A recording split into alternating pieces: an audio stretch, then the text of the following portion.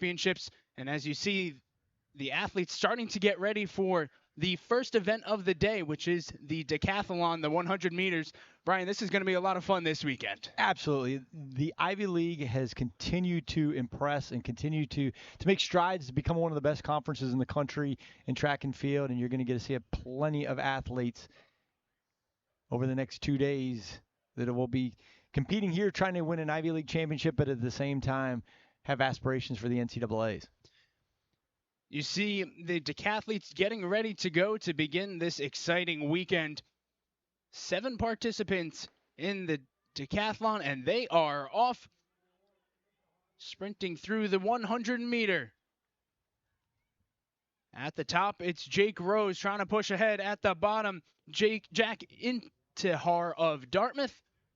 And in 10.72 is the final time. Jack Intihar gets first place in the decathlon. He is off to a good start. And in the decathlon, you have to be as fast as you can, get as far as you can in your jumps and throws, and it's a good start for Intihar.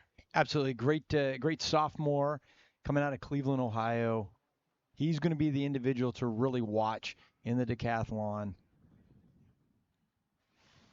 It was Rose at the top and Intihar at the bottom. And Intihar able to get across the line first. The other competitors in the decathlon, Gabe Ball of Cornell, Jack Inglis of Dartmouth. He was in the middle. He was third in that 100 meters. Reed McFadden of Princeton, Paul Park of Brown, and Gabriel Ty, also of Brown, were the 7 competitors. There's a look at how they finished right there. Dartmouth going first and third, but again, just trying to put yourself in a good position for the rest of the decathlon. And Jack Intihar does well in the first event of the day. The way the schedule is going to work as we begin here on Saturday, it's going to be almost entirely field events until 1 o'clock when the running events will begin.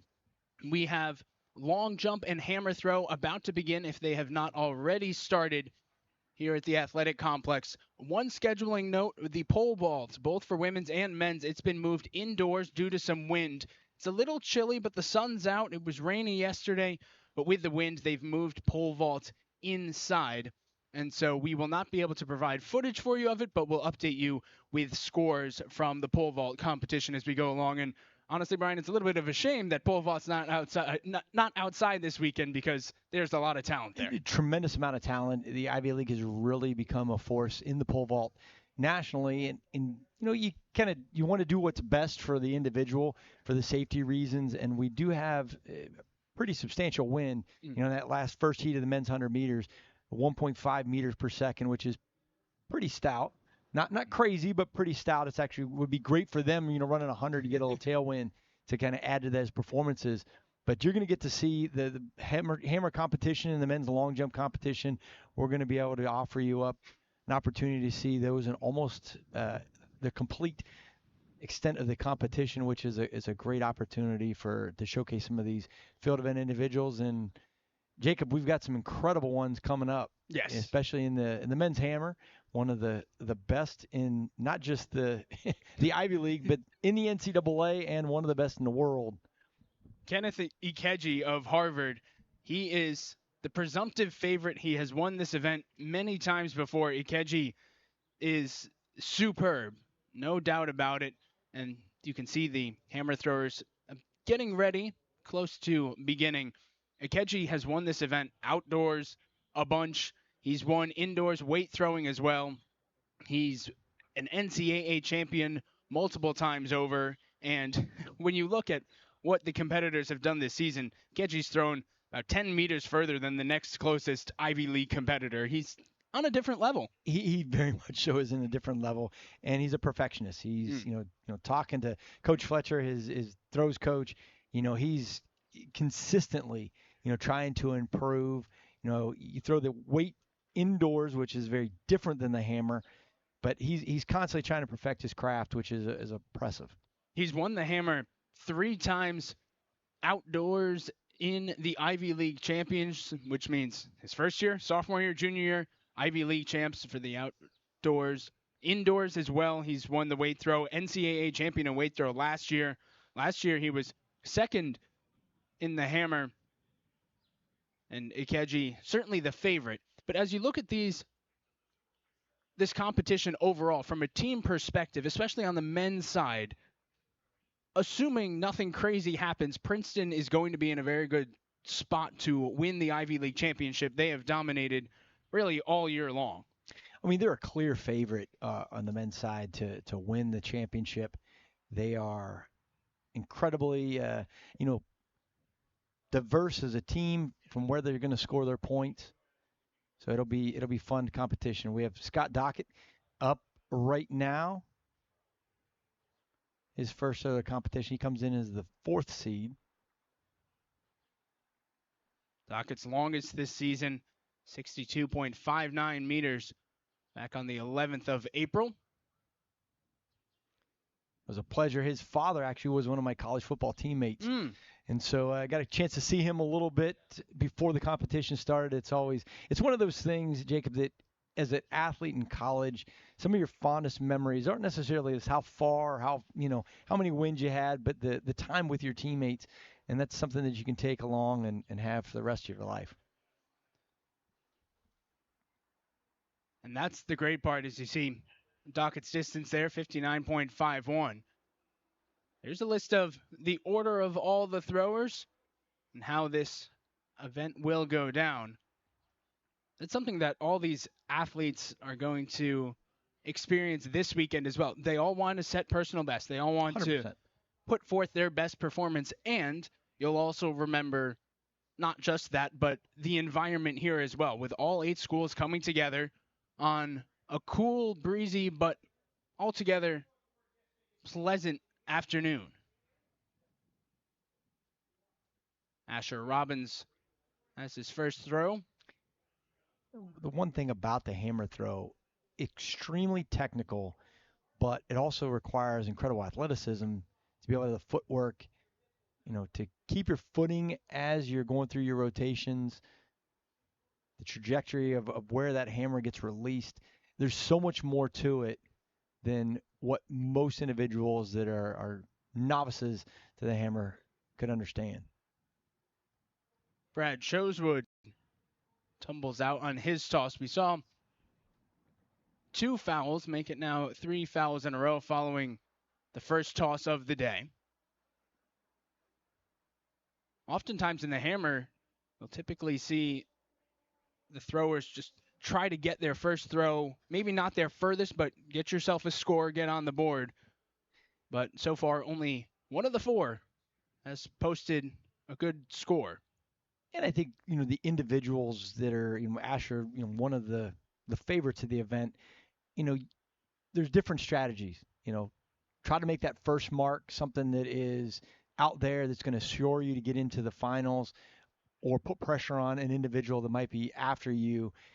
The other thought is, be conservative, make it safe. If you know you can make the final, get something in so you can kind of build on it for the next throw.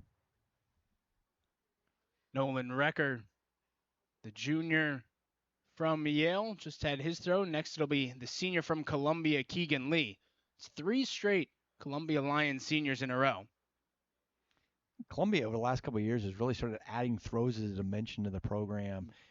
Traditionally been very middle distance heavy, and now, adding the throws. Coach Ireland has done a good job with that program over the years, kind of building it. Here's the throw from Recker again.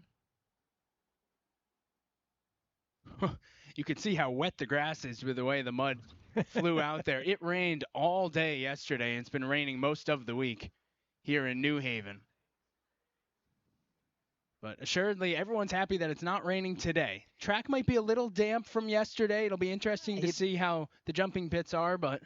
Well, I think the sun's out now. It looks to be a beautiful day in New Haven. We're going to have the long jump competition on the men's side going on as well. For men's long jump, Greg Foster is the favorite. Foster's been dominating that field this season, at least amongst Ivy competitors. Biora Akiki launches his first throw.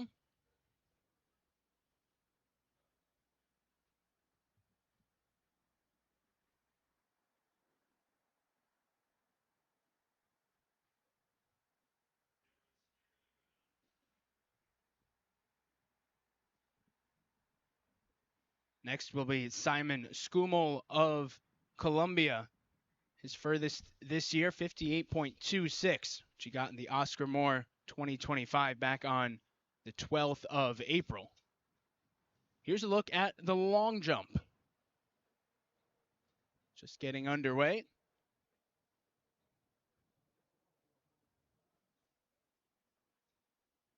We'll try to bring you as much coverage as we can from all the different events. That was the very first jump of the day for long jump, Zach Fagan of Cornell. 11 jumpers in the men's long jump. The Ivy League and meet record, 7.98 meters. And with the way that Greg Foster has jumped this season, he can certainly surpass that mark. Foster's been great for a long time. Yes. Here's now Frank Monahan-Marang preparing for his first jump, as they still calculate Fagan's score, at least input it into the system.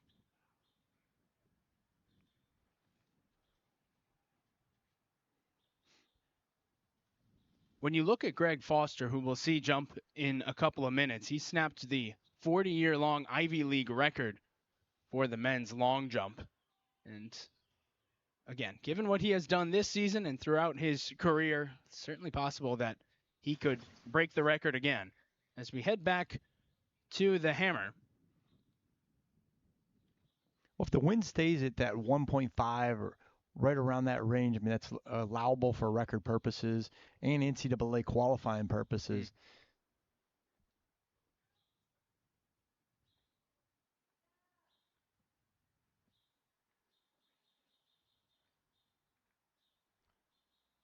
That throw does not land in the boundary, and back we go to long jump.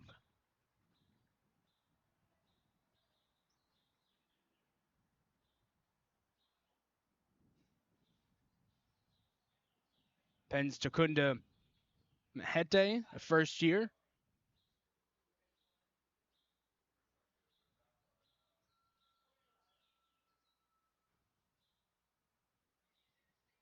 Tends to be a relatively relaxed start to the championships. You've got a couple field events going, the decathlon, and that's mostly it. It usually starts and kind of ends with a bang. So, I mean, today we're going to end with the 10,000 meters. That'll be the last event of the competition on the Saturday.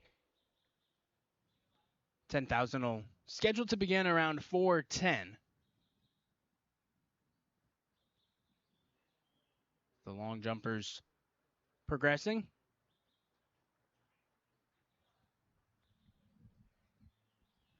Each long jumper will get 3 opportunities, and as well as the hammer in the first round. If you're just new, which I would doubt if you're watching, you've never seen a track and field competition before, but just for those that might be new, you get 3 attempts in the first section, and then they will reseed and they will take individuals on to the final. Those with the best marks.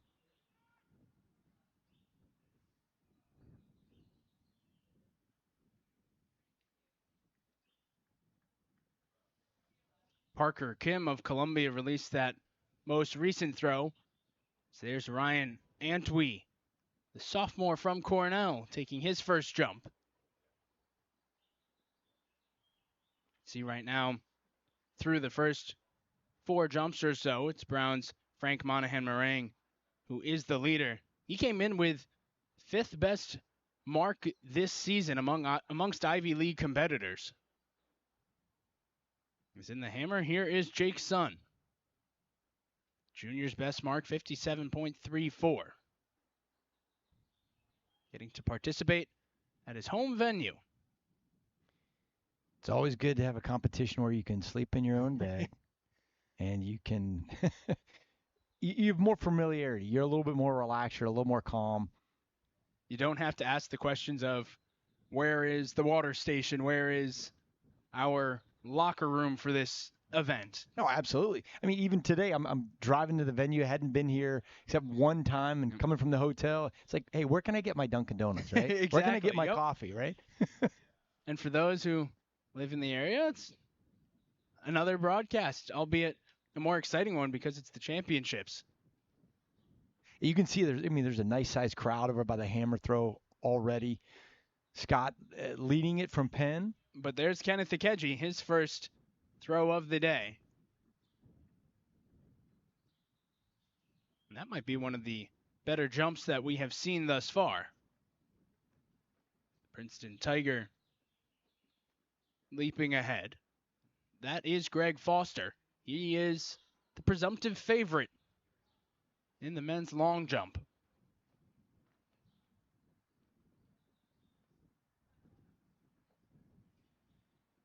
Okay, we have the marks for Ikeji's throw, 65.34. So 10 meters shy of his personal best that he achieved earlier this season.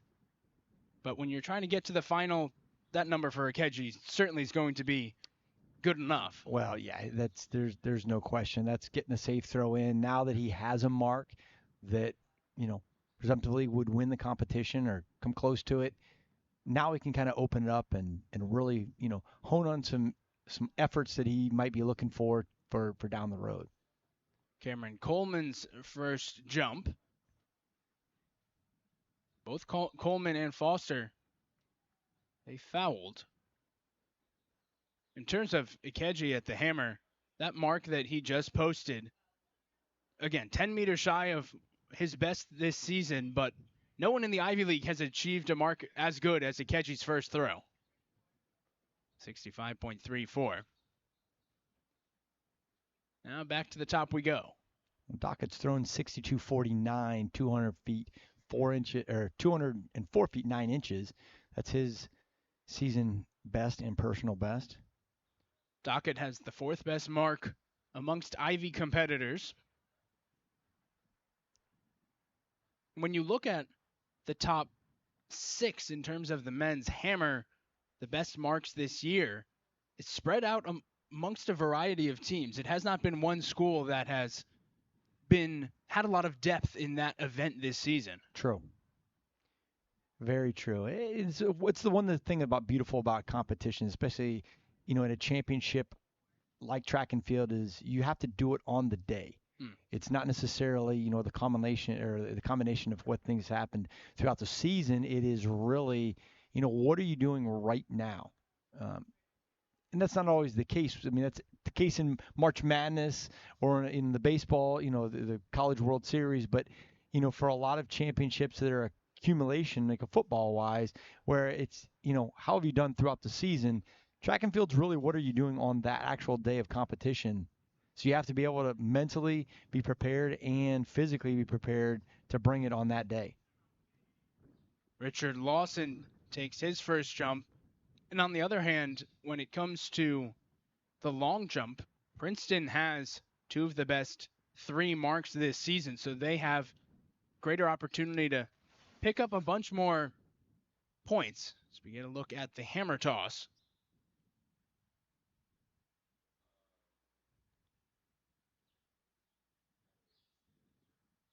The hammer throwers on their second throw.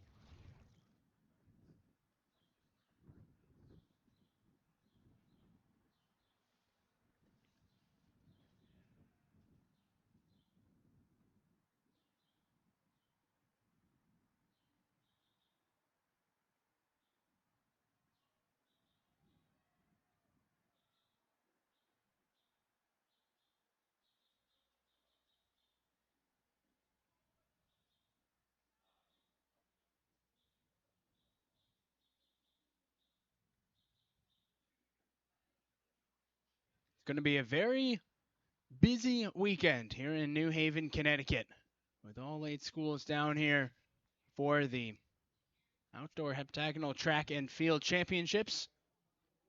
Princeton's been the dominant team this season on the men's side and on the women's side. The women's program, they're trying to come back from what was a very narrow loss last year in the outdoor Heps. Super thrilling competition, bringing it all the way down to the last event of the day. It was fun to be a part of that broadcast for sure. Princeton women were defeated by Penn by half a point in last year's outdoor HEPS. So the Tigers coming back for a revenge, both the men's and the women's programs for Princeton, looking for the Triple Crown. These are the two events that are going on right now. The men's long jump and the men's hammer throw. Women's pole vault is also occurring at the moment, but they have been moved indoors.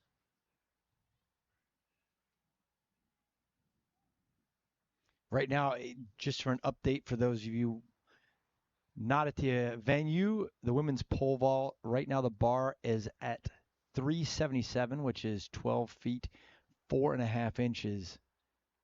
There's a total of 7 competitors that have hit that mark, with 2 that have not entered the competition. The 2 individuals that are the 2 favorites, they have not entered the competition. The next bar will be up to 1210 and a quarter. Megan Hart, the senior from Penn, one of those 14 competitors overall.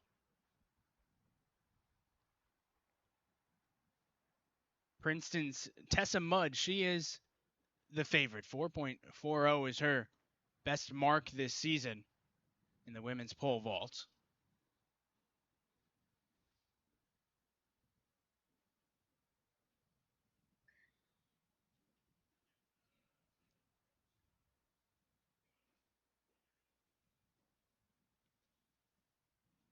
Seen a good amount of claps over at the long jump. The energy is pretty good over there. Just getting underway here in New Haven.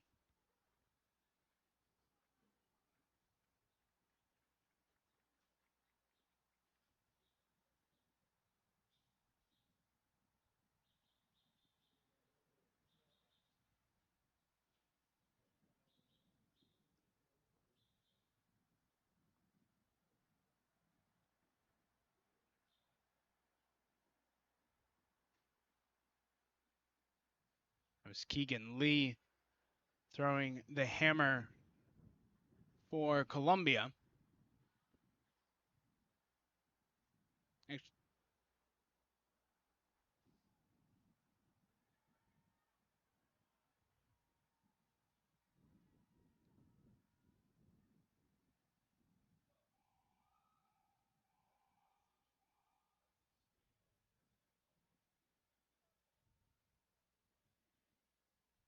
Get an opportunity to see both the men's hammer and the men's long jump competition. Both events. Nice little split screen action for the viewers. Both on the second attempts, both the long jump and the hammer throw. There is the pole vault update that you were talking about, Brian. And as you mentioned, not everyone. Very early in the competition. Yes. No, not everyone going at that initial height. Starting to get the hurdles out on the track, as you can see. But most of the focus right now is back behind them towards the north side of things at hammer as long jump continues.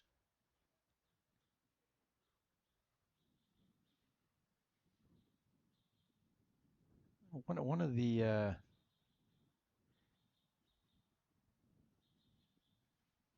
dark horses in this event, Joshua Adams, Richard Lawson, 2 individuals that could produce some key marks. Jaden Ebanks, the senior for Columbia, readies for his jump on the left as his Columbia teammate is over on the right.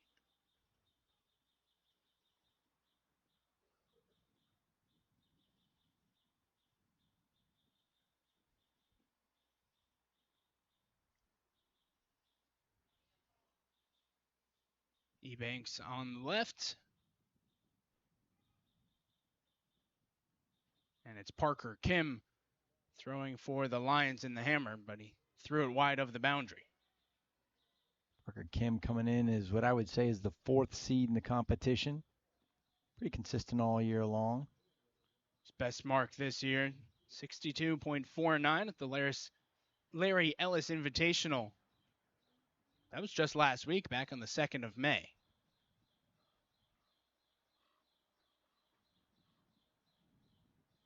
Jake Sun throwing now in the hammer. Fourth all-time on Yale's list.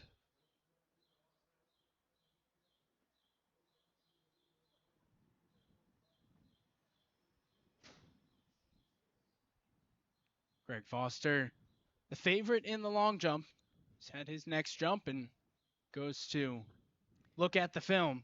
Good old iPad. Check it out. See what's in store.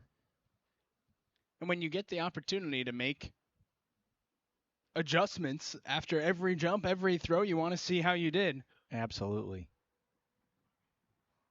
There's Kenneth, the big toss. Ikeji is fun to watch in the hammer and in the weight throw during indoors as well, but he is one of the best, if not the best in the country, and it looks a little different when it comes out of his hands. Very true. I mean, he's been dominating all year. Mount Sac Relays champion, Penn Relays champion. He threw 246.8 at Mount Sac, 75.20, which is an incredible throw.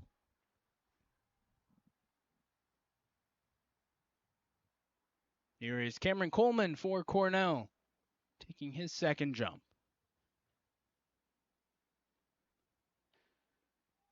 Meanwhile, that throw from Keith Deneau off the mark.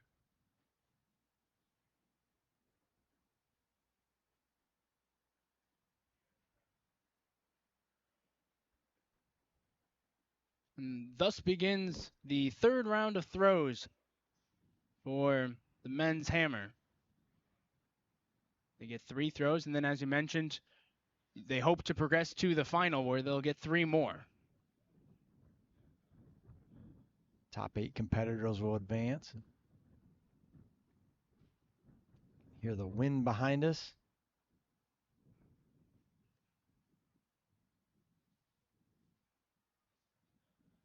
Banks for Columbia up on the runway for the men's long jump. Senior. He's a flair for fashion, as some of the coaches have said. I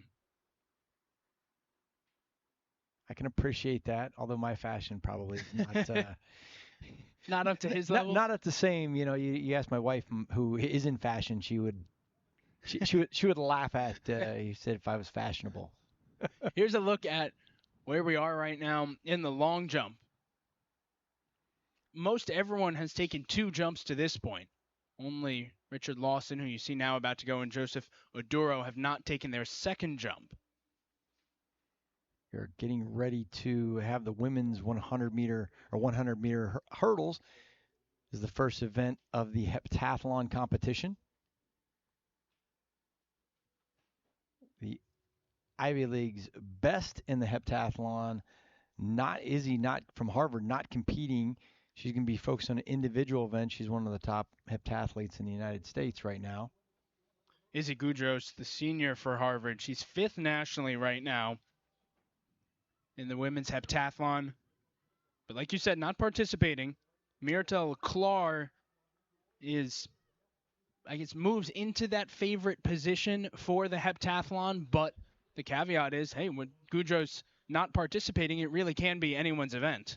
Absolutely. And the one thing about the combined events or the HEP or the deck is it's really a bout of attrition. You're trying to see, there's 7 events or 10 events. How are you going to be able to do this in a long haul? Like I said, as soon as they get ready to start the 100 hurdles, we will have that live for you. There'll be 3 sections of that. 10 competitors overall in the heptathlon. Here's a look at your men's hammer standings. Kenneth Ikeji, unsurprisingly well at the top. And there's the hurdles. Yep, you can hear the starting gun for the hurdles to begin the women's heptathlon. Michaela White of Yale, Maddie Packer of Cornell, and Fiona McKenna of Columbia. And it is Michaela White who crosses the line first, winning the first section out of 3 sections here in the heptathlon women's 100-meter hurdles.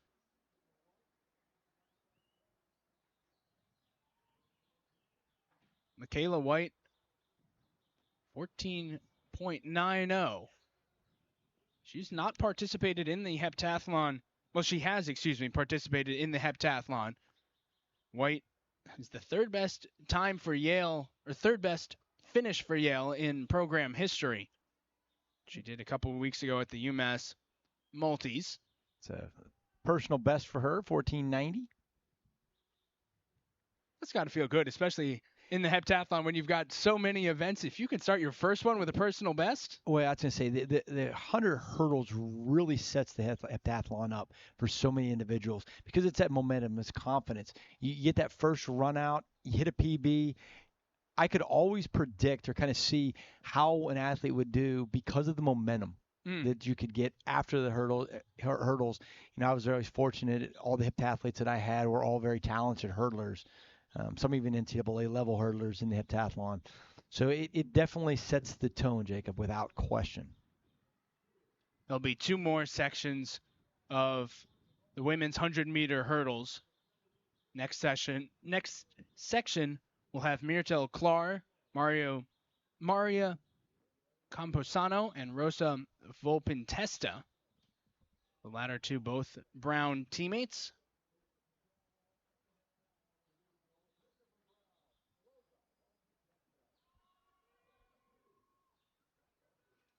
Not the result that the Dartmouth Big Green Throwers was looking for there.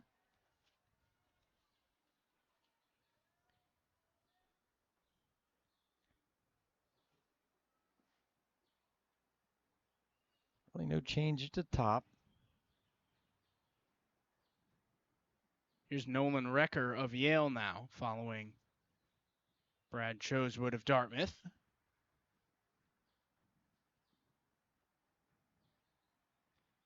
Get ready for the second heat, second section of the heptathlon. Again, Klar's in lane 2, Maria Camposano in lane 4, and Volpintesta in lane 6. The third section scheduled to have 4 hurdlers, 10 people overall competing in the heptathlon here at the Ivies Championships. Rose in lane 6. It's Klar right now at the top who has the advantage. Klar to the finish, and she will finish first, 14.27. Slightly better time than Michaela White from the first section, so more points awarded to Klar. But we said, given the fact that Izzy Gudros is not participating in the heptathlon, this could be Klar's event.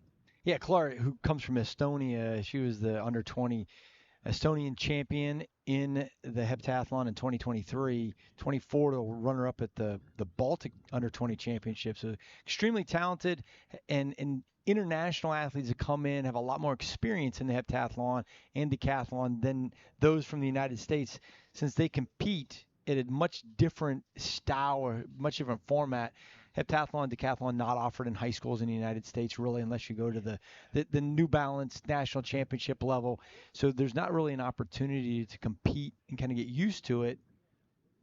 And also internationally, where, you know, for some context, you know, most international athletes, they're competing really at this age just in track and field. You go to the United States, hey, she might be playing volleyball or basketball or softball, soccer, in addition to doing it. So there's a little bit more specialization. So those individuals from international level come in a little more experienced and a little more technical, specifically in some of the technical events. And it has certainly paid off for Klar throughout her collegiate career. Well, that's often the debate, international or domestically here in the U.S. as well. Yes, if you specialize in one sport, you might get better, faster, advance more, etc. But you also have to balance not burning out mentally or physically. 100%. And I would always be an advocate. And we're getting ready for this third and final section. Some pretty talented. I mean, you know, Brown, she's got one of the fastest times in the event coming in. She's in lane 2. 4 competitors in this third and final section, the 100-meter hurdles in the heptathlon. To the line, and it's the Princeton junior, Julia Janjejud, who comes across first, and that is the best time of any of the heptathletes. Yeah, Julia, I remember it being very impressive last year at the heptagonal competition. She's pretty well rounded, 52.65, a personal best for her overall. She was the 2024 Ivy League champion. Here's a look at the results for the 100-meter hurdles in the heptathlon. In that final section, Sarah Dumas, the first year of Penn, she went 14 seconds flat. Paula Marie Brown of Cornell, she was also in that final section, 14.19. Chantel Quofi, a sophomore for the Tigers, ended up finishing 5th. She was in that section. So with the heptathlon, the next event in heptathlon will be the high jump competition. They'll start around 12 o'clock, probably a little bit afterwards. Let each one of the athletes kind of get their marks, get things set. But we'll have some of that for you as well. It'll be fascinating to see how the wind affects the jumping and the throwing events especially. It's been a bit inconsistent. There's been some big gusts at point here this morning. Other times it's been rather quiet as you see the standings for the hammer throw. Yeah, you're going to see that, the wind, can affect the discus and the javelin. Really, the javelin, we have the javelin competition today for the individual events, and you can hear the wind kind of in the background. It's, depending on the direction, it can dictate some things in the jav pretty well. And correct me if I'm wrong, but for the javelin, if it's a tailwind, great. If it's wind coming at you, okay, Opposite. but opposite. My apologies. No, you don't want to. The tailwind's gonna do things. It's a little bit better for a competitor throwing into a little bit, but crosswinds can. That would not be a positive. That would certainly be a challenge for the throwers. Women's javelin, that's scheduled to begin at the top of the hour at noon. Men's javelin going to go later this afternoon at 3 o'clock. They've gone through our third attempt. Colton McMaster, he's 10th right now. He's going to need to have a best so far today to propel himself into the top 8. 4 throwers remaining to take their third throw in the hammer. Master.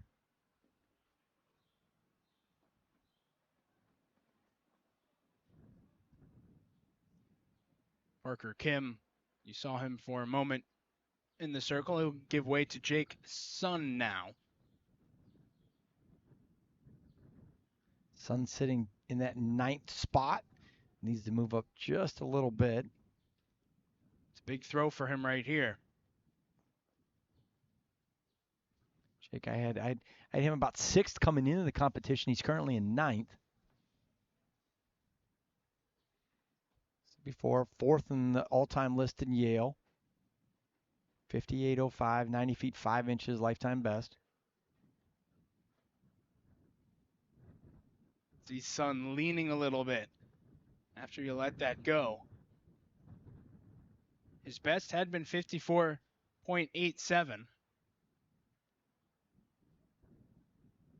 And we'll await the official word for Sun.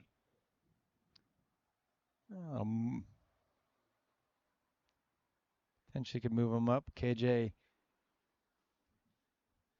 in the ring now. Has a commanding lead. 241 feet. 11 meters farther than second place Dockett. Get a look at Jaden Ebanks of Columbia on the left as Richard Lawson begins to take his third long jump. Oh, I think Ikechi's saying the wind perhaps blew the net as he was starting to begin his throw. which that can be, definitely a factor. I mean, your precision is very small. They're gonna go over there and kind of fix the netting. You can see already. Might have to tighten that up a bit, or have someone hold it back. There's the sophomore Lawson's third jump. Lawson currently in that 8th position. His first jump was his best at 6.82. A foul on that. Here's a look at where long jump stands. Adams, Foster, they are at the top. Not much surprise there. Adams, great jump so far. And with Oduro going here, this will conclude the third round of the men's long jump. And Oduro's in 7th, so he's in good shape. I mean, Adams, who's leading the competition right now, he's made some significant improvements since his freshman year. He's just off it. 7:52 is his lifetime best. So, I mean, he's only an inch or so off of what he's never done in his lifetime. So, I mean, if you can do it at the competition in the championship, you've got things timed up. You and your coach have been, working on things the proper way, and you're peaking at the right time. And for Joshua Adams of Columbia, you saw him at the top of the standings a moment ago. Well, that mark is his best this season. 0.02 of a meter further than his previous season best. We got our field set. There'll be a little checking on the long jump. We have our 8 competitors that will be in advancing. We have 2 more throws left.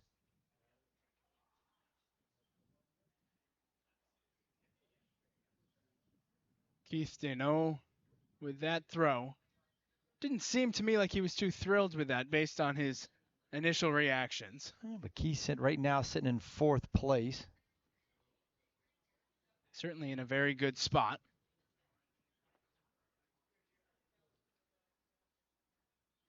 I mean, he's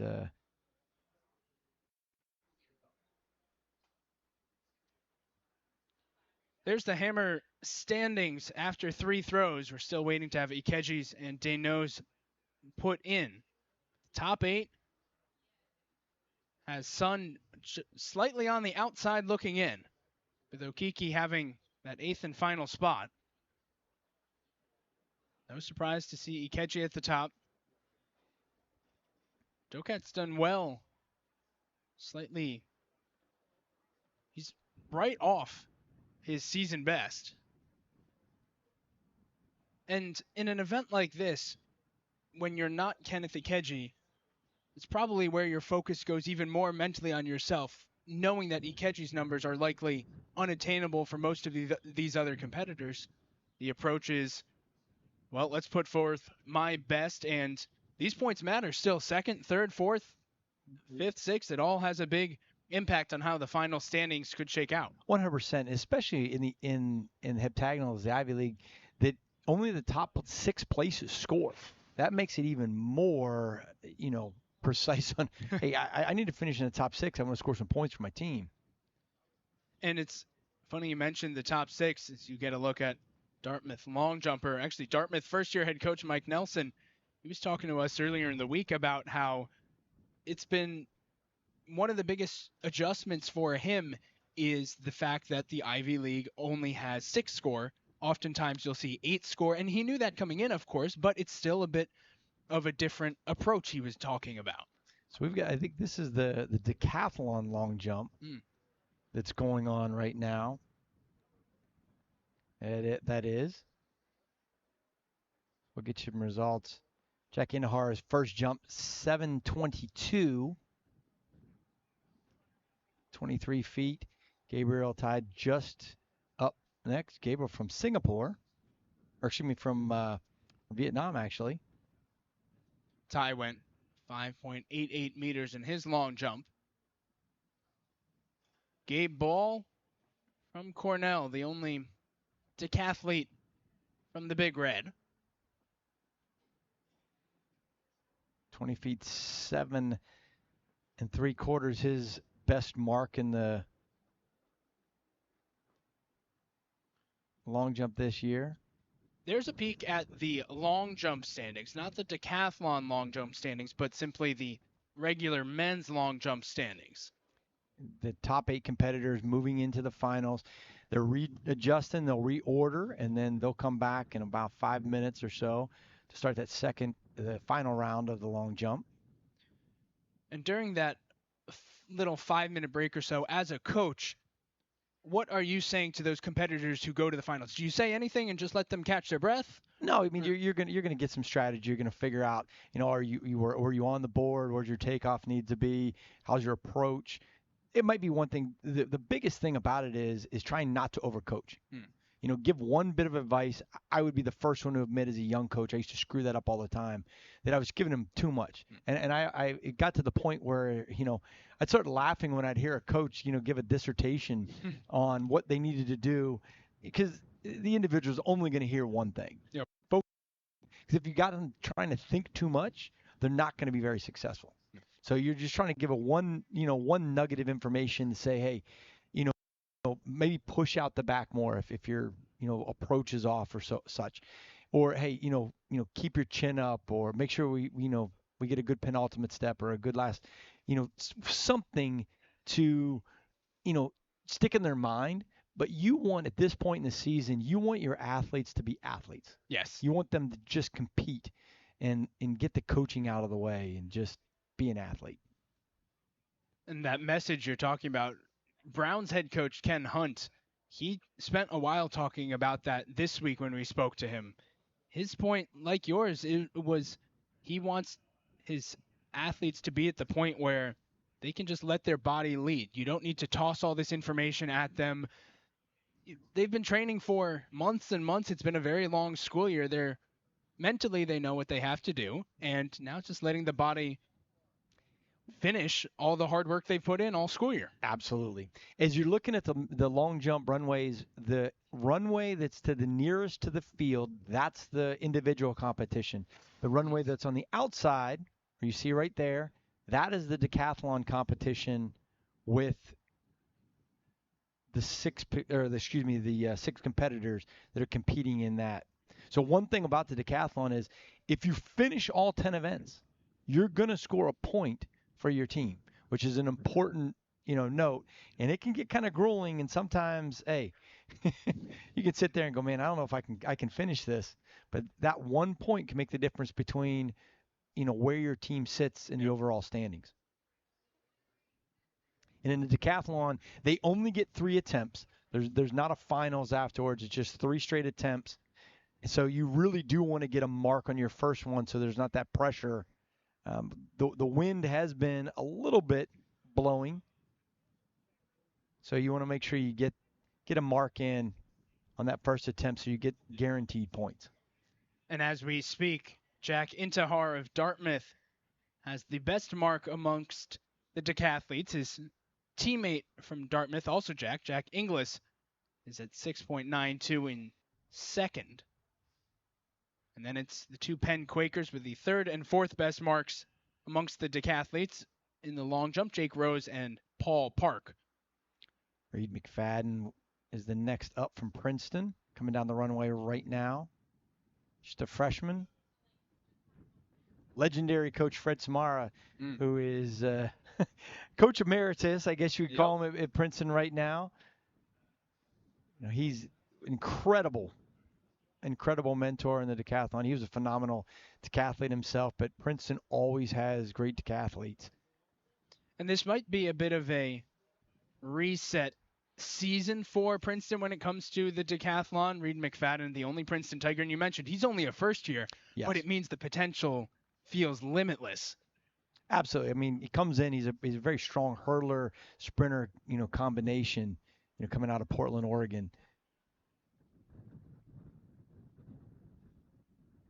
And as you mentioned, it's crucial for all these decathletes to get marks in the long jump, and all 7 of them have. Intihar just taking his last jump. They joke around. They call him the Deca Doctor, and he's like treating blisters and getting his ankle retaped mid-meet. So we'll see if that happens as well. I'm sure it probably will at some point. The good thing about it, if it comes down to 1500, he is a very solid 1500-meter runner, which definitely helps. Knowing that you have that in your back pocket after the 10 events.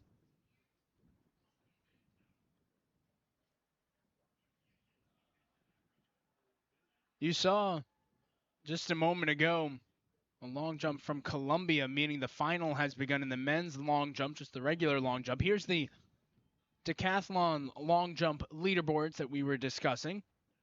2 Dartmouth Big Green at the top, and a pair of Penn Quakers in Rose and Park. First ever competition for Gabriel in the Ivy League. First decathlon. Switch back over to the men's long jump.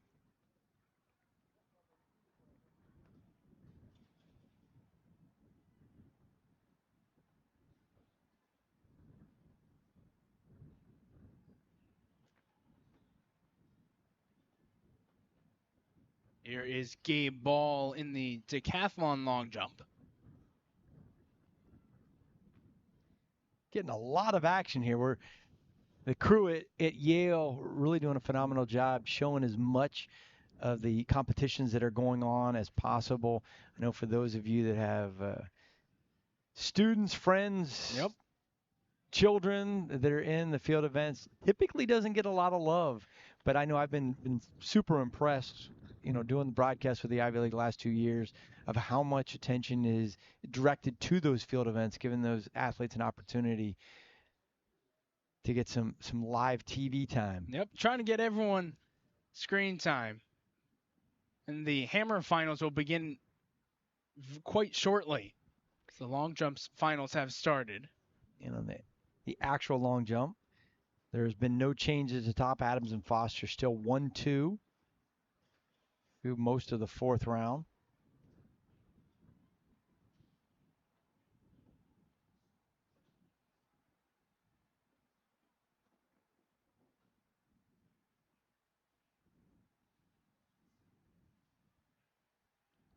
That's Jack Inglis, freshman, Concord, Massachusetts.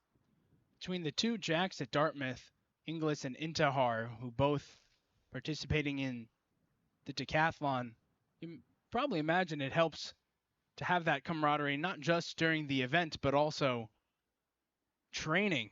Absolutely. Have that partnership. The decathlon, probably the most physically taxing of all the events, but also the mental aspect of the fact that you're competing all day long, both days. You have to have things in order, and you need to make sure that you are ready to rock and roll when it's time to. And it's always very helpful if you have a training partner. That's why you see the Dartmouth and Penn crew. You have somebody that you can train with on a regular basis. Back to the men's long jump finals. Joshua Adams in the beautiful Columbia light blue.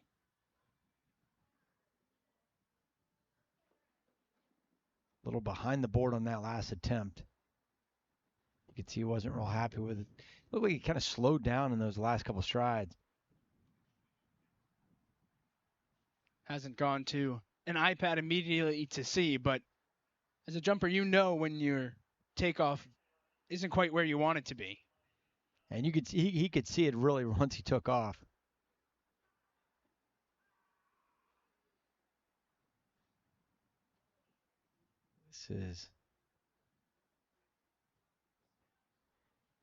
We just saw Jack Rose. Jack started off playing football. He's a football player and a hurdler throughout high school, and has really just kind of picked up the decathlon. You can see what kind of a great athlete he is. I mean, he definitely has the best. You'll see it tomorrow. He's by far the best 110 hurdler in the crew, in the bunch. He's just kind of learning the event. There's McFadden. I was told that 2 hard-boiled eggs and a banana. That is his pre-decathlon meal. Ah, okay. Which I ate 2 hard-boiled eggs and a banana. I'm trying to think, but It seems nutritious. I don't know if that's absolutely enough to get you through, but if it works, it works. That's what I was told about his pregame rituals. I mean, hey, every athlete has some kind of a pregame ritual that you do. I don't care what sport it is. There's something that you typically are doing to kind of get yourself ready for the competition. You can see the flag blowing pretty straightforward there. It's been pretty steady the whole time. We're on the third and final attempts in the decathlon long jump. This competition with just 6 individuals. It's flying through. It looked like a good jump by Indahar. His best so far has been 7.22. He's definitely the best long jumper in the field. But we did see Penn's Jake Rose leap past Dartmouth's Jack Inglis. Here's Gabriel Tai. Looks to be his best jump of the season, 7:22. He just replicated it. So he started off with a great 100 meters, and then is finishing up with a great long jump for him. Here goes Tai. The youngest competitors in the field, age-wise. Out of the 7 decathletes, 3 first years, Inglis, Tai, and McFadden. Park and Intihar sophomores, and then Rose and Ball are juniors. There's where the long jump standings stand right now for the decathlon. We're back to Ebanks in the long jump.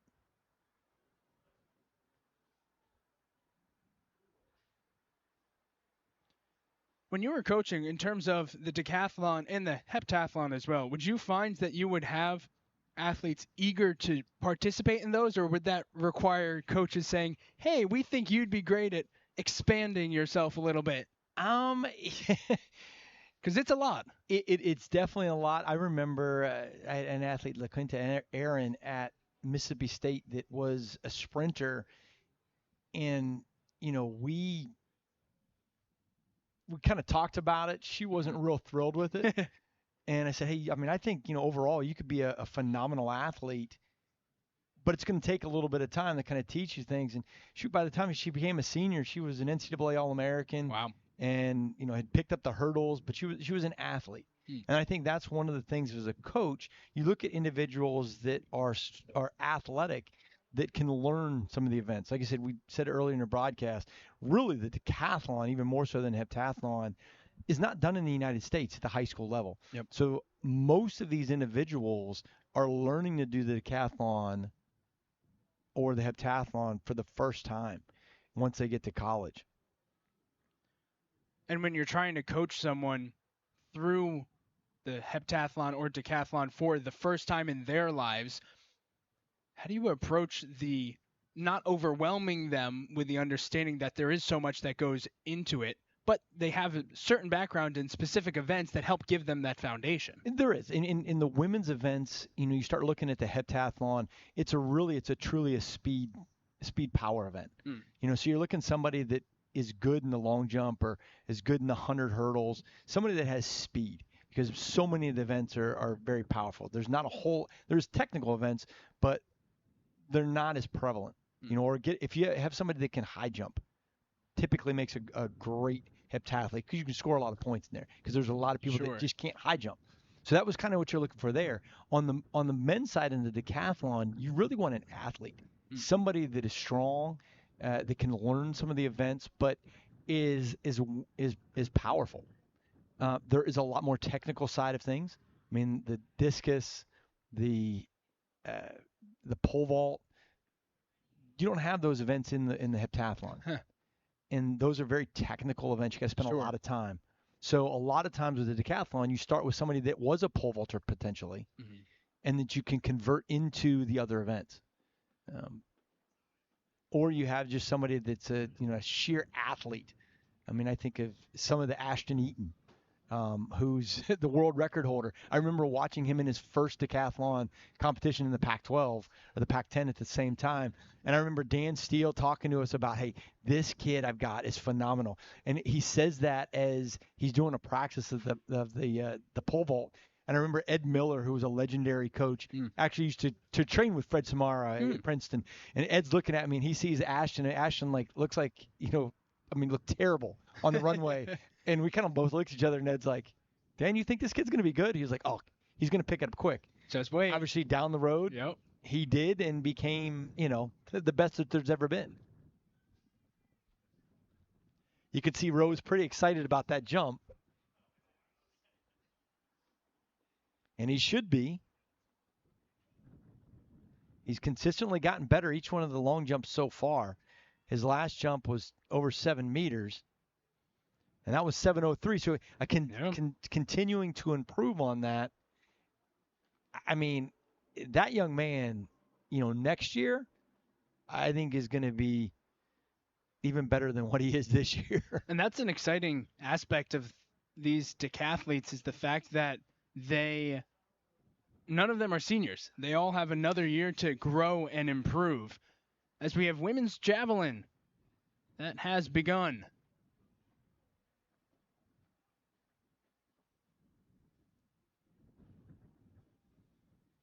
Nine competitors in the women's javelin.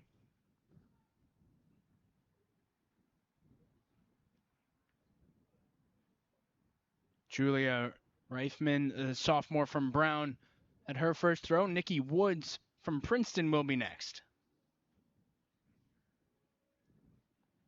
We should also remind everyone that the final for the men's hammer is going on as well. Kenneth Ikeji still leading over there.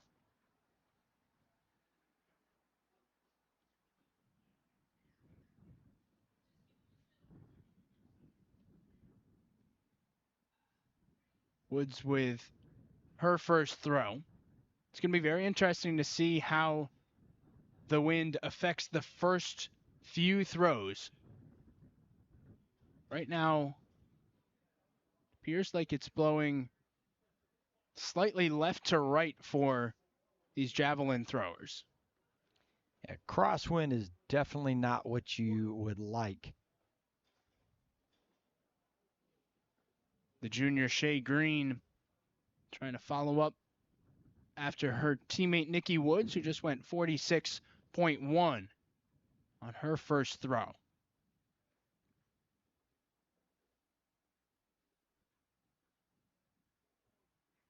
See the split screen, women's javelin, men's long jump competition.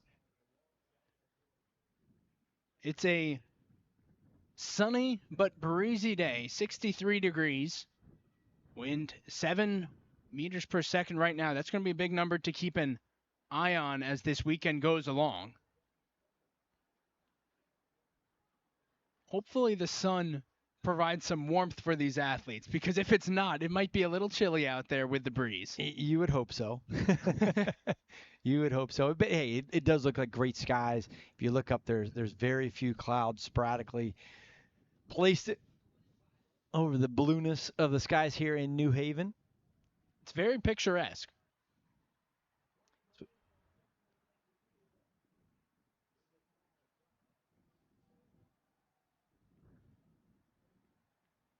With that wind, the wind that we have today specifically, it can affect each event a little bit differently. You don't want too much of a headwind for running. You definitely don't want too much of a tailwind either, because that can affect you, just your stride pattern, so forth. It's going to be a little bit more helpful, but start talking about the 10K and the 1500. You're going to have one side of the track, you're going to have a wind in your face, and then one at the wind at your back. So it can mess with you mentally a little bit. It can definitely affect your approaches in the jumps, although we haven't seen it affect too much in the jumps. You're going to start to see this javelin competition heat up. And mentioning earlier, Shea Green from Princeton, the clear favorite, one of the best in the NCAA. And she's thrown over 184 feet over 56 meters is her personal best, and she's from right down the road in Coventry, Connecticut. So she gets a little bit of a homecoming. You could see. Right now, Nikki Woods of Princeton still has the best throw. Meanwhile, on the left, they're coming down the stretch for men's long jump in the final. I'd be honestly very surprised if you saw a 56-meter throw in the javelin today with the wind, but it's definitely there, definitely potential.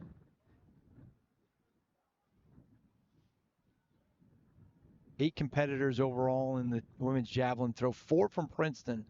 Michelle, the women's head coach, does a phenomenal job with the throws. She's done a great job of getting this Princeton women's squad to be pretty dominant. I mean, they're going to be the favorites along with Harvard on the women's side. I would say that those are the two teams that have the strongest contention for a title this year. Penn will be right in the mix as well. Michelle Eisenreich was telling us this week just how much her team has been working towards this moment. They had the heartbreak last year, losing by half a point in the outdoor HEPs.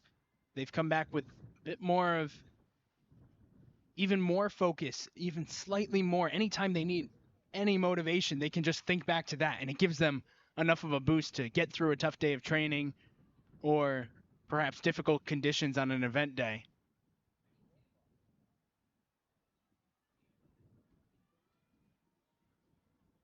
Back to the men's long jump. Greg Foster still the leader, 7.55. Joshua Adams right behind him, 7.51 meters. Greg came up big on his fifth jump. He's only had 2 jumps so far out of his 5 that have been legal. The others been fouls.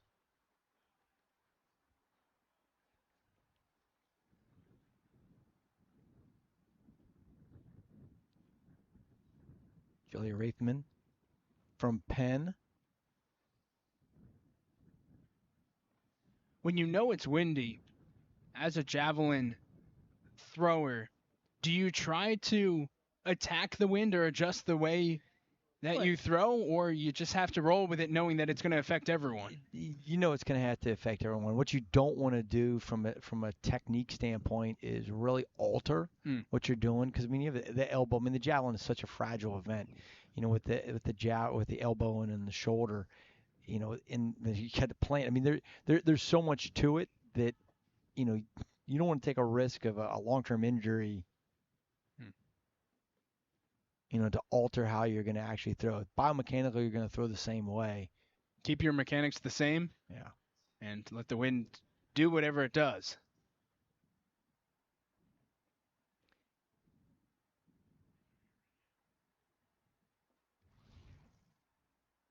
Here's a look at the javelin throw. That was Camille Clay. Suriel Jimenez, the other Columbia Lion, just went 33.33 also. Clay from Chicago, Illinois, the Windy City. So maybe this is nothing to her. Yeah, there's very few states, too, that throw the javelin in the state. I'm pretty certain the state of Illinois is not one of those that contests it. A lot of the northeastern states have it as a competition.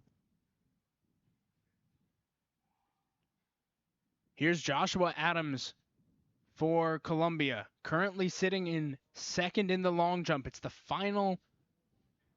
Can he overtake? I mean, that last jump by Foster, 771, big jump for him to put him in the lead. It would take a monstrous effort and a major lifetime best for Adams to get that done.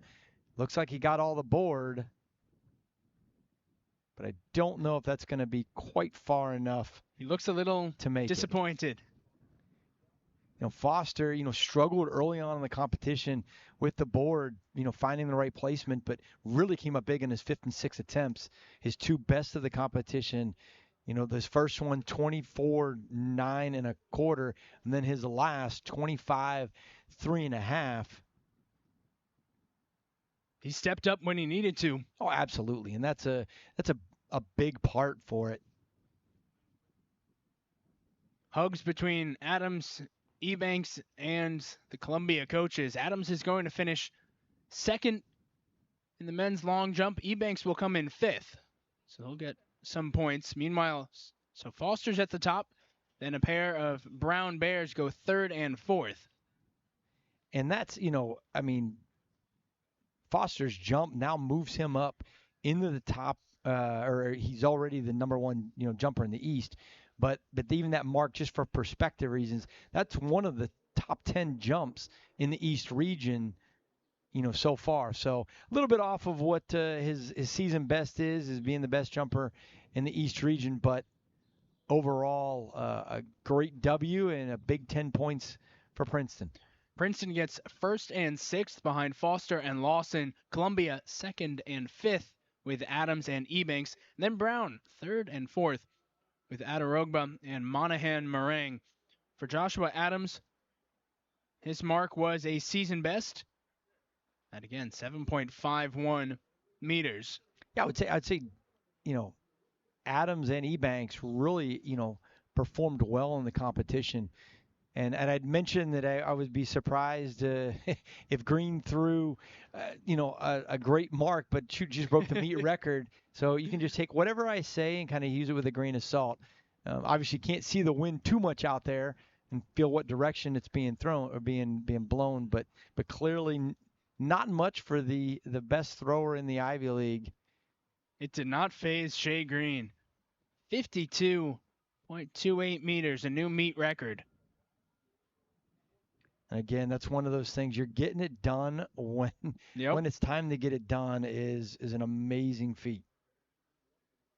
And I imagine for all these competitors, the fact that you have all the other Ivy League schools and athletes here probably gives you a little bit of a mental, emotional boost of all right, let's do this. Well, it definitely is exciting. I mean, this is what your kind of your culmination event. This is, the event during the year that you really want to make it work and make it happen. So,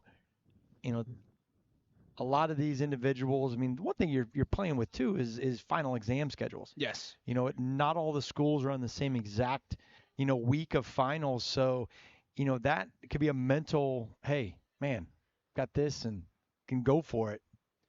Yale, they finished up their finals earlier this week. Dartmouth, they're on the trimester schedule, so they're not quite at that point yet.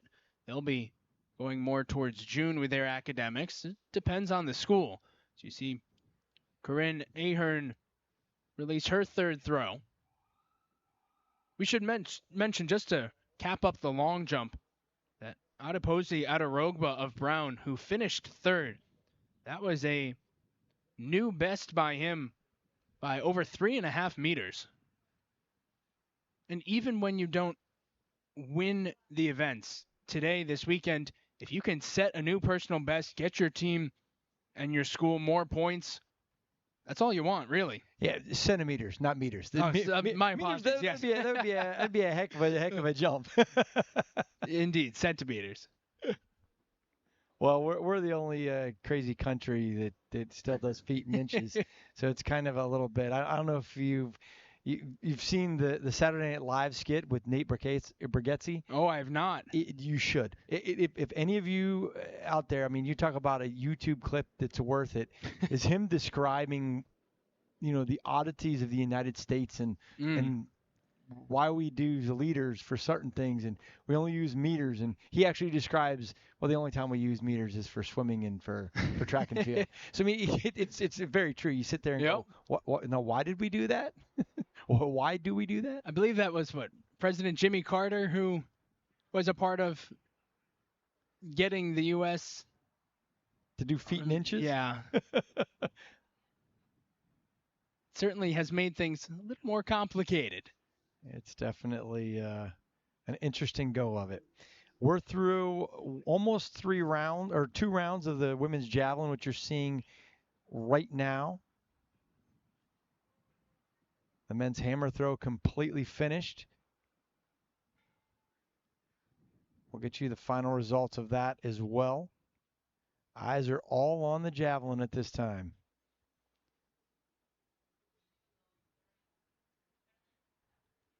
Right now it is 3 Princeton Tigers at the top in the women's javelin.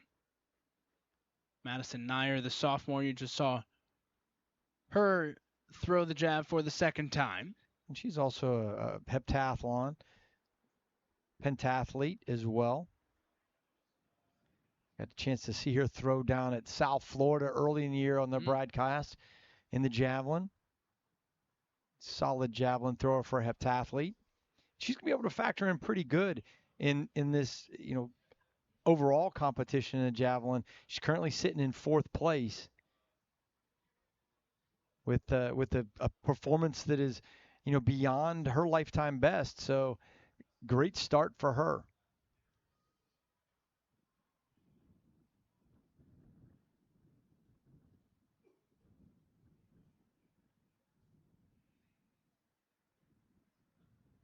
The only event going on right now is the women's javelin. There's the men's hammer throw. Unofficial standings, as you mentioned, they have finished.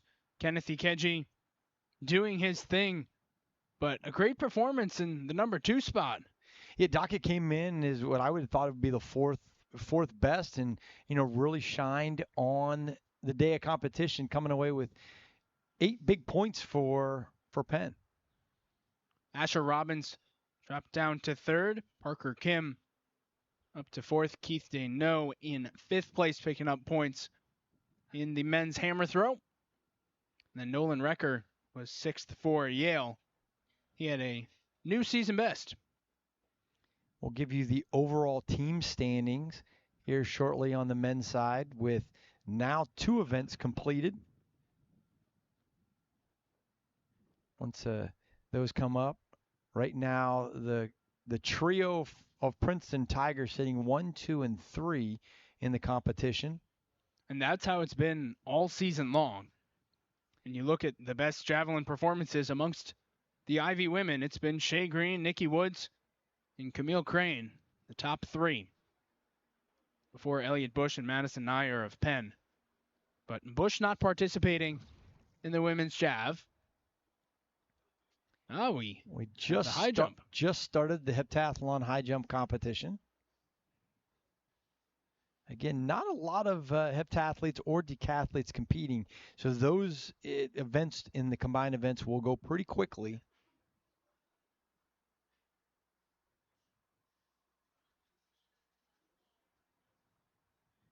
I must say, it's a bit of an odd visual watching them throw the javelin towards the cars. Yeah, parked cars in the background, assuredly out of the way, but definitely out of the way. But it's and you can see Michelle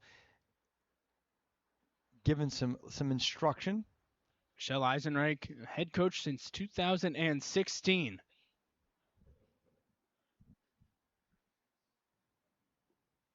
Here's a good leap by Michaela White. Right now, the bar, at the high jump is 4'8" and a quarter. You're watching at home. There's only 2 that have gone over so far. The individuals will be starting at various heights. It'll go up by 3 centimeters.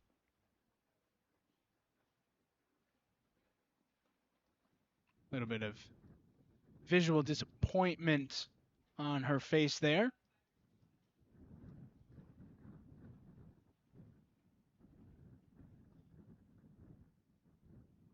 Senior from Dartmouth looks to be the next thrower in line in the javelin.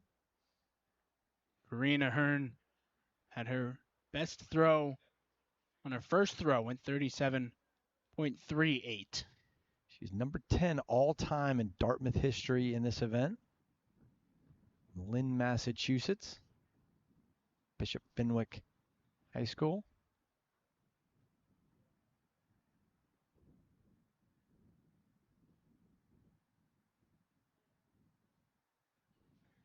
Trying to throw it through the tip. See the wind still working a little left to right. Crosswind for these javelin throwers.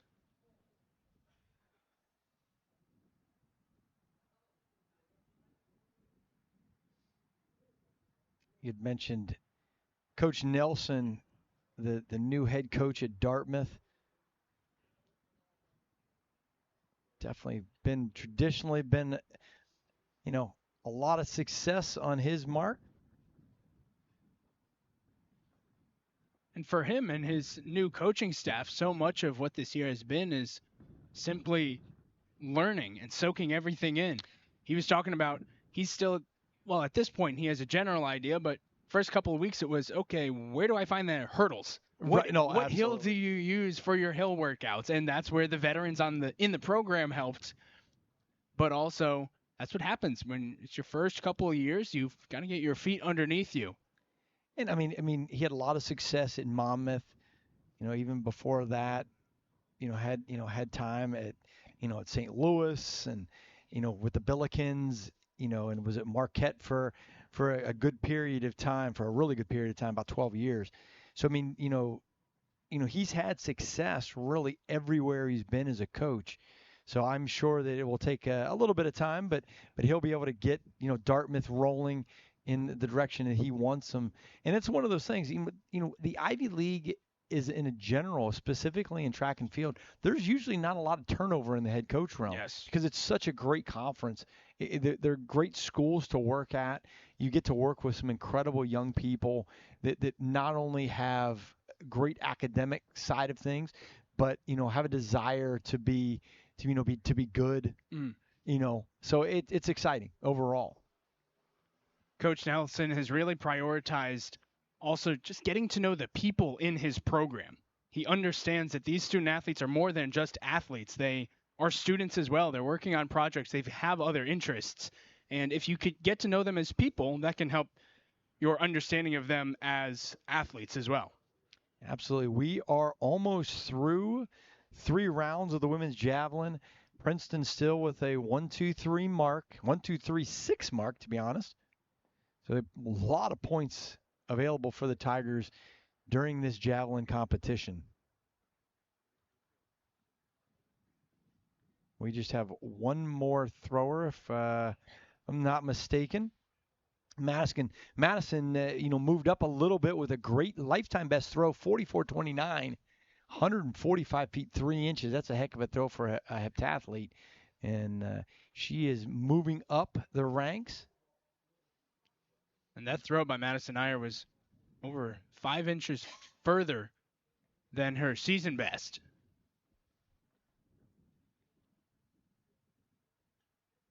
Looks like Jimenez, how she threw on that last one. See if it'll be an improvement from 109 feet 4 inches. Currently sitting in 8th, just ahead of her teammate Camille Clay.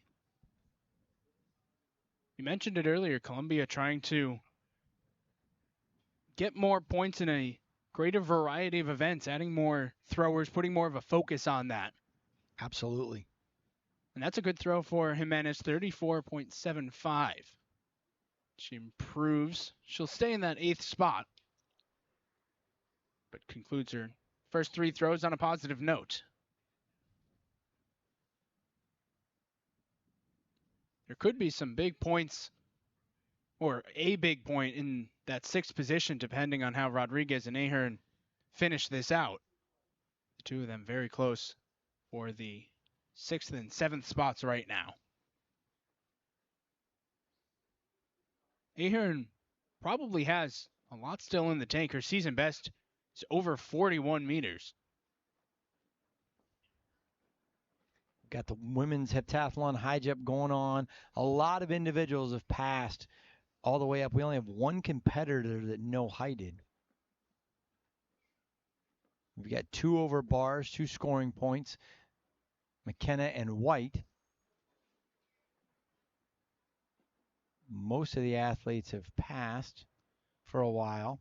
And we just saw a Princeton Tiger there, Chantel Quofi.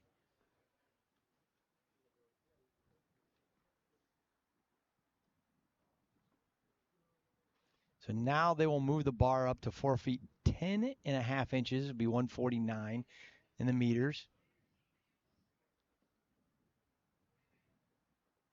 You have 9 competitors still in the competition.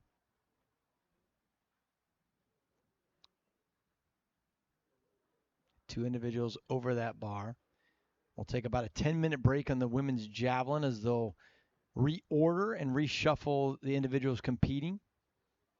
Green with the meet record already, 52 meters 81, which is 173 feet 3 inches.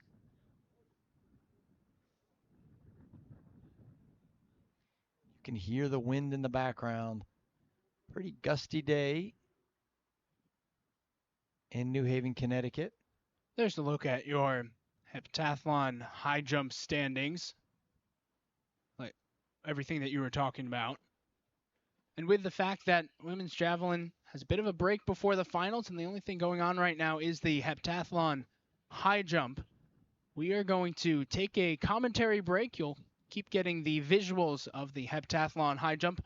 Then we'll be back in 5 or 10 minutes or so for the finals of the women's javelin. And coming up at the top of the hour, the running events begin with the 1500, the trials for the women's at 1 o'clock, and then the men's 1500 trials at 1:20 here in New Haven, Connecticut.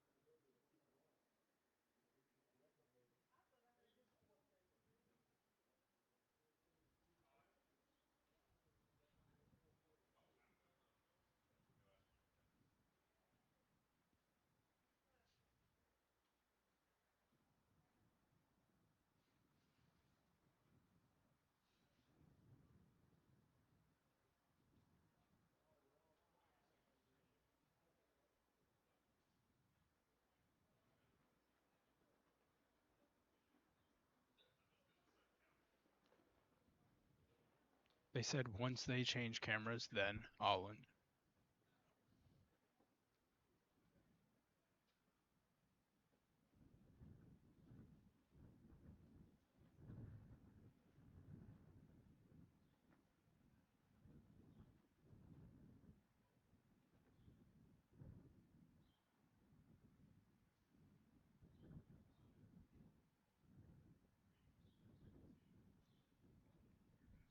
Welcome back to New Haven, Connecticut.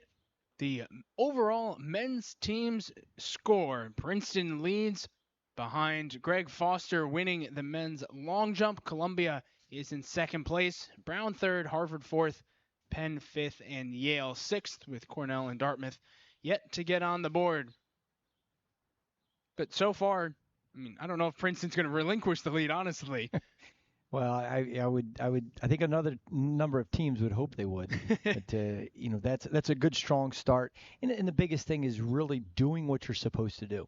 When you're in the position to win a title, the biggest factor is making sure your athletes do what they're supposed to do and what they're capable of doing. And as we look at women's pole vault, they got moved inside due to the wind, so unfortunately we don't have footage of that. But the big surprise is Tessa Mudd is in third. It is Hilliard at the top, and that is a large upset. I would say so. I mean, Tessa Mudd, one of the clear favorites to win. But like you said at the beginning of the broadcast, this was a great competition. Hilliard, with a meet record, her best mark of the year, her best mark period. Tessa still has another jump to go. She could clear this bar and then win the competition, but we'll be soon to see. But a great competition overall. The Ivy League has continued to get better and better in the pole vault, competition across the league. So it's exciting to see that as that happens. Avery Hilliard at the top, as you saw. Anastasia Retza of Harvard second, and then Tessa Mudd in third for the pole vault. In terms of setting the scene of what's going on right now, they're getting ready for the shot put in the decathlon. The women's javelin is in the finals. We're almost we're done. We're into the fifth round of the women's javelin. Not a whole lot is finished up the top. Green and Woods for Princeton leading it so far. Crane just finished her fifth throw, with a little bit of an improvement, or not of improvement. Meanwhile, for Nyer, that 44.29, that is by far season best. She's crawled her way in amidst a group of Princeton Tigers. And she'll foul that one. Didn't get a mark. But some big points by the Tigers. Potential. Rodriguez just out of scoring in the seventh spot. You could have 4 Tigers score, which is incredible for the team competition range. Women's high jump, that is from the heptathlon competition. Paula Maria Brown, a Jamaican native, right now sitting atop the leaderboard in the high jump for the hep.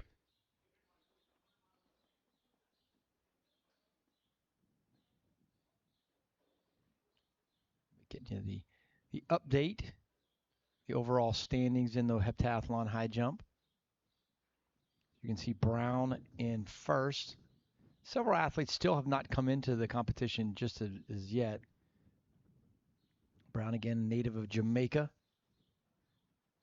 Her and her teammate Maddie Packer, two upperclassmen. Brown the junior, Packer the senior. Each trying to do as well as they can in the high jump. Yeah, you can, like I said earlier, you can get some big points in the high jump, really separate yourself. Brown, the ECAC indoor champ in the pentathlon, so she's very familiar with some success.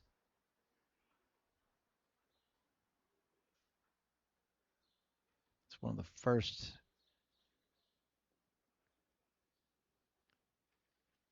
When you look at Brown in the high jump, just overall, not as a part of the heptathlon, Brown has the 9th best mark amongst Ivy Leaguers. And this is what you're saying earlier, where if you are good at the high jump, it can really set you up to be a successful heptathlete overall, because you can gain a lot of points there. You really can separate yourself. Because high jump is a difficult sport, a difficult event.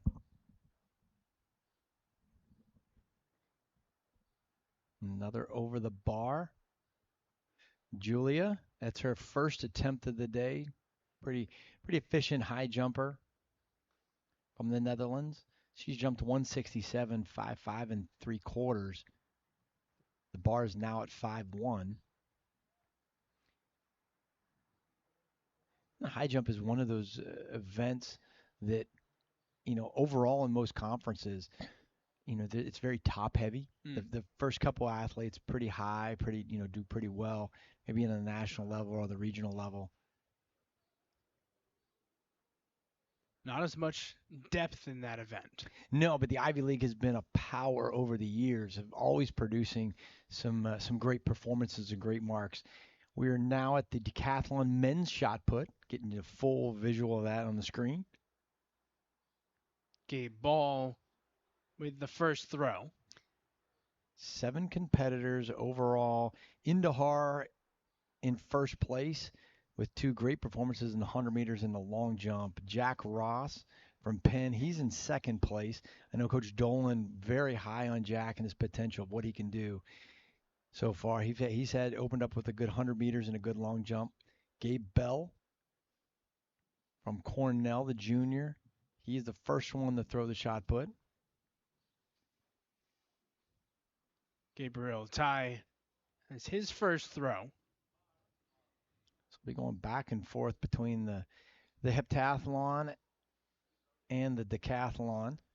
It's fun to check in on the heptathlon and the decathlon because it just reminds you of just how much they are doing and how impressive that is, because we're watching just the regular long jump and then we're seeing the decathletes do it and so on and so forth. And absolutely, and even if you see, in the regular decathlon competition, the regular long jump competition, I would say, is, Indahar would have been in 5th place, in the regular long jump. So that just kind of gives you perspective on how talented some of these young men and young women are.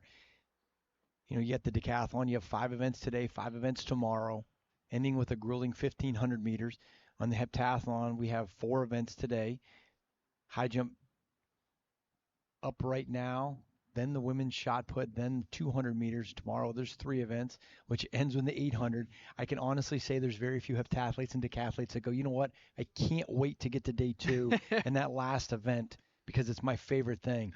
They make it hard for them. It is. It's grueling, but it's a brotherhood and a sisterhood that is very, very unique. You're with those same athletes for 2 straight days. You're around them. Typically, you're going to have competitions throughout the year where you're going to see the athletes, and you get to know it's kind of a bond because like you said earlier, it's a tough event, because it has multiple events involved in it. You can bond throughout the toughness of the events and of the weekend. Correct. We are now in the women's javelin, 6th and final throws across the board. Right now, still Shea Green at the top for the javelin. As we go back to the decathlon shot put. I'll try to get you the split screen to be able to see the different events going on at the same time here as we're finishing up the last 3 throws of the women's javelin competition. Right now it's Green and Woods still 1 and 2. The javelin. You'll get all 3 up showing you up 4 showing you a unique view, vantage point. On the track, the runners getting ready to go. The 1500 on the women's side of things will begin in about a quarter of an hour. Heptathlon high jump successful in the top right of your screen. So we have 2 final throwers in the women's javelin, Nikki Woods and Shea Green. They're the final 2. They are in first and second. That's how it's going to finish up. Just depends on which comes out on top. Green already with the Ivy League meet record, 52.81, 173 feet 3 inches.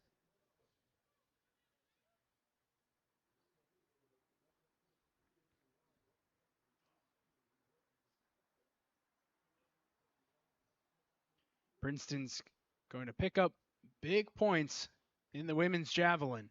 You're going to pick up over 20 points in the javelin, which is huge, to say the least. First, second, and fourth with Green, Woods, and Crane.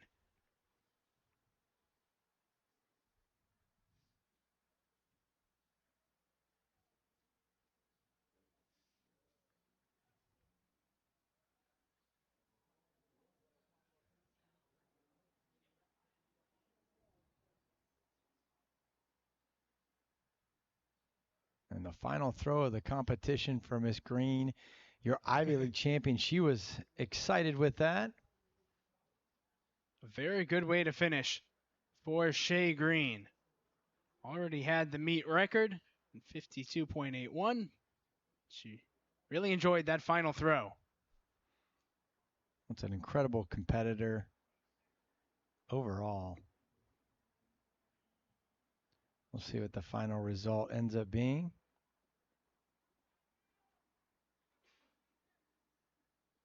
Standing alongside her teammates.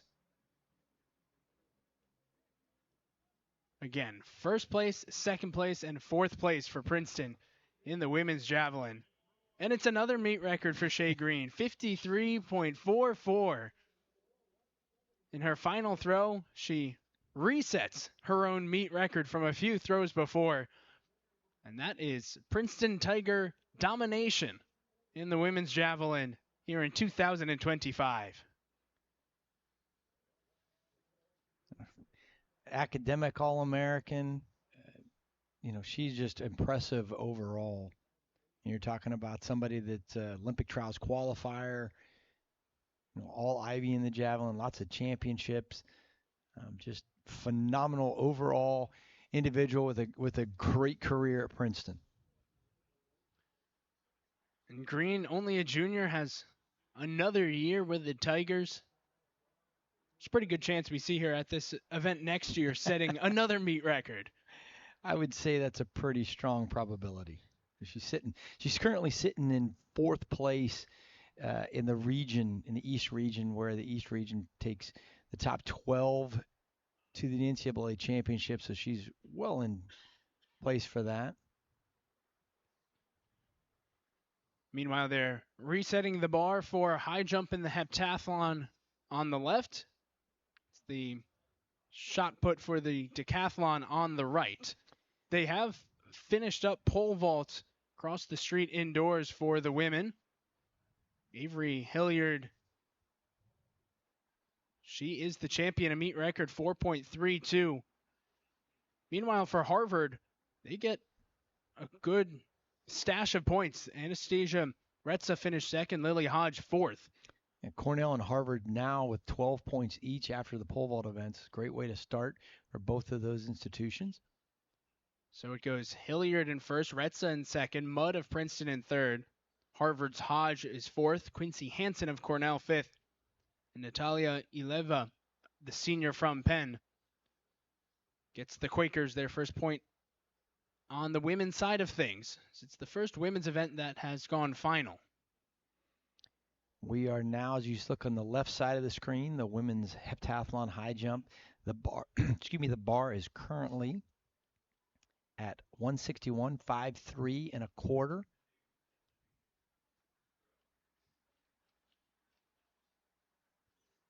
There are your final results for pole vault. Hilliard, the Ivy League champion in 2025 at the Outdoor Heps. 14.2 is a pretty solid mark. That's like I said, the Ivy League has continued to improve in the women's pole vault, and those top 3-4 spots, always impressive. Women's high jump in the heptathlon, I was saying before, there's currently 5 athletes that are over the bar. They all cleared 5.2 and a quarter. They're at 5.3 and a quarter. And one athlete has not come into yet, Kalar from Princeton. And when you look at the men's shot put, Jack Rose leading the competition, and he is in the ring right now. Excuse me, that was Ingalls from Dartmouth. Rose leads it with a throw of 45 feet, 10 inches, 10 and a half inches to be specific. Amongst the men's decathlon competitors, we have 2 Jacks, a Jake, a Gabe, and then a separate Gabriel. And there's only 7 competitors. I was looking at a statistics that it showed what the most popular names are in Major League Baseball the other day. I'm a random stat guy. So, seeing that and Jack was one of the most popular names in Major League Baseball. Well, there you go. Maybe it's one of the most popular names in college sports as well. At least, certainly in the Ivy League men's decathlon. That might be a Chat GPT request. Yeah, there you go. What's the most popular names in sports? Alongside Brian Fetzer, my name is Jacob Munch. We're getting close towards the running events beginning. The women's 1500 trials will begin at the top of the hour. Meanwhile, the heptathlon and decathlon continuing onwards. Third event of the decathlon, second event in the heptathlon.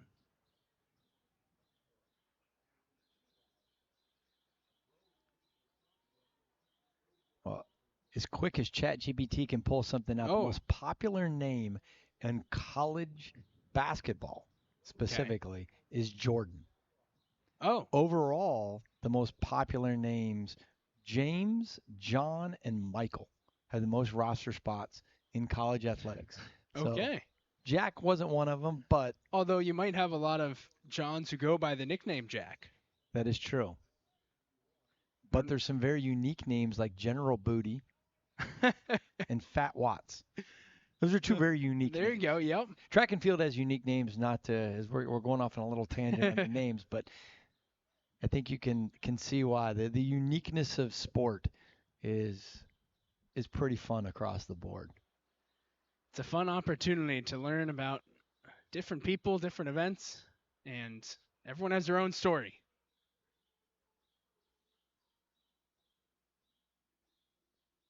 We're at the women's high jump. 5'3 1/4 is where the bar is right now. Getting pretty close to a lot of the individuals' personal bests in the high jump. Men's decathlon, shot put rolling through. We're already on the third and final attempts. Jack Rose from Penn leading the competition. It's going to be a foul right there. Reed McFadden had that throw. He's currently sitting 4th at 11.55. It's Jake Rose at the top, Jack Intihar at 2nd, and Gabriel Tai in 3rd. Rose for Penn. He was probably the favorite entering this event. He had the best performance of any competitor in the decathlon amongst Ivy athletes this season. A couple weeks ago in the 65th annual Mount Sac Relays.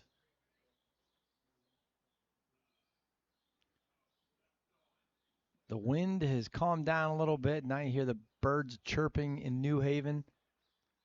It's a very pleasant soundtrack in the background. It is. I would like that to sleep to. No change in the order. The overall standings in the men's decathlon. Jack Rose now has moved into the lead over Intihar by just a few points, 10 to be specific. We are very, very early in the competition, just 3 events in. 100 meters long jump and now the shot put competition. High jump will be next for the decathlon as Jack Inglis gets ready for his final throw. You tend to see in the heptathlon competition a lot of glides. Here's a look at what's coming up. The women's 1500. Heat 1 of 2. The favorite is certainly Mina Scatchard, the senior from Princeton. She will be in the second heat. This third heat, Daniela Henderson of Yale. We've got Henderson of Yale, her teammate Callista Villatoro, and another Yale Bulldog, Carmel Fitzgibbon, are in this first heat. Penn's Laura Kota, and then Dartmouth has Anna Banovic and Bella Prichasuich. Princeton's Hannah Riggins in this first heat. Cornell's Augustine Hackett, and Harvard's Samira Kennedy, as well as Cornell's Maisie McManus, amongst the 10 competitors in the first heat of the women's 1500. Hackett second at the mile at the indoor championships. And 4:40 for the mile. Which is the mile is that one event that across the board most individuals can kind of relate to. You go out there and run your miles in the morning, or the weekend warrior, the jogger, the individual that likes to run. I mean, this young lady's run 4:40, so pretty talented. She's a veteran on the Cornell squad. Right now she's in the middle of the pack. It's Laura Kota of Penn, the junior, who is leading. One of the things you're going to see with it being windy outside, you're going to sit. You're not going to try to expend too much energy. You want some other people doing the work up front, and you're going to try to block the wind and be in that pack. Pretty pedestrian pace for the first little bit. You're not going to see too many moves until probably about 800 to 1200 into the race. Imagine at some point you'll see, for instance, Hannah Riggins start to push forward. She's towards the back right now. Riggins is the second best time amongst Ivy athletes. And Higgins, the best time this season amongst any of the athletes in this first heat. But right now, it is still Laura Kota of Penn who has the lead.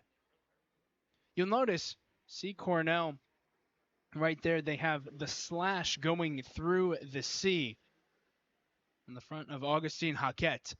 Cornell, what they do, they take their block C, and if you are an Ivy champion, they put the slash through it, and it symbolizes that you have been an Ivy champion before. It's a unique little uniform quirk. I've never heard of other schools adding that to symbolize that, hey, I've won the championships before, but if you win it, you get the diagonal slash.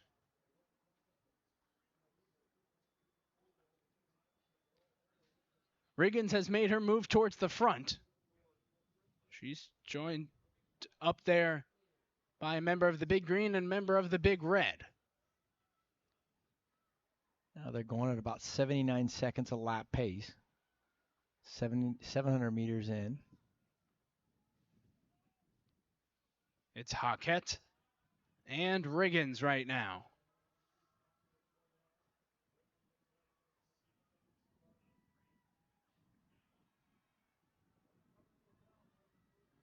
Hackett and Riggins, both their best times this season have been very close together. Riggins a 2:03 800-meter runner. She's got that fast kick at the end. It comes down to it. Her and Riggins and Hackett, very similar paces. But right now, Hackett's starting to pull away. Top 5 in each heat, plus the next 2 fastest times. So if you're in the top 5 and you're pretty comfortable, you might see the athletes kind of back off a little bit, save some energy.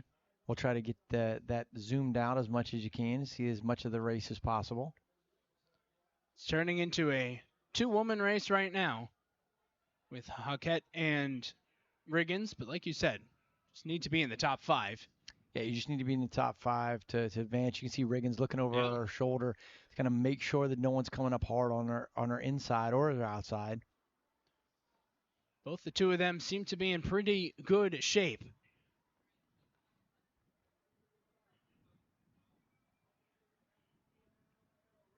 Hackett and Riggins heading towards the line. And they will both advance into tomorrow's final. They'll be joined by 3 others, potentially more. 2 heats in this women's 1500. Augustine Hackett goes 4:33.65. You said it early on in that race, a slower pace, but Hackett does her job. It's really in the running events where there's trials and then finals tomorrow. It's really about surviving and advancing. You want to make sure that you hit the marks to advance. And there it is, the top 5 in each heat. Keep up with Kota and McManus. They're not out of it right now. It'll go based on what happens in the next heat because the 2 fastest times that aren't out of the 5 qualifiers automatically will be in. Heptathlon high jump well underway. They've been progressing over there. Right now, the bar's at 5, 4 and a half. 2 individuals over it. Kalar from Princeton, she is by far the best. Her best mark so far this season is 5.9, so she's the clear favorite to score the most points in that, which helps her be one of the favorites for the competition. We're underway with the second heat of the 1,500 meters. 11 participants in this heat. Brown's Julia Schreifer, Emily Markovic. Meanwhile, Columbia has Rory Clare and Daniela Quintero. Princeton's Mina Scatchard, she is the favorite. She's in this heat. Penn's Katie Poo, and then Harvard has 4 runners. Abby Sadler, O'Donoghue McDonald, Penelope Salmon, and Mariana Mijas, with Yale's Kylie Goldfarb rounding out the 11 here in Heat 2 of the women's 1,500. Again, if you're in the top 5, you automatically qualify for tomorrow's final. And then it's the next 2 best times from either of the heats. Cota was 4:36.95. McManus was 4:38.92. It definitely is an advantage running in the second heat when you know what times are actually going to be the 2 outside. Right now when we're looking at the qualifying spot, 4:38.92 is the time you have to run to make sure that you advance to the finals to have an opportunity to score points tomorrow. Pace looks a little faster right now than the first heat. Like you said, you know what you have to do. Julia Schreifer is the one out in front. Mina Scatchard, she is second. I mean, an outstanding individual by far. She is definitely one of the favorites in this competition. She had a fantastic indoor season, was second in the mile indoor. She's run 4:11.56 this year. She sits right on the shoulder of Julia. I mean, they've got the long line out in front now.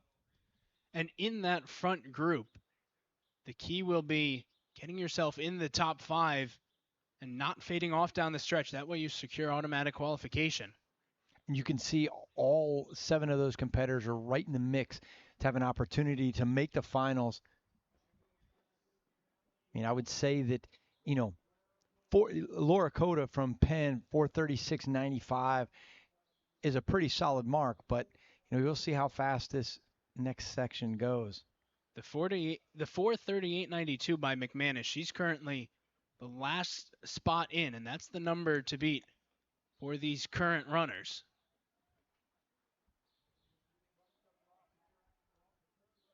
Scatchard moves towards the front.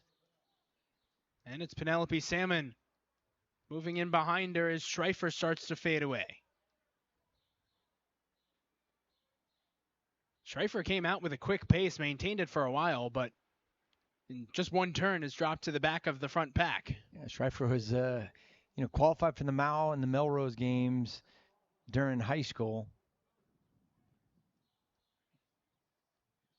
Outstanding athlete in high school, as is most of the individuals here in this competition.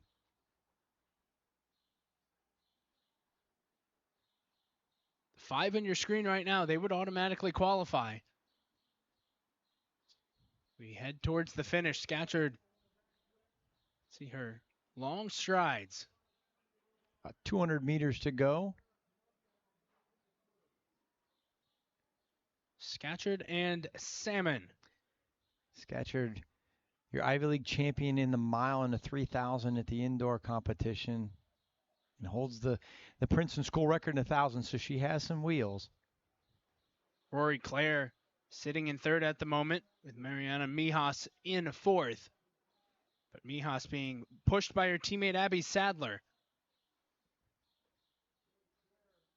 Looks like Scatchard first across. Looks like those first 6 individuals, they will all make the final.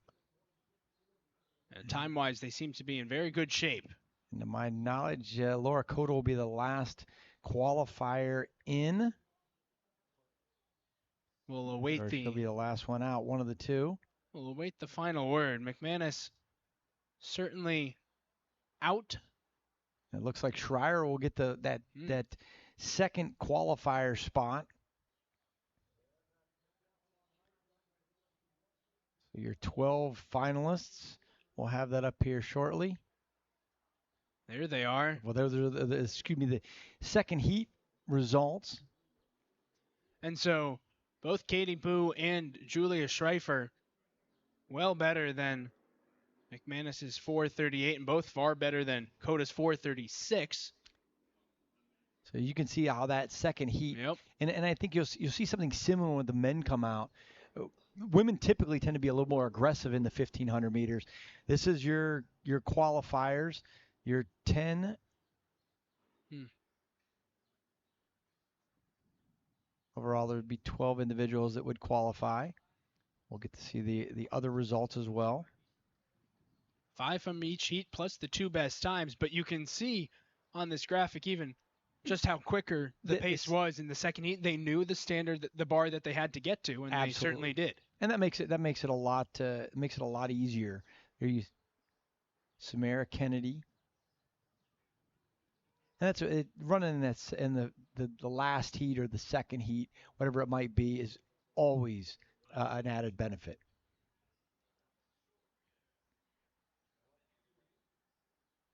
Get a look at the heptathlon high jumping. Still continuing. Brown up and over 5 feet. She's Kalar and Brown are both over 5 3/4. Rosa up, trying to make it. She on her first attempt.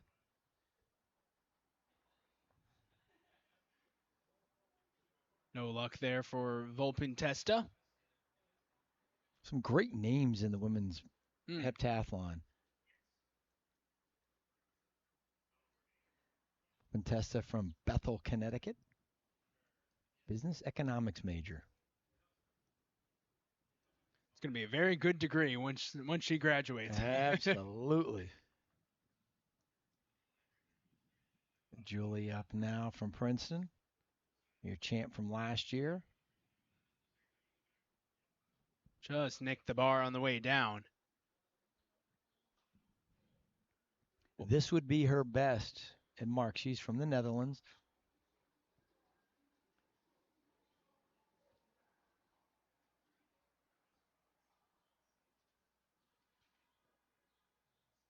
Sarah Dumas from Penn.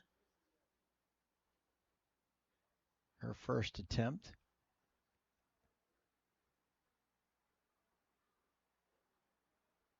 Dumas from Franklin, Massachusetts.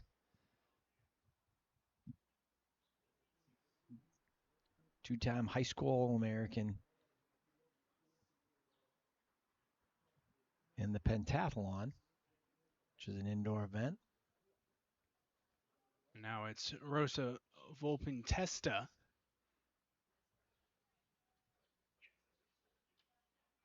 There's currently only 5 individuals still remaining in the heptathlon high jump. They're all trying to separate themselves.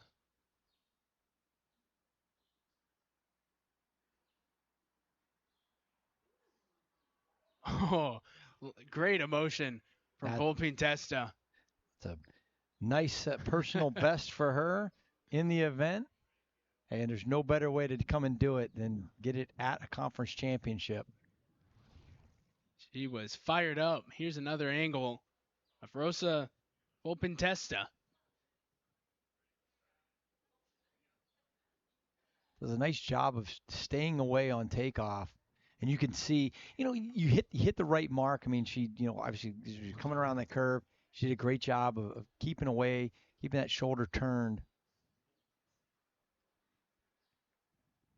Now it's Julia Janji Jude.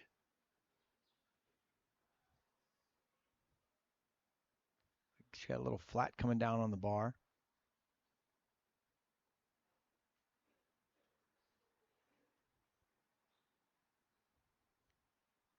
Here's Dumas now, trying to get over 1.64. So with 3 competitors over. 3 competitors over at 5.5 3/4, 167. Dumas has cleared 164.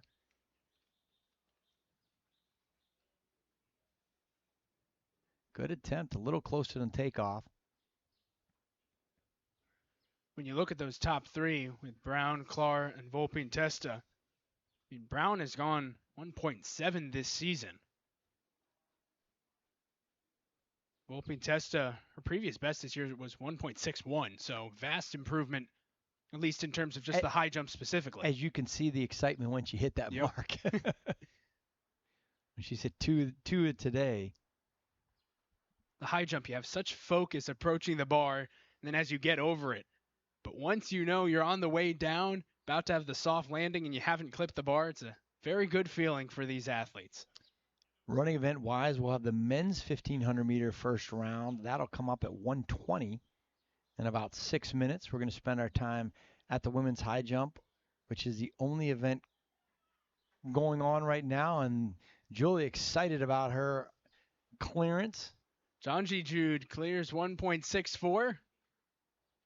And you know what? One of the things with the high jump is it happens all the time. People kind of get in a rhythm. When one makes it, then another make it, and it just kind of but it goes the other way too. Once somebody misses, I've seen that in my entire 20 plus years of coaching. It just always seemed to be that way. Now Dumas trying to become the 5th to clear this height. See how our approach goes.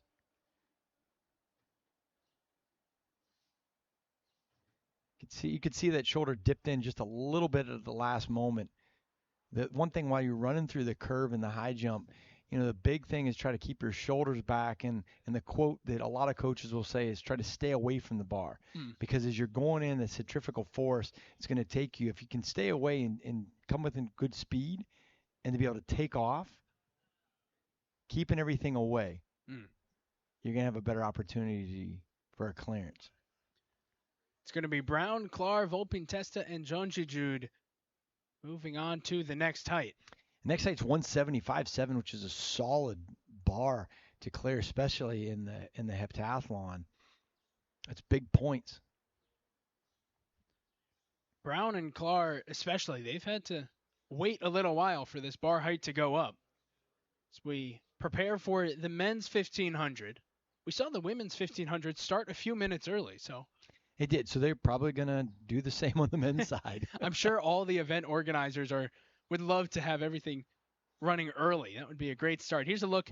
You don't, as a coach, you absolutely do not want it early. Run exactly when and dime, because you're trying to set up. It actually is a disservice to an athlete. Yes. If you do start early, starting a little bit later is a little bit, but starting early is a lot more of a disadvantage because of the fact that you're preparing for a set time. There's a look at the first heat of competitors for the men's 1500. Nicholas Carpenter of Penn, Joe Ewing of Harvard, Brian Gamble of Yale, John Farrell of Brown, Yale's Guy Stevens, Princeton's Colin Bowler, John Ryan from Brown, Damian Hackett of Cornell, Connor Foley of Dartmouth, and Owen Karras of Yale. Damon Hackett's a heck of an individual. School record, 336.78. He's a senior from Cornell, Australian native. He's one of the top favorites for the contender in this title. Hackett has the fastest time of any Ivy athlete in the 1500 this year. He went 336.78 back at the Raleigh Relays in North Carolina at the end of March. In this heat, Hackett and then Owen Karras of Yale have the 2 fastest times from this heat. Yeah, Karras fourth at the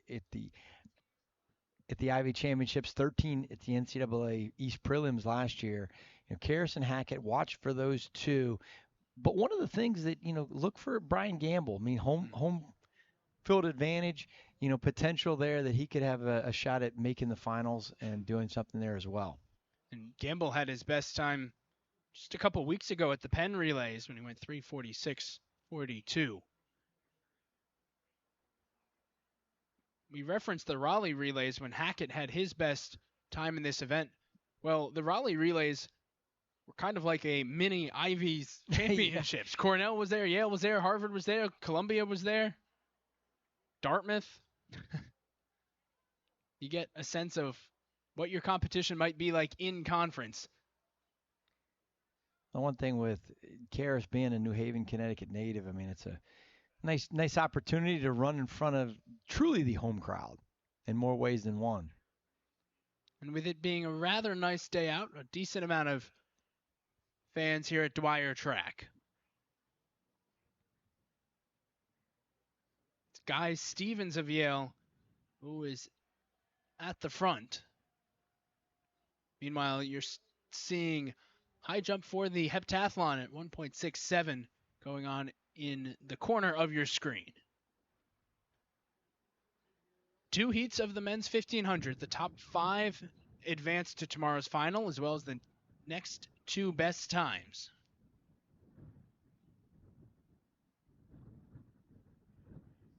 Guy Stevens still leading the way. His best time 3:50.69 for the sophomore, the UMass Ken O'Brien pre-conference qualifier. But Stevens gets surpassed by John Farrell of Brown.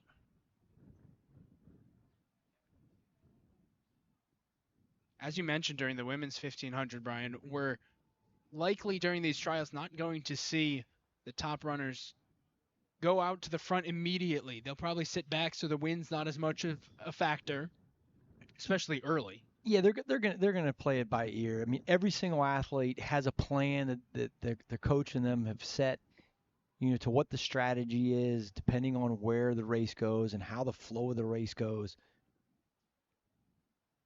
She'll see it. Nothing really will happen until at least, 1,000 meters in. It's John Farrell still at the front leading Guy Stevens with Colin Bowler behind them. Joe Ewing currently sitting in 4th.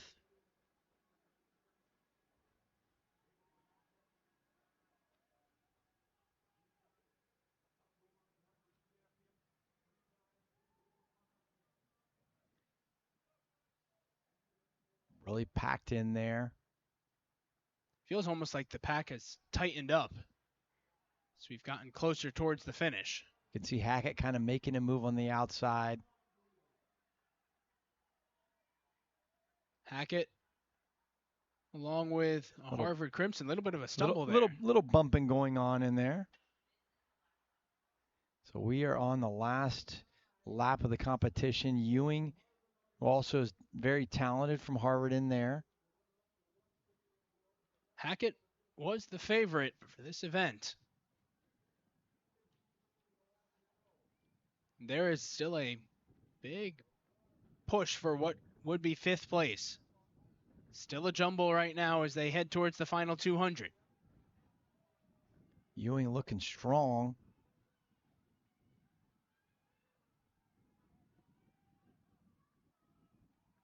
As you can see, they're looking over their shoulder. They got to make sure top 5, and then the next 2 fastest.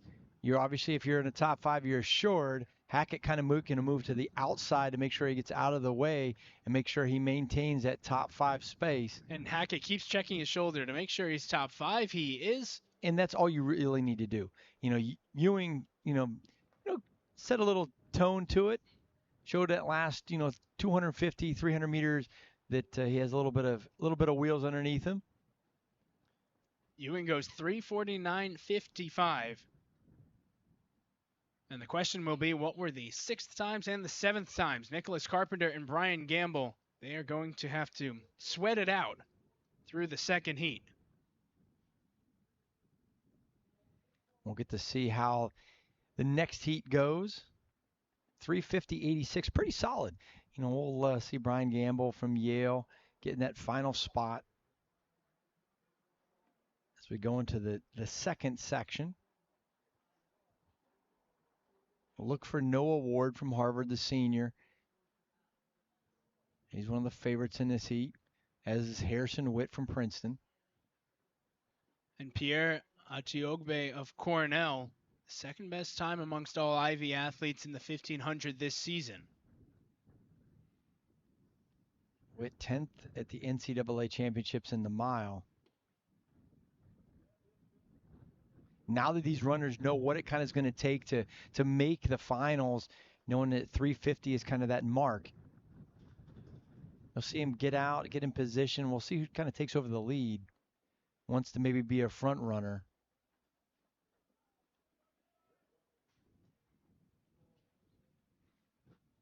Right now it looks like Noah Ward of Harvard is at the front.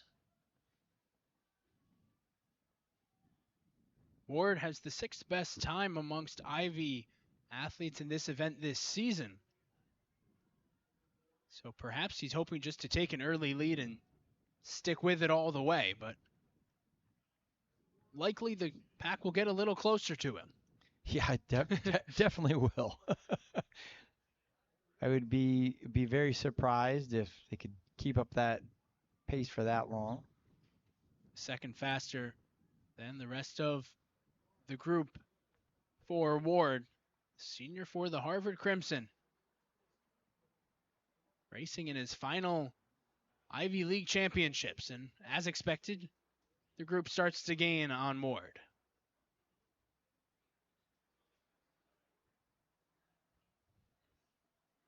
Harrison Witt of Princeton.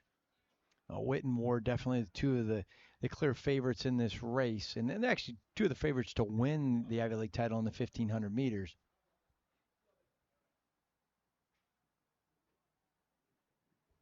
Columbia's Matt Gattoon, the junior, joins that front row. The other individual to kind of keep an eye on, George Keane from Penn. He's just a sophomore. He's from the UK. His brother Tom's a pretty elite miler. His younger brother.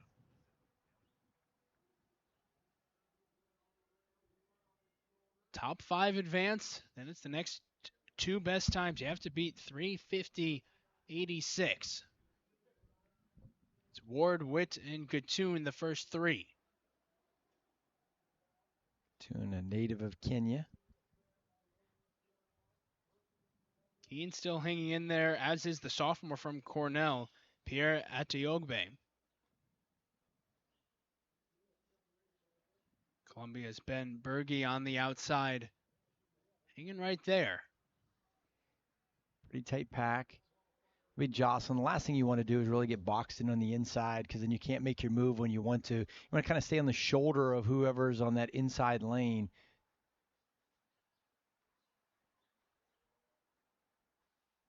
Ashton Bange and Mac Haddon of Dartmouth still in striking distance of that fifth automatic place as well.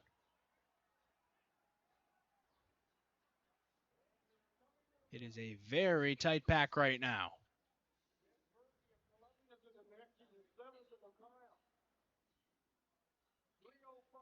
Gattoon's at the front with Witt on his left shoulder. Gattoon making a nice move. See who responds on the outside. You can see Keane in good position from Penn.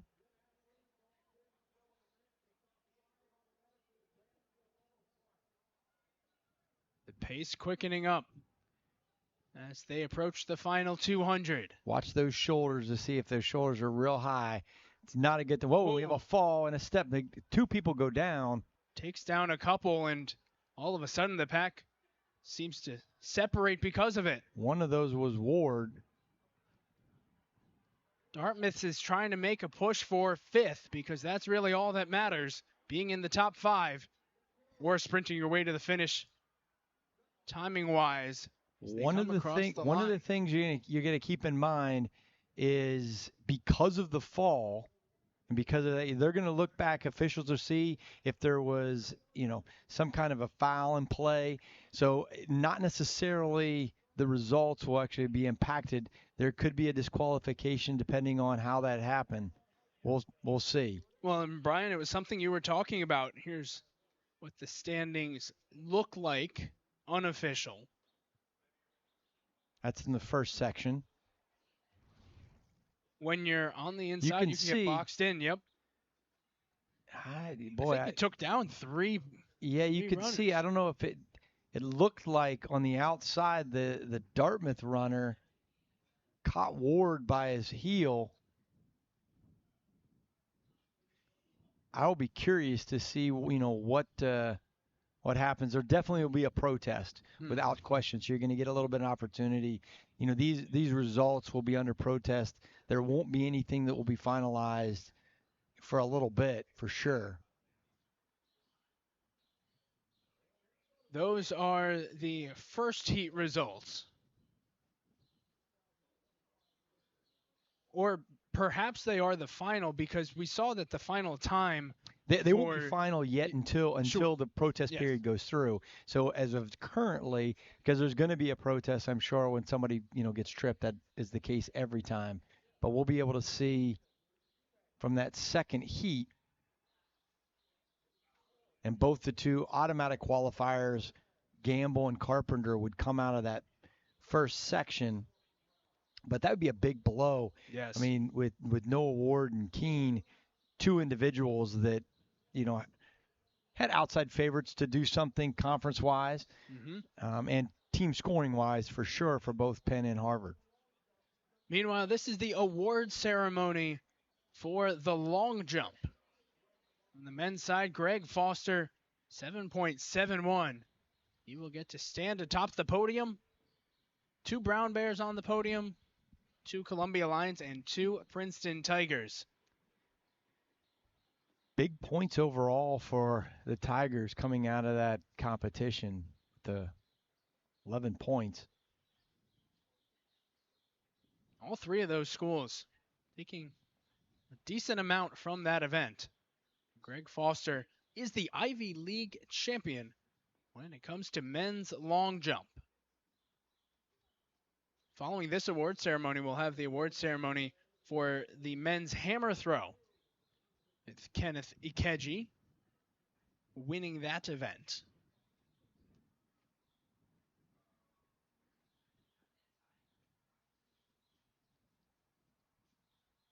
Meanwhile, on the track, they're setting up the hurdles for the women's 100-meter hurdle trials. Somewhat unique, just having the women's 100 hurdles. Men will go straight to a final, only 8 competitors in that race. I would be looking at it as if I was a coach in the conference, I would be loading up on men's hurdlers to score points.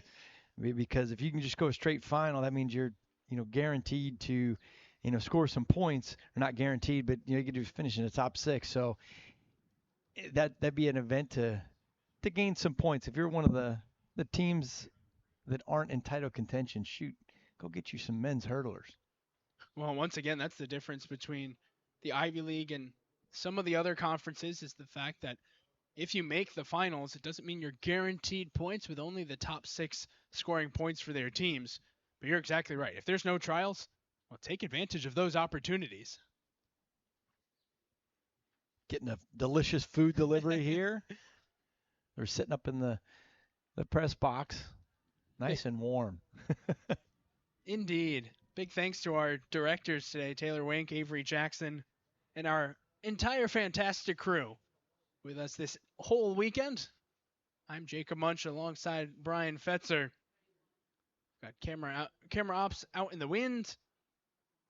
We've got a lot of action here at Yale University this weekend. The women's lacrosse program, where they're hosting an NCAA tournament, games yesterday and tomorrow as well. That doesn't put any stress on the facilities crew and administration. You're hosting an NCAA championship event. You're hosting an Ivy League heptagonal championship as well. It's a busy weekend for athletics, let's say that. This is the lane assignments for the first heat of the women's 100-meter hurdles. We mentioned earlier Izzy Gudros in lane 3. She's often in the heptathlon, not in it this event, but she is in the 100-meter hurdles. And she's clearly the best individual in this race. The 13:57 lifetime best performance in the 100 hurdles, one of the top heptathletes in the country. And she will be trying to score points. With the heptathlon, you're doing 7 events over 2 days, and you're only scoring 1 round of team points. You can split that up and do a little bit of everything. She's in the long jump field. She'll be doing the the 100 hurdles. Very versatile individual, very talented young lady. Elsewhere in this first heat, Danielle Johnson, Jody Perrot, Elle Riley, Lucia Gerd, and Squirrel Lands are the 6 competitors in this first heat. We will be, like I said, no men's 100 hurdles, or 110 hurdles, excuse me, just the women are on track right now. We just finished up the women's high jump. We're going to get you some team overall scores shortly as that race continues to go, as now 2 women's events are finished to go along with the 2 men's events are finished. Princeton off to a good start in both the women's and the men's events. There's your women's team scores. Princeton, Cornell, and Harvard, the top 3, with Penn, Brown, and Dartmouth all having gotten some points as well.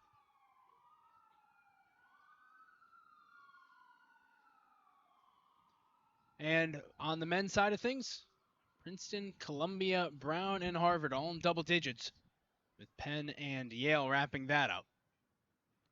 When you look at the women's scores, we mentioned Yale didn't have any points yet on the women's side of things, but this 100-meter hurdle's certainly an opportunity for them. Lucia Gerd, the first year, she's 4th in the Ivy League and already the school record holder in the 100-meter hurdles, and she's just a first year. She is top hurdler from Yale. Izzy Gudros, we mentioned her before. She's the Ivy League Athlete of the Week in track and field with the new Ivy League heptathlon record, 58:07, that's a monster score. And she did that in Lexington, Kentucky last weekend.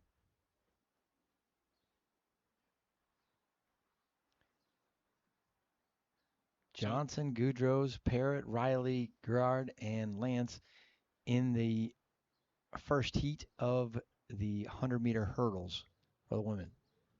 The Ivy League record, 13.08, set by Nicole Harrison in 1997. The meet record, 13.23. 13:07's getting it done. Yes. That is definitely getting it done. Well, when a record stands for, at this point, 28 years, as Nicole Harrison's has, we've certainly doing quite well. Still a couple minutes to go before the women's 100-meter hurdles gets going. The women's hammer throw. The women's hammer throw is in through the first round of throws. In the first section, there's going to be 2 sections to the women's hammer. We'll get you that action here momentarily. The next up in the combined events, the men's decathlon, they're going to be moving over to the high jump. We'll let you see some of that competition as well. And then that's the overall men's hammer throw. We mentioned it earlier. The multiple-time Ivy League champion, one of the best throwers in the NCAA, Kenneth KJ, 73 meters 47, which is, for you United States individuals, 241, 241 feet. He brings home Big 10 points. Scott Dockett with a huge throw, finishing 200 feet, 5 inches. And then Ashton Robbins for Princeton in that 3rd spot. You can see they're getting the awards right there. Look at the variety amongst the top 6 in terms of schools. 6 different schools in there for the top 6. It shows you the diversity of the teams, what they're trying to do. And, the hammer event is so technical. Most individuals don't compete it in a high school. Kenneth from over in Great Britain, he's a UK product, so they throw it a little bit more frequently in that younger ages. For Kenneth Ikeji, his 4th outdoor hammer Ivy League champion. Sure, he was NCAA champs 2 springs ago, the runner-up last year nationally. Ikeji certainly has his sights set on something more than an Ivy League championship, but he wins the title for the 4th year in a row in the men's hammer. as we get ready for Heat 1 of the women's 100-meter hurdles. Again, to run you through lane assignments, Danielle Johnson, lane 2, Izzy Gudros, lane 3, Jody Parrott, lane 4, Elle Riley of Brown in lane 5. That's 2 Yale Bulldog first years, Lucia Gerd and Squirrel Lands in lane 6 and 7. It's the top 2 in each of the 3 heats advance, and then it's the next 2 fastest times. I'm a huge fan of Squirrel Lance's name. That's awesome. Names, I just love names overall, and so when you get to see some unique ones, I love it. It's great. That's a Hall of Fame name for Squirrel Lands. Absolutely. Probably not on the most common list that you were looking at earlier, but it's a excellent name. 6 competitors, first heat of the women's 100-meter hurdles. The favorite, Izzy Gudros, up in lane 3. Second from the top, and they're off. Clean through the first hurdles. Good start. Gudros maintaining the lead. You can see when that top end speed hits right about hurdle 7. Gudros and Gerd go 1-2. They both secure their spot in the second round. A nice 2.0 tailwind. In the finals, excuse me.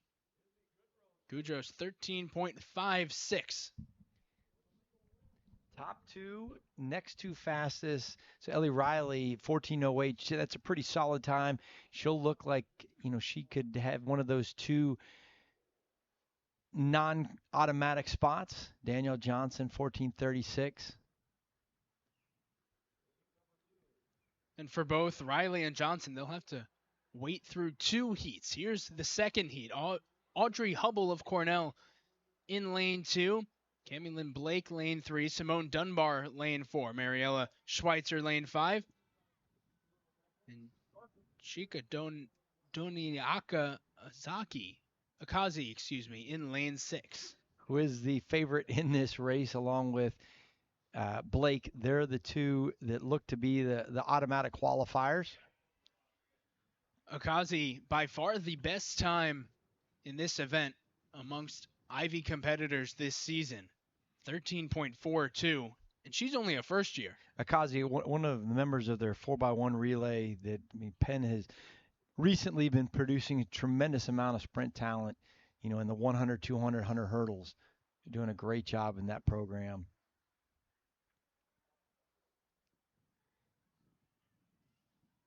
Again, top 2 automatic qualifiers, next 2 fastest. And there's only 5 competitors in this heat. The other 2 heats each have 6. They're about ready to begin heat number 2.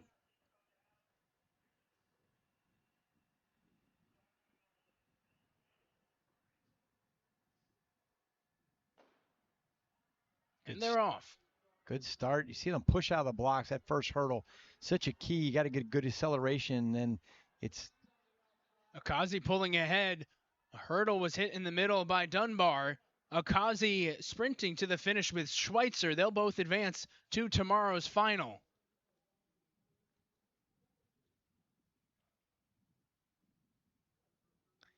Chikata Naka with the win, 13:70.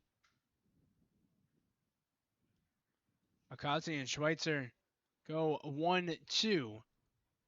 Blake third at 14:19. That puts her in the final spot for now. Dunbar for Brown. She was maintaining pace until she clipped a hurdle. Again, it's advancing. Katanaka is going to be doing a lot over the next 2 days. So you get that automatic qualifying time. Running out in the outside lane, too, is a little tough. Akazi, she and Schweitzer both really went for the sprint at the end there, even though they both were safely on to tomorrow's finals. Yeah, Schweitzer been pretty consistent in those hurdle events over the years. Here's who'll be racing in Heat 3. Daniela Ruelas Lomeli of Dartmouth, Adelaide Asante in lane 3, Princeton's Giselle Kirchner in lane 4, Fabiola Belibi, Tia Taylor, and Cassia Provencal of Yale in lane 7. Look at Asante in lane 3 from Princeton. Pretty versatile young lady. Does the hurdles and the relays. She's a senior. Again, top 2 in each heat, next 2 fastest times advance on to the finals tomorrow afternoon. Right now, the times to beat 14:08 and 14:19 of Blake.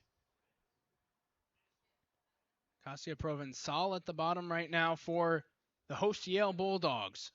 2 Princeton Tigers in this 6-woman heat.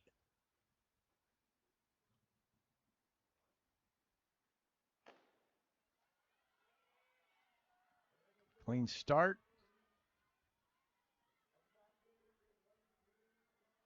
Racing through Asante up in lane 3, but it's Belibi at the bottom. The two of them advance to tomorrow as Tia Taylor made a push towards the end, hoping to sneak in based on time.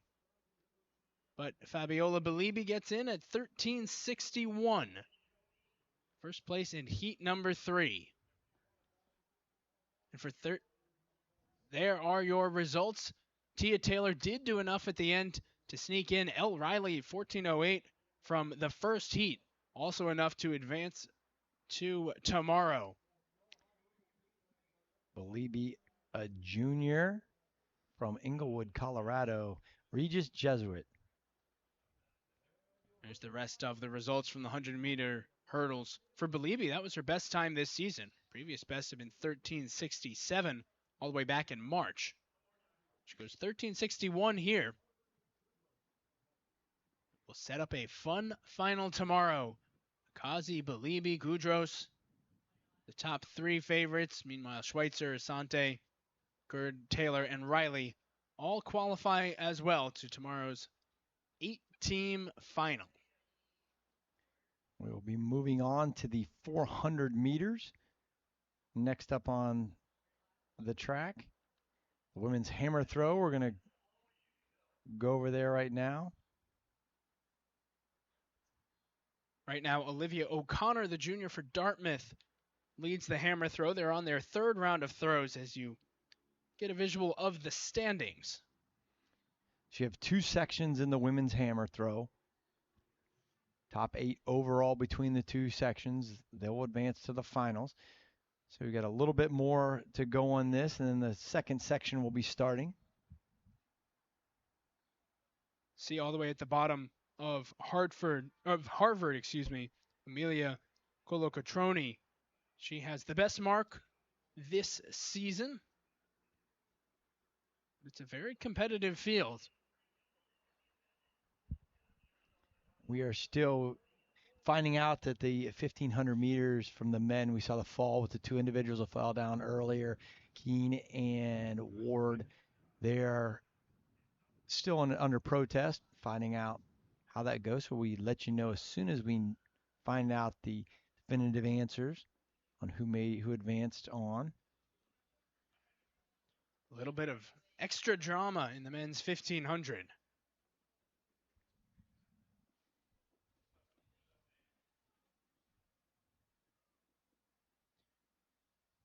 Ivy Pete, the middle of 3 Yale Bulldogs, currently sitting at 7, 8, and 9. Yale's Charlie Williams is up towards the top at 2nd.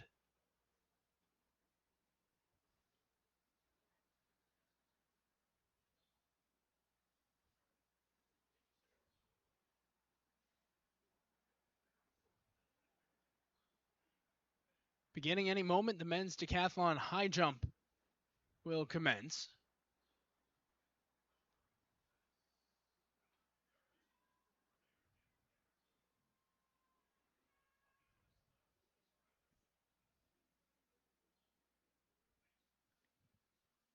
A day that started off, Jacob, is not very pleasant. It's certainly gotten a little bit nicer. of rain has opened up, and you have sunny skies. A wonderful day for a competition in New Haven, Connecticut. In terms of the track events, with those having gotten going, there was a lot of rain yesterday, a lot of rain Thursday. Any impact on the track No, itself? not at all. And It, it, that's what the runners want. No yeah, impact. it's a quality facility, and it drains. There's going to be very little. It's not going to now. The hammer area, the discus area, the javelin area could be a little bit, rough for the officials pulling the weights out of, out of the turf. But overall, it's good. You can see exciting competition going on across the board. We've had some fun events so far. Day one of 2 days of competition. Alexa Dockett, Scott Dockett, who finished second overall. She just finished her third, or finishing her third throw here. It's been a good day for the Dockett siblings so far.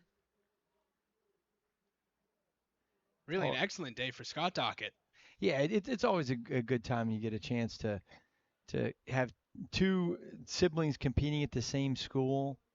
Makes it easy for the parents. I'm sure they're thrilled about that. It definitely is. They've had nothing but great things to say about Coach Dolan and the crew there. And here's pole vault, the award ceremony for pole vault, which got moved indoors due to the wind. Avery Hilliard, the meet record. She pulls off the win, surpassing 4.32 meters. Anastasia Retza second. Tessa Mudd giving Hilliard a hug now. She finishes third. It's Hilliard, the Ivy League champion in 2025 on the women's pole vault. She celebrates with her teammate and fifth place finisher Quincy Hansen. A shame that we weren't able to bring you any footage because it was moved inside, but Hilliard gives Cornell a great start to their Ivy League championships. Absolutely. The men's pole vault we'll see if it's still going to be inside. We don't know definitively yet on that. Scheduled to start at 3 o'clock is the men's pole vault. We'll see whether it's across the street or not. So you're going to have some warm-up throws in the hammer competition right now as they go in between the first and start the second section. The men's decathlon high jump will be getting underway momentarily. The next event on the track scheduled for 2:05 is the women's 400, followed by the men's 400. Again, as you mentioned earlier, Brian, the men's 110-meter hurdles, there are no trials. Everyone's just going straight to the finals. So that's why we have a bit of a break right now, because there are no trials to be had.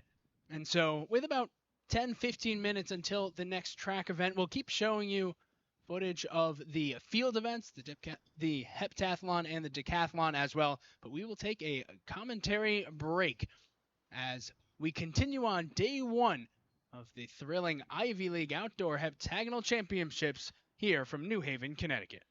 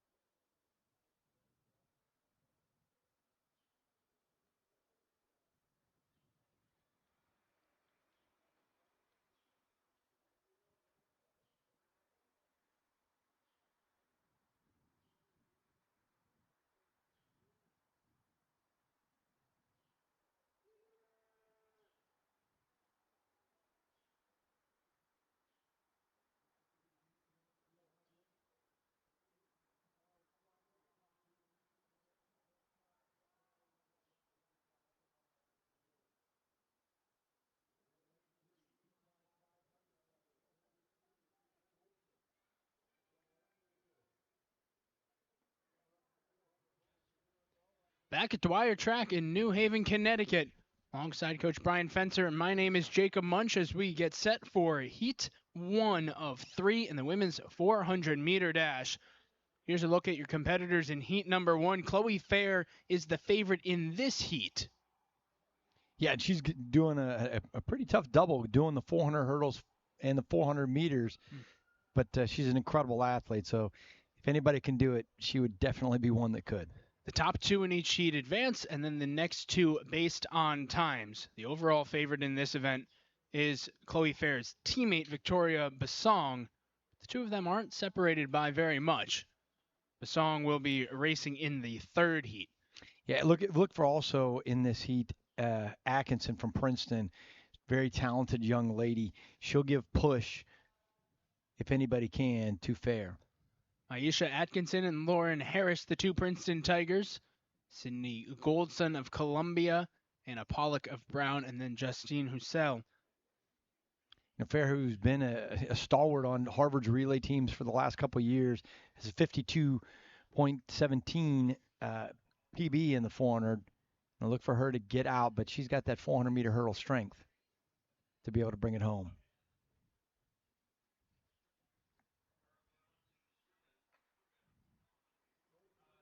The gun goes, and away they go in the women's 400-meter dash. She looked from the inside out. Goldson, Fair, Harris, Atkinson, Pollock, and Hansel. Fair has already made up some of the stagger.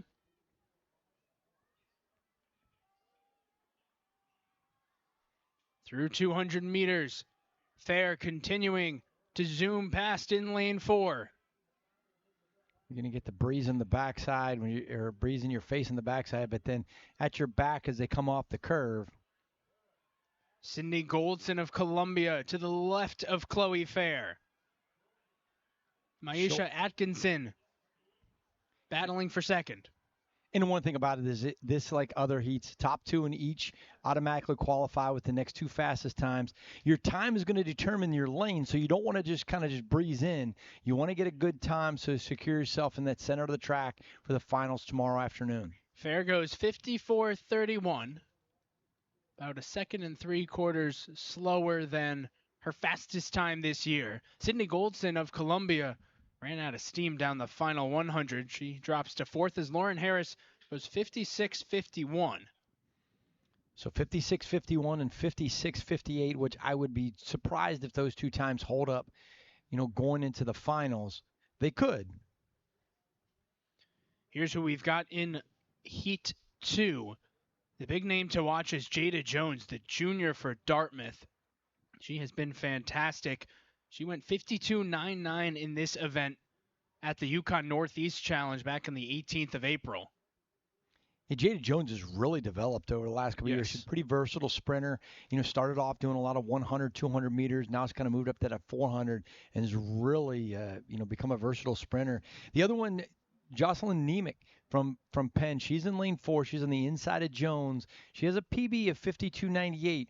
Hasn't run that fast this year so far, but look for her to have a breakout meet in the season. Bridget V2's in lane 3. Nemec, as you mentioned, in 4. Jada Jones in the middle in lane 5. Kylie Castillo of Columbia's in lane 6. Lane 7 has Veronica Simova of Dartmouth. And then in lane 8, Rachel Bethke of Cornell. Talking more about Jada Jones, she broke the program and facility records in the 200 meters indoors over the winter. She was one of a couple Dartmouth Big Green who head coach Mike Nelson talked about as being just such a good leader, not only for the program, but for him as well in his first season.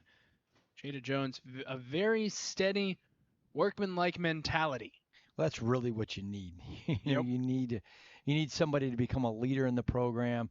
The one thing about it is she's going to have somebody on her inside that can get after it a little bit. So, you'll get to see. I'll be very curious to see how she responds or how those two respond to each other. Nemec and Jones, 4 and 5, the lanes they are in. Second of 3 heats. Once again, the top 2 advance, and then it goes by time.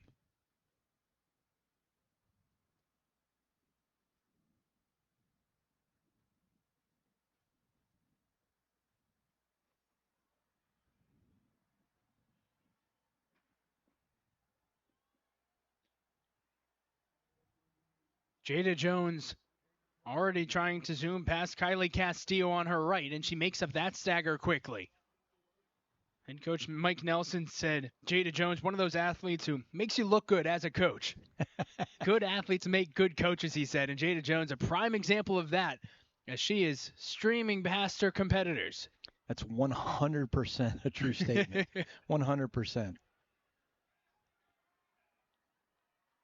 She got nice, comfortable out there in front, coming off the curve at 300 meters. She's going to probably be right around. But Nemec on the inside, making a push. And Nemec coming up strong. You only have to be top 2 to automatically qualify. Nemec and Jones seem to be in a good spot for that. Hey, one thing you're going to look for is those shoulders. If they're up tall, if they're up high, that means they're tightening up, rigging up a little bit too much. You want to keep them nice and low through that final 100 meters. Jones goes 54.55. 54.62 for Nemec. Both very good along the way. Castillo with a 55.79. She puts herself right now in that first qualifying spot to make it. She bumps out Goldson from the first heat. Meanwhile, Lauren Harris of Princeton from the first heat is now hanging on to the final spot at 56.51. So that's the new time to beat. So you get a look at your Heat 3 participants. Victoria Basong of Harvard. And Basong, who ran 159 in the 800 meters, 159.48 to be specific. But I'll tell you what, she's the one to watch, and she's coming down, run the 400 meters, Olympic trials qualifier. She's run 50.17, which is an Ivy League record. So she has the Ivy League record in the 800 and the Ivy League record in the 400. Amazing young lady out of the great state of Maine. It's not too often you can live in the U.S. and travel south to go to college at Harvard. That's a very true statement, Jacob. Very, very true. Basong, one of the best in the Ivy League, potentially in the nation as well. We've also got Peyton Parker and Molly Harding of Yale, 2 junior Bulldogs in lanes 3 and 4. Francine Stevens of Cornell in lane 6. Kate Scanlon for Brown in lane 7, and then Princeton's Paola Rodriguez. Yeah, look for Basong and Stevens are the favorites to make the automatic qualifiers in this third section. Looks like you're going to have to run 55 point something to make the non-qualifying spot. 56.51 is the current last spot. Feasible mark for these 6.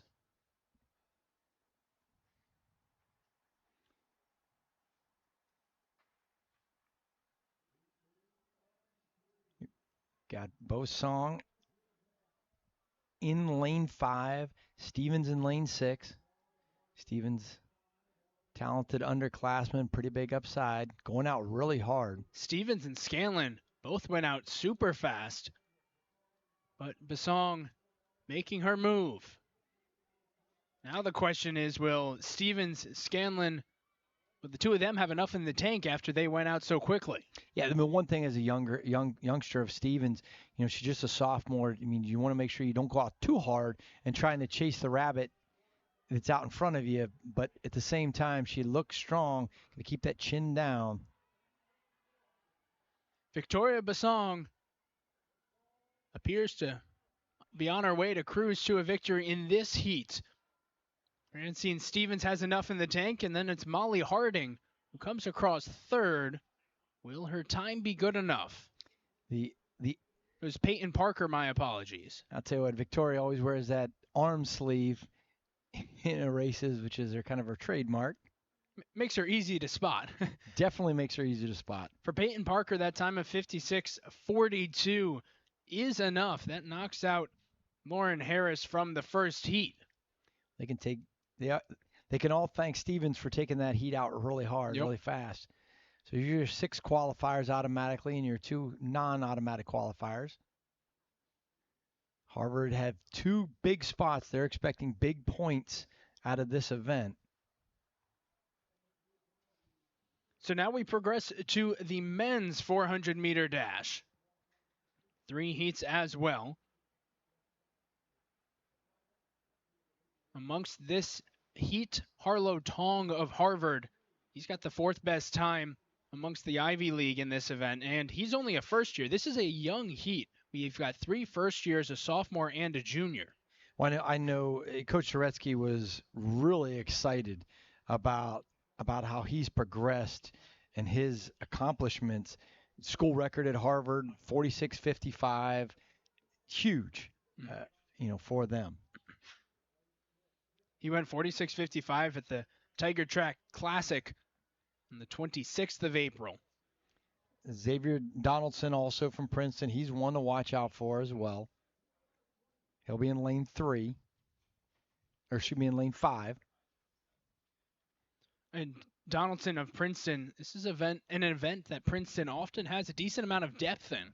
We'll see if it comes through these 3 heats as they continue to move along in the high jump on this sunny but somewhat breezy afternoon. Here's where your high jump stands for the decathlon. Reed McFadden, the first year for Princeton. The high jump right now, there's only 2 competitors that have entered so far. The bar's only at 5'7 3/4", 172. Pretty low height. Most of them won't come in probably till around that 5'11", 6-foot range. So there's a couple bars for Jack and Reed to kind of progress through.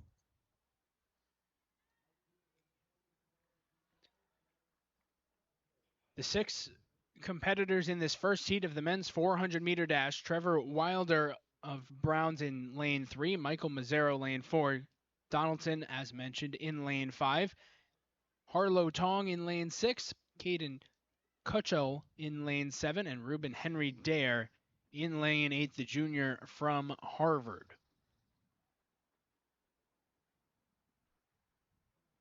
The Ivy League record in this event was set all the way back in 1964. It is a 61-year record, 45.34. Wendell Motley. I'm guessing when Wendell Motley set that time back in 1964, he did not imagine he would still be getting talked about I think in 2025. I think that's a very fair assessment. But hey, kudos to him. No one's been able to pass him. Meanwhile, the meet record, 45.93, Michael Philippi in 2022.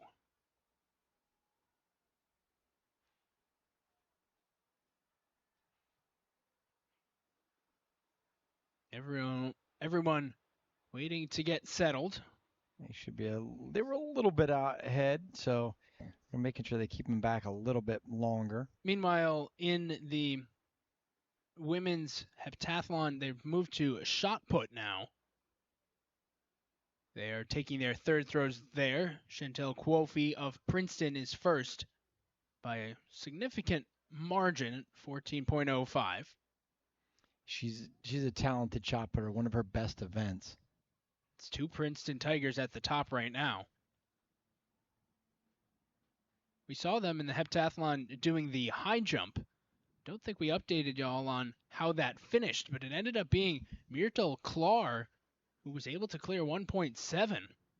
Paula Marie Brown came in 2nd in the heptathlon high jump. Klar just off of her season best in the high jump. I think that's a big points for that championship. About ready to go for Heat 1 of the men's 400. They are underway.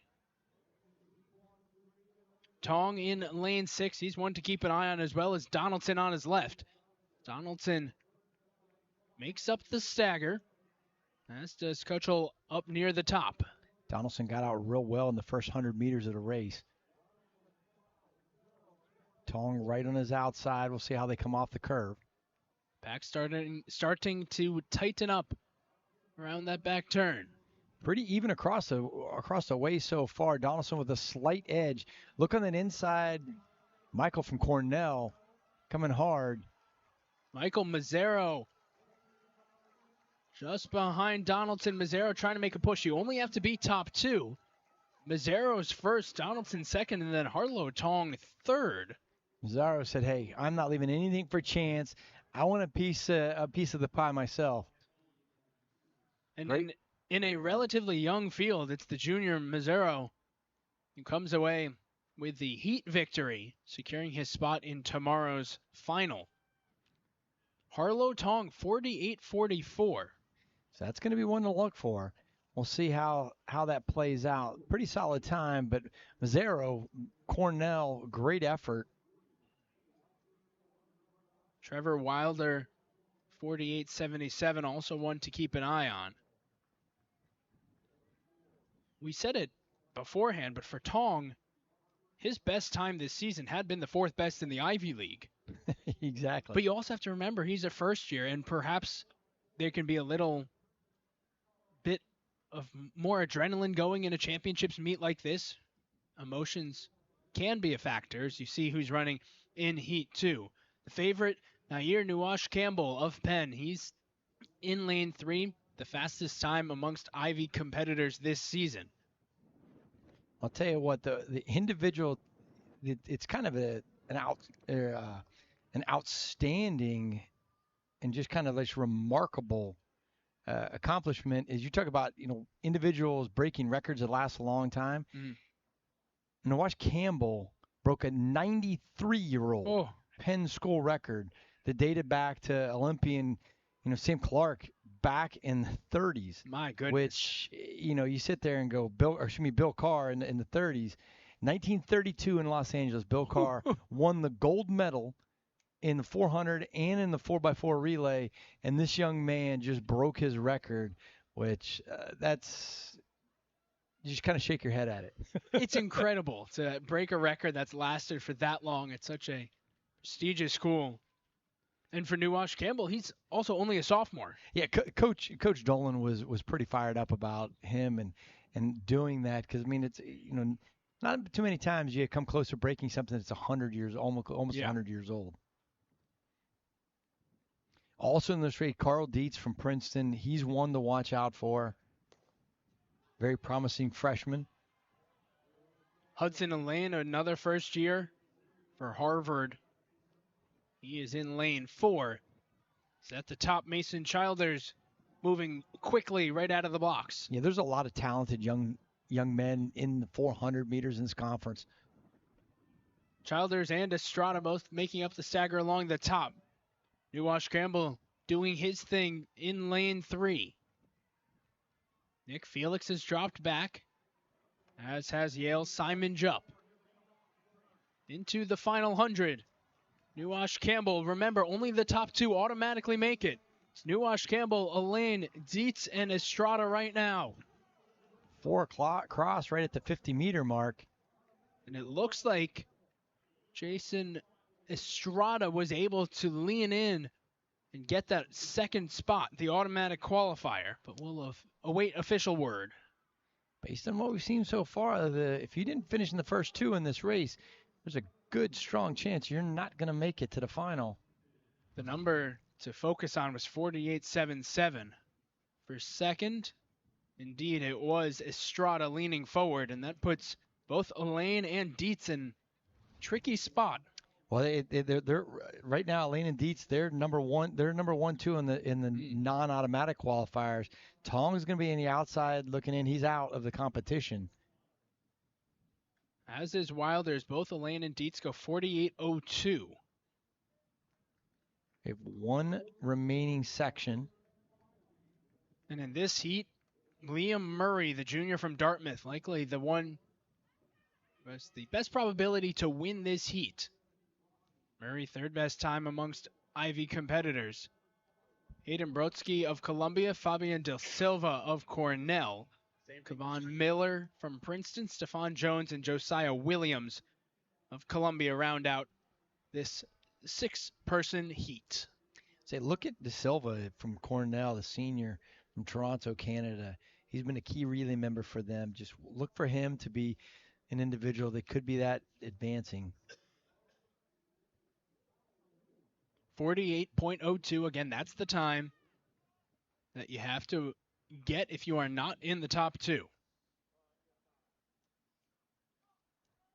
2 seniors, 3 juniors, and a sophomore in this third and final preliminary heat. top 2 advanced, next 2 fastest times.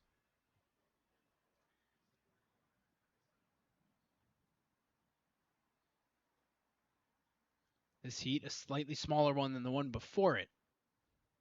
Only 6 competitors in this third heat. And here they go. Murray in lane 5. Trying to speed along. He's got Kevon Miller on his right. Miller trying to make up a stagger as the back 5 clump up. All the way at the top. Williams way out. Yeah, Josiah Williams went out extremely strong, trying to maintain his pace, but that's a bit aggressive for somebody that's run 48.90. Go out as fast as what he did over 200 meters. His Columbia teammate at the bottom, Hayden Brodsky, reaches the final 100 first. Brodsky, De Silva, Murray, and Miller all heading to the line. Top 2, you're automatically in. Miller fading off. It's De Silva who comes across first, and then we'll see if the times are good enough. Seems likely that they will be. See those marks there? Bobby and De Silva had the 14th best time. So he goes 46.98. Both the non-qualifiers come out of that heat, fastest heat so far. Or overall, De Silva, Murray, they have your 2 fastest times, both in that section. And what's going to happen here is Brodsky and Miller, they'll get the non-AQs. Yep, exactly correct. So one of the favorites in the conference, Harlow Tong, he will not make the finals. Again, Tong, the 4th best time in the Ivy League this year, but he will not advance to the finals. Just a first year, so although assuredly disappointment this season, he will have other opportunities to avenge today's results. And get some results for you right now.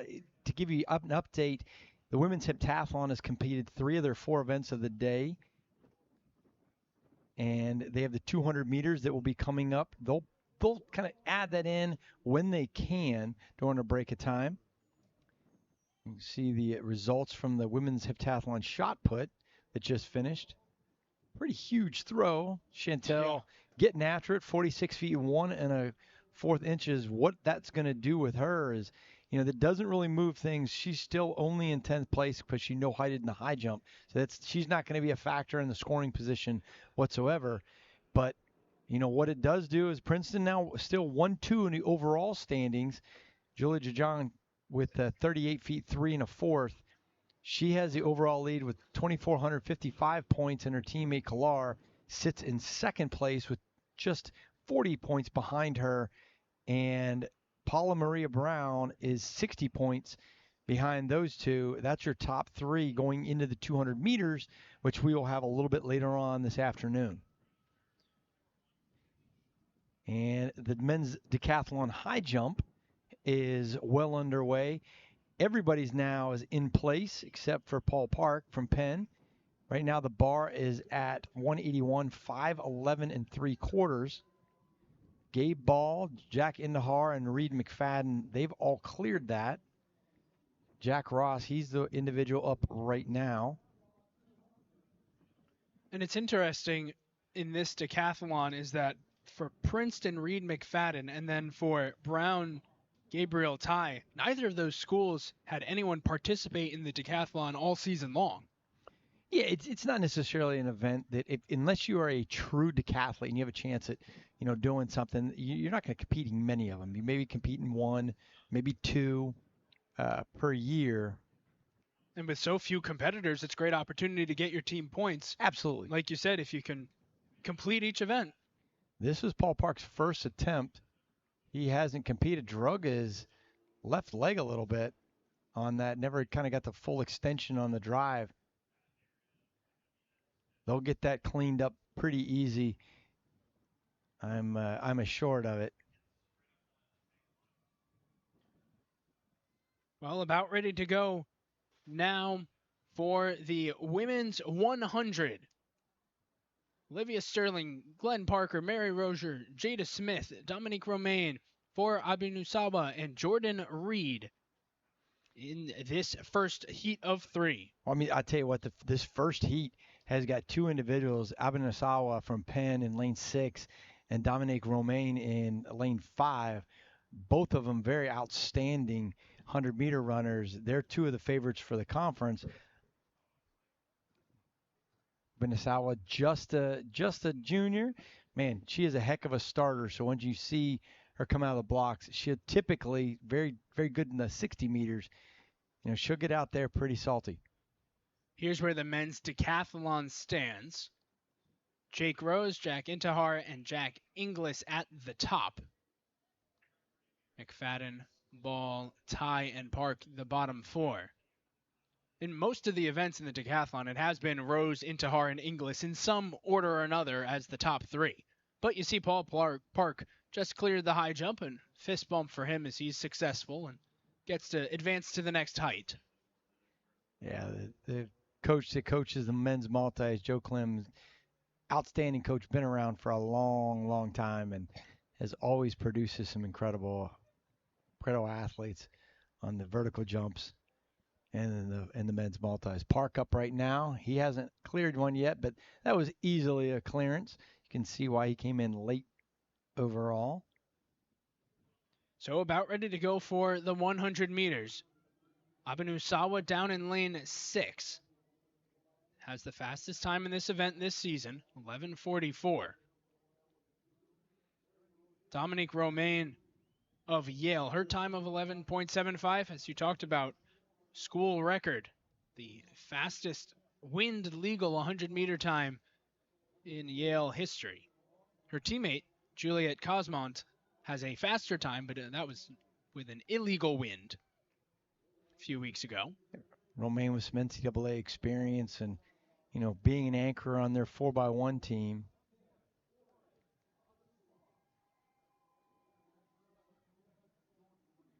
Walking back slowly, taking their last little block start. Like all the other races, top 2 in each heat, next 2 fastest times. That advances to the finals tomorrow afternoon. So I was going to say the Ivy League record is held by one of the most outstanding young ladies to ever go through the Ivy League, Gabby Thomas, Massachusetts product from Harvard, who has become a social media darling nowadays. And a legendary Olympian as well. Yeah, she is the epitome. When you start thinking about Ivy League and you start thinking about, hey, what is somebody that you want to be a poster child of an Ivy League? Perfect person. You know, I mean, she models. She's got multiple degrees. You know, she's an Olympian, Olympic gold medalist. You know, she's just, you know, amazing all around, and just recently got engaged. So high five on that as well. No Harvard Crimson, though, in this first heat. 100 meters. Watch for a quick start. Especially from Abinusawa down in lane 6. Ooh, looks like Romain has a false start there. We'll see. That could be not a very positive situation. Well, one thing it does overall, when there's a false start in a race, you know, it gets everybody to have a little bit of tenseness, and they sit back a little bit. And, you know, that can be a problem for somebody that's right on the cusp, because there's a little bit of angst. There's a little bit of, you know, anxiety, and Romain did false start. She's out of the race. So one of your favorites, one of your high point scorers, is now not in the competition. And for the senior, a devastating way to end your career on your home track, nonetheless, too. Yeah, that's not what you want to have happen. So unfortunate for Romain.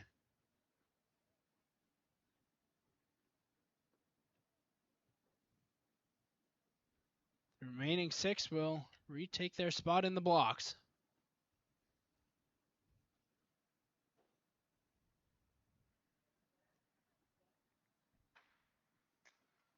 And here they go. Abinusawa down in lane 5. Rozier in lane 3, all the way up at the top. Olivia Sterling to the line. It's Abenusawa who comes in first, doing what she has done all season long, 11.73. Abenusawa's had a little bit of a hamstring issue, as you can see with the kinesio tape on the back of her leg. But, hey, right now, pretty good headwind, 2.3 miles per second, with the wind. But the first two, 1173, 1191 for Jada Smith and Cornell, they both advance automatically. Romaine, the big story of that heat, getting disqualified for a false start. She will not be able to compete anymore in the 100 meters. She's not disqualified from the meet, just from the 100 meters specifically. Mary Rozier, 11.96, and then Sterling, 12.07. Now we move into the second heat, which is a heat, Jacob, that I think is really good, really exciting because there's a lot of quality right in the middle of the track. You've got Juliet Cosmont, second best time in the conference this year at 11.52. This is a stacked heat for sure. I would be shocked if both of the finalists, Andrew, who is in from Harvard in lane 6, she's a under 20 national qualifier. She excelled both in the 100 and the 200, so you get to see her as well. Gawa from Penn, who is the Ivy League 60-meter champ, she's going to get out the fastest out of the blocks. And even Henson from Cornell out in lane,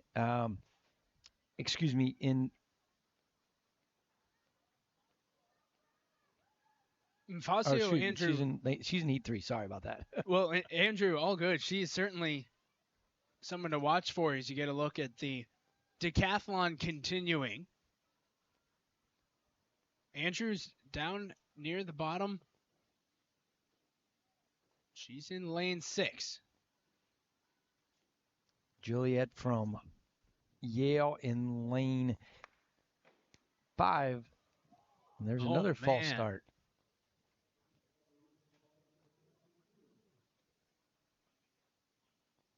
That looks like it's going to come out of lane 1. Let's say Jackson Brown, potentially.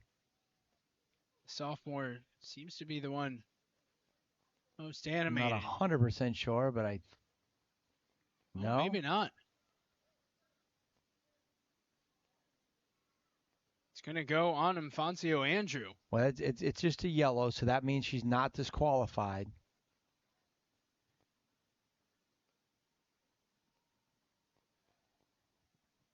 And for the viewers at home, most of whom assuredly know this, but what classifies something as only being a warning versus disqualification?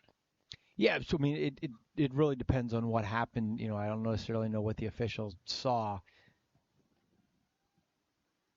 But Andrew still in there in lane 6. And Cosmont one lane above her. Near the top, watch Imani Reed in lane 3. Yeah, Cosmont's really had a breakout year her second year at Yale. Good start. She's going to come on a little bit stronger at the end where Andrews will get out first fast. Right now, Cornell's Imani Reed, but it's Cosmont pulling away. And Juliet Cosmont, 11.63. I'll tell you what, I mean, when you look at, technique-wise, she doesn't have the same technique as a lot of folks. She's a little bit wild with that big head or big tailwind, 4.4. But getting it done, has really had a breakout year this year. Ramney from Penn in that second spot. Now that I was getting ahead of myself with individuals in the third heat. Here's what you're looking for, though. Got Christiana Wachuku of Penn. She's got the best time, but Natasha Redmond as well, like you said, right there. Yeah, Redmond, Nachuku, Henson. All those right in that middle spot. I mean, there's definitely a talented group. First two fastest times, or the automatic qualifying times, and then the next two fastest overall will get in. Right now, 1179 is sitting on the edge of getting that in. Imani Reed from Cornell, She's in that second non-automatic qualifying spot. We'll see. We've had two situations where we had a false start in the first heat, and then a false start or an infraction was really charged the field. So we will see if what kind of gun shy any individuals might be in this third and final section. Big tailwind. The tailwind really escalated a lot on that last heat with 4.4 meters per second, which is above the qualifying TAM. It can't count for a school record or any qualifying purposes from an NCAA level. Time to beat, if you're not in the top two, once again, it's 11.79.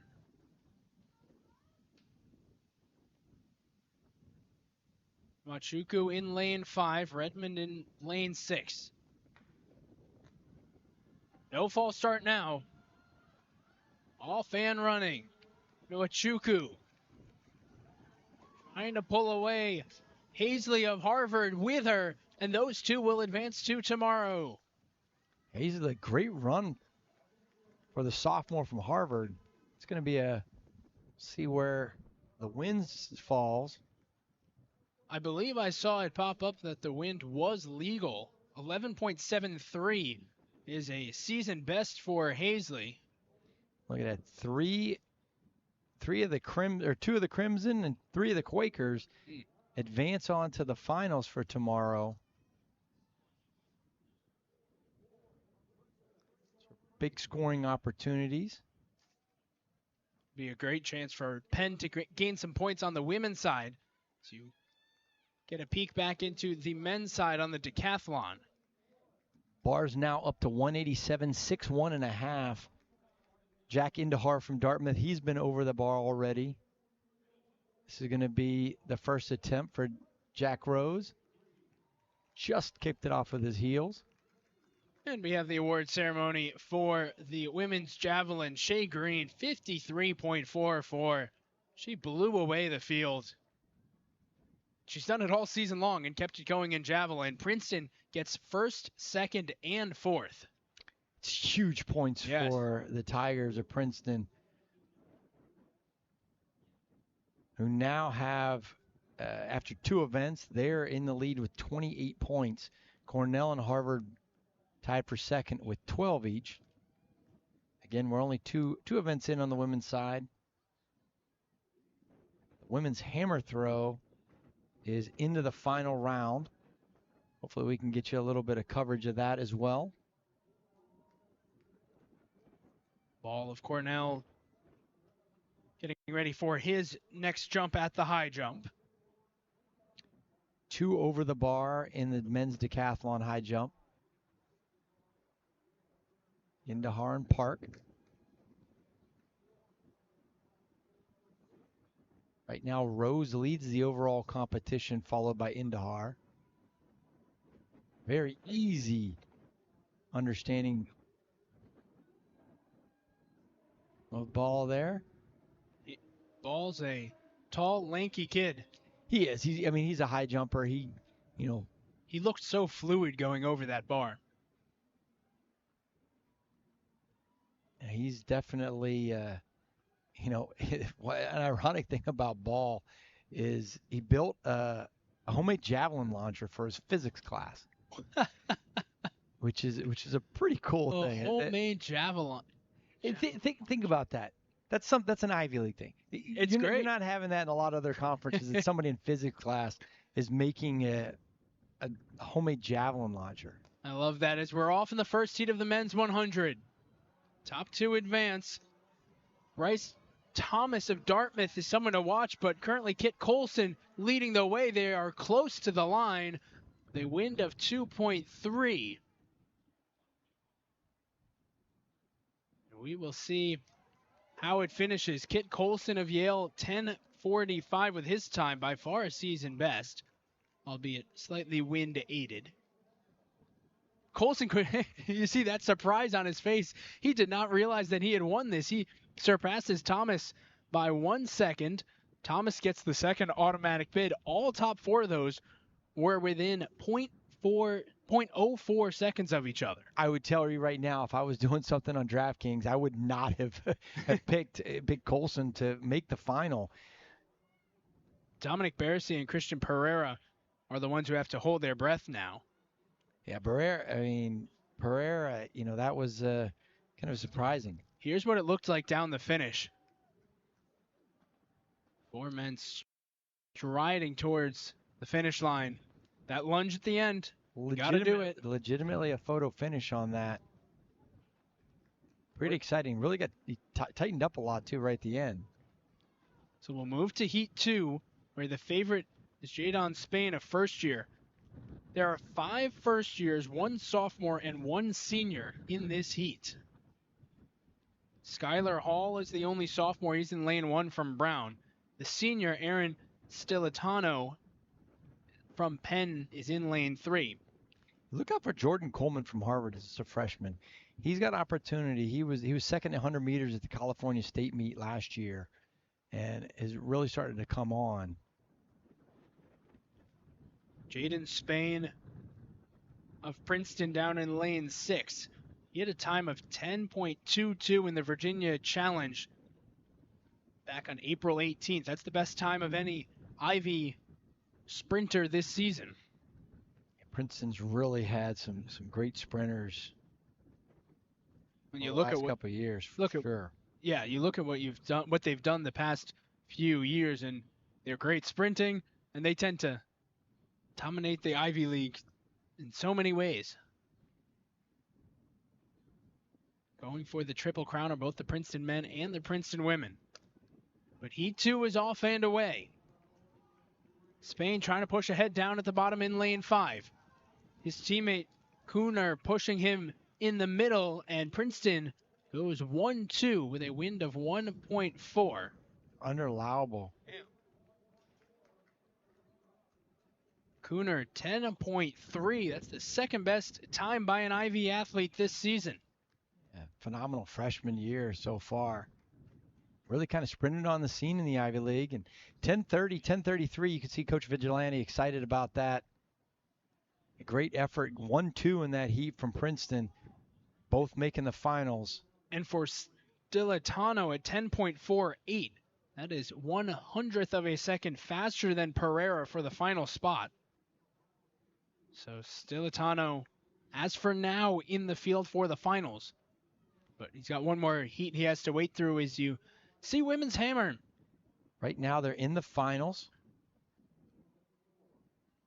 They're in the fourth round of the finals, just one throw in. Amelia Colocotroni of Harvard has the lead. Colocotroni really came on the scene, just a sophomore last year. Kind of a breakout indoor season, and then outdoors really turned it on. Here's where it stands right now. Again, just getting underway in the final. I think you're going to see a battle between those first 2 spots, Harvard and Princeton, which is going to play well into the women's overall standings. Harvard, I really think, Brian, they need Colocotroni to win first place in this event. Absolutely. And Salisbury really needs to be able to score as many points as possible. You know, I was trying to pull it out of Coach Soretsky the other day and say, hey, okay, tell me, what do you really think? And Jason, Mr. Cool, sure, not saying too much. Kept it close to his chest. Oh, he kept it really. He always keeps it close to his chest. He's not gonna indulge anything that that might be used for, was it bulletin board material? Yes. No, he's not going to do that. Not at all. We have one more heat remaining in the men's 100-meter dash. You're looking at the men's high jump right now. Ball and Indahar both over at 6.2 3/4, 1.90. Keep an eye on Jonas Clark, lane 3 for Harvard. The junior, the second fastest time in the Ivies this year, entering today, and we have another fall start, this time on the men's side of things. It looked like that was from Cornell, the freshman, but maybe not. You never quite know if there's a flinch. Princeton obviously hoping it wasn't. I wasn't even close. That was Jonas Clark. That's a huge blow for the Crimson. Clark DQ'd. Yeah, from our angle, it's kind of hard to see with the, who left first, who left second, so forth. And his wasn't a full off sprint. It was he kind of lurched forward with his upper body, and I think that's what got everyone else sprinting. I mean, look for Jackson Clark out in lane 6. A sophomore from Princeton. Down at the bottom. Cameron Ware, Elias Archie are at the top 2 spots. Panache Nenga in lane 5, Timi Hassan lane 4, Solomon Miller down at the bottom lane 7. As we're off and going, third heat. Time to beat 10:48 to qualify based on time. Timi Hassan looking really good and right in the middle of the track. Hassan gets there, automatically does Jackson Clark as well. Both of them will race tomorrow in the finals, 10.41. Well, you're going to see a great 4x1 tomorrow between Harvard and Princeton. Both those two teams, some excellent speed. Here's what the full standings look like. The green cues are the top 2 from each 3 heats.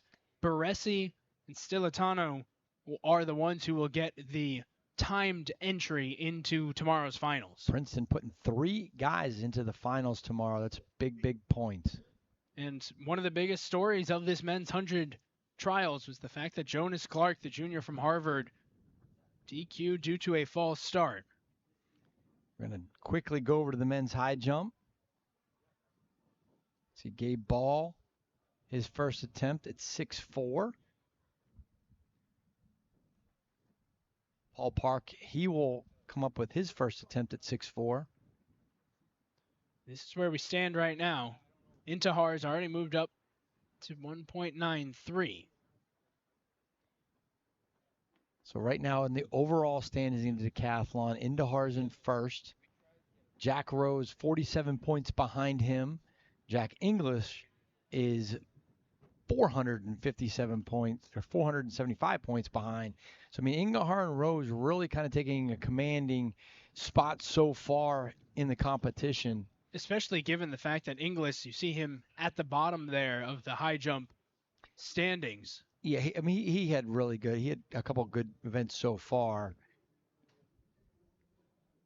Based on the first couple of events of the day, no matter what really happens in this high jump going forward, there's not going to be a huge turn. Paul and Ball aren't going to make that big of a move up to catch Rose or Indahar as they get ready to go into the 400.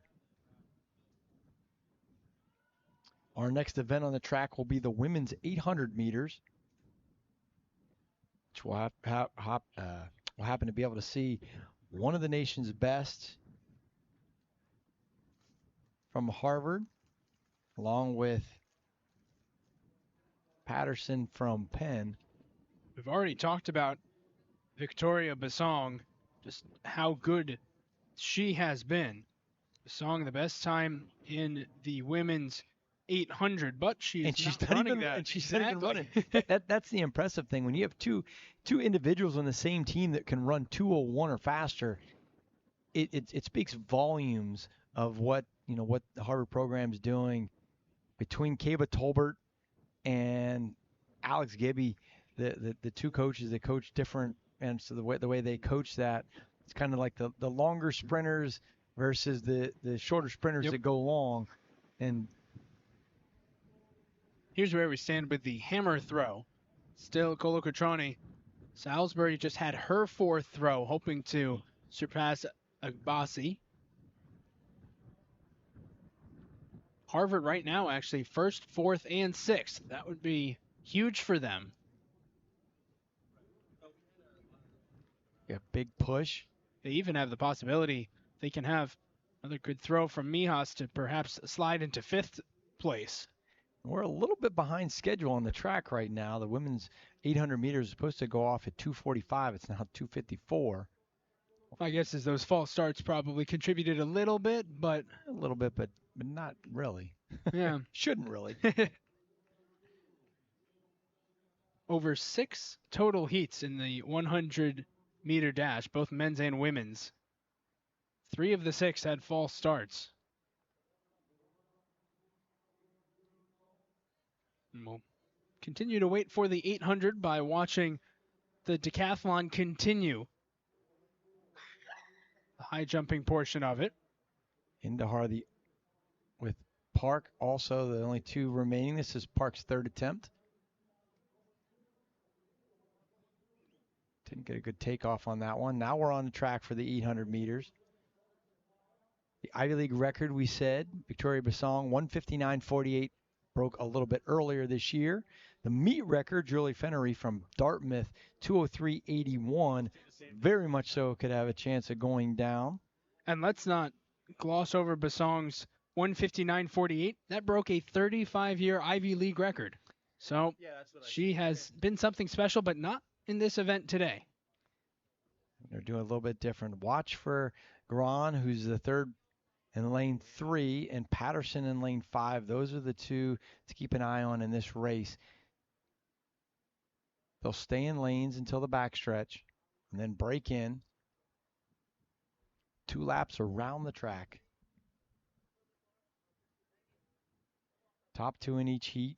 Next 2 fastest times, as has been in almost everything so far. And here they go. Sophia Gorion, lane 3, the sophomore from Harvard. By far the favorite in this heat. Today's all about surviving and advancing. Make sure you get on to tomorrow. And then the craziness goes on. Patterson taking an early lead. Bronwyn Patterson, a senior from Penn, racing alongside one of her Penn teammates, Lemio Edwards.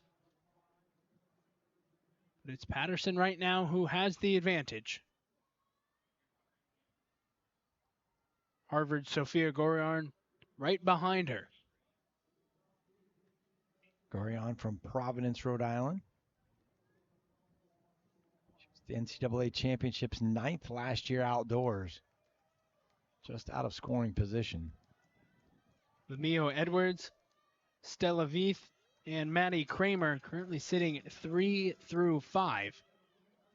With Julia Pai and Sylvie Sanok to follow, rounding out the 7-woman heat.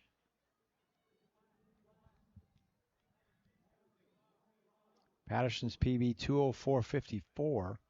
She ran indoors at the Ivy League Championships this year. Patterson still has the lead, but Gorion starting to catch up to her. You got 200 meters to go. I mean, they've got a pretty nice headwind on that back stretch. Surprised more haven't tucked back in. Look at Edwards, who's in lane 4 or 4th position right now. Edwards trying to stay with the group. Top 2 right now. It's comfortably Patterson and Gorion. Now you're going to have the tailwind to your back. Kramer trying to make a push, but Gorion's definitely going to win this heat. Patterson cruises into tomorrow's final. Those 2 secure their spot as the time is 2:07.90. Not a blistering pace, but Gorion takes care of business. Yeah, I mean the wind is pretty stout. I mean, you've had, in the heats of the 100 meters, and you've had 2+ to 4+, which that's going to be hitting you in the face on the back stretch, which is going to make it a little bit tougher. Kind of tough to make a move at, anything less than right at that 600-meter mark. Kramer and Edwards are the 2 currently who have to wait as we view the second heat here in the 800. Chloe Hassman from Penn, she's one to watch for. She's in lane 5. Lucy Henkel of Columbia, 5th best time this season. Henkel went 2:04.45 just 8 days ago at the Larry Ellis Invitational.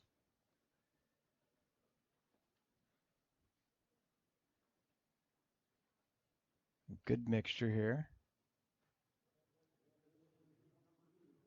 Esme Daplin in lane 2, Olivia Martin lane 3, then Henkel in 4, Chloe Hassman in 5, Katja Jackson in lane 6, Anna Chamberlain, the host Yale Bulldogs in 7, and then Isabella Schertzer in lane 8. And we are off. Quickly, Chamberlain at the top. Makes up the stagger on Schertzer. Little break coming off the curve. Into a pretty stout headwind. You can see by that hair blowing back in the background. We've had gusty wind throughout the day. Beautiful blue skies, but a lot of wind. Much better than 3 years ago when Yale hosted the outdoor track and field championships, and it was 45 degrees and raining for the entirety of the trials day on Saturday. That would not have met with my Southern Florida liking right now. No, you would not have enjoyed the weather there. It was great competition, but a black day to be out. 3 years later, back in New Haven at Dwyer Track, and it is much nicer, as it is Chloe Hassman leading the way. Hassman looking good over the first 400 meters. Henkel, 63. Henkel behind her. As the top two will automatically qualify. Henkel's got a pair of competitors on her heels, though. Katja Jackson of Cornell and Dartmouth's Esme Daplin. 4 of them trying to battle through. My apologies, that is not Daplin. Into the final 200, trying to sort through which two will automatically qualify. Henkel leading the way with Jackson right behind her. Olivia Martin staying near. Martin trying to push her way into an automatic top 2. Martin does get ahead towards the line, and then a tumble for Lucy Henkel. Oh, that's a heartbreaker right there. Henkel right in position to be able to advance to the finals. And I don't know if she got tripped up or she stepped on herself. But Olivia Martin, big first place finish in that heat. Made a great move the last 100 meters, making a nice swing to the swing wide. And here's the two that qualify, Martin and Jackson. When you look at Hassman's time of 2:10, that time not good enough. Let's see what happened here down the stretch. They tangle up with arms. Looks like she just kind of overstrided and kind of or came herself. Man, it's heartbreaking for, especially when you're in the position to be able to do it. You can see the angst on her, just on her face. Again, you work hard to get where you want to get, and then at the last moment, man. And Henkel certainly had the chance to score for Columbia if she had made the final, 5th best time, but wasn't to be. So we move on to heat number 3. I'll tell you what, the sisters from Yale. Victoria Guerriere of Yale in lane 4, Iris Bergman lane 3. Much for Guerriere. She's been impressive. 2:03.07 this year. Guerriere has set indoor and outdoor school records. She was the indoor champ.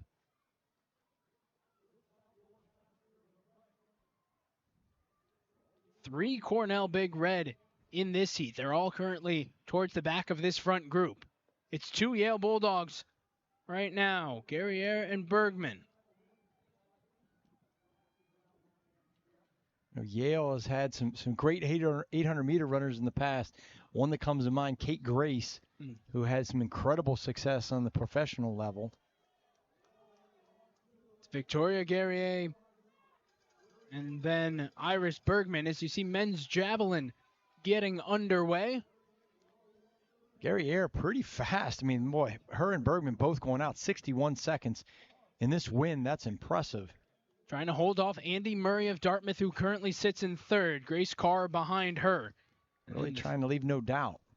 The 3 Cornell Big Red, Maddie Poole, Gwen Parks and Fiona Lee all at the back. But right now it is the two Yale Bulldogs, Victoria Guerrier and Iris Bergman. Guerrier, the sophomore, Bergman, the senior. Bergman looking a little tight. You can got see coming off on that third position right there. Meanwhile, women's hammer and women's long jump starting to get moving. But in the top left corner, the women's 800 final heat. Guerrier still in good position to secure her spot in tomorrow's final. Trying to make a push is Andy Murray. She won't be able to get there in time, but her time might be good enough. I was going to say, Andy Murray made a great late last push. We'll see if she's going to be in the spot for that final non-qualifier. And she will. She is. Yep. 2:07.93 for Andy Murray. Certainly does the trick. She will join Maddie Kramer of Princeton as the two time entries to tomorrow's 800 finals. Victoria Guerrier, 2:07.21. I'll tell you what, Guerrier and Bergman came out and made a statement in front of the home crowd. It'll be a great event for Yale to pick up a bunch of points tomorrow in what is a very stacked field, even without Victoria Besong. Now you're going to have the men's 800 meters. They're going to be jumping up next. Matthew Doherty, lane 1. Sam Ayers, lane 2. Alec Jackson, lane 3. Javon Blake, lane 4. And then it's Kavanagh, Tessinger, Boyle, and King. 5, 6, 7, 8. Now we have 4 heats in the men's 800, which means you have to win your heat to automatically secure your place. And then it's the next best 4 finishes. Well, the Ivy League is one of the top middle distance conferences between the 815 in the country. Really, the depth is the key to this. And I say this first heat, to me, I look at it as this is the heat of emerging talent. There's some great young athletes in here. You know, Javon Blake from Dartmouth, a sophomore, who ran 148.42 down in Miami earlier in the year. He's one to keep an eye on for sure. Blake currently has the edge over Penn's Alec Jackson and a pair of Cornell Big Red behind them. Kennedy from Brown, he also will be one to factor in, as will Alec Jackson from Penn.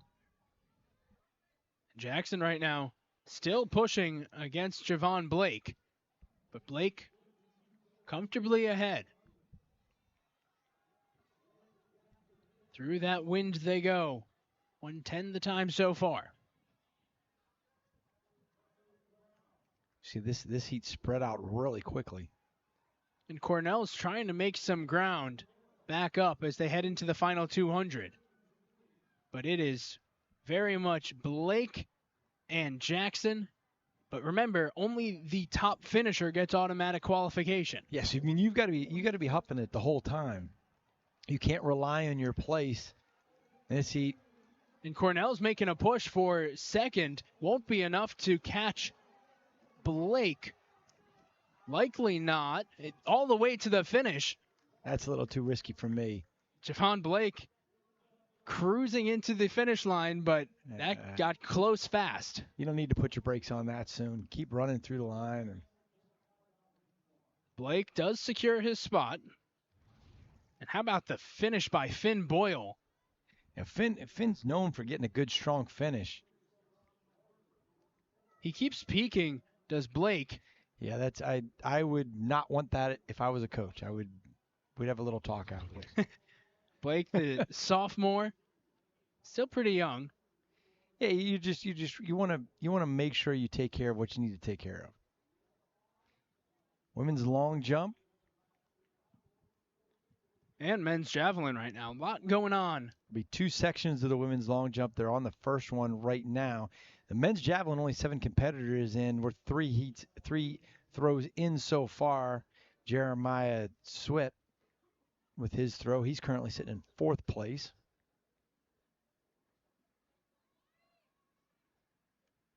So now it's Heat 2 of the men's 800.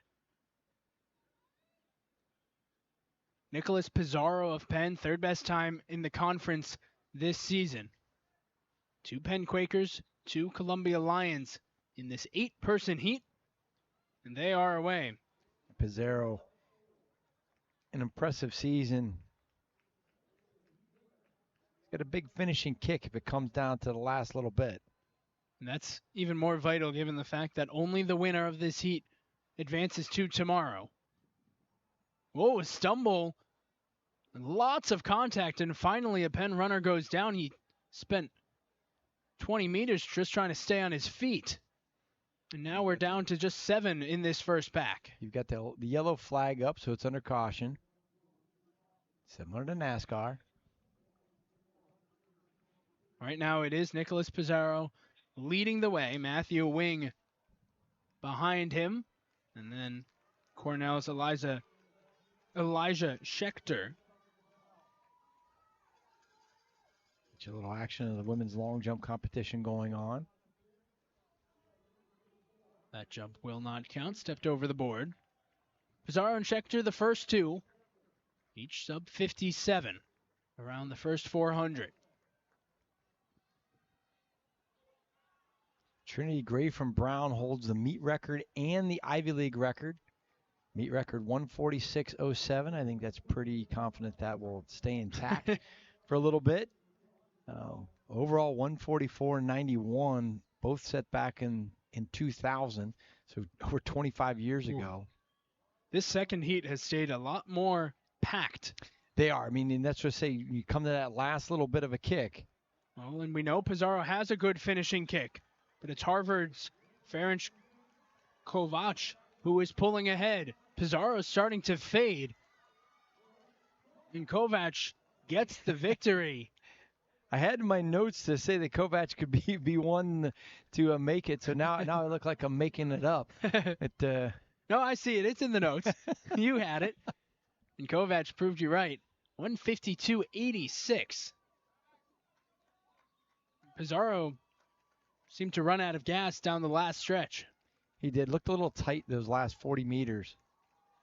And there is Penn's Benjamin Markham. He was the one who got tripped up amidst all of that in the first lap. It's in the first 100 to 200 meters.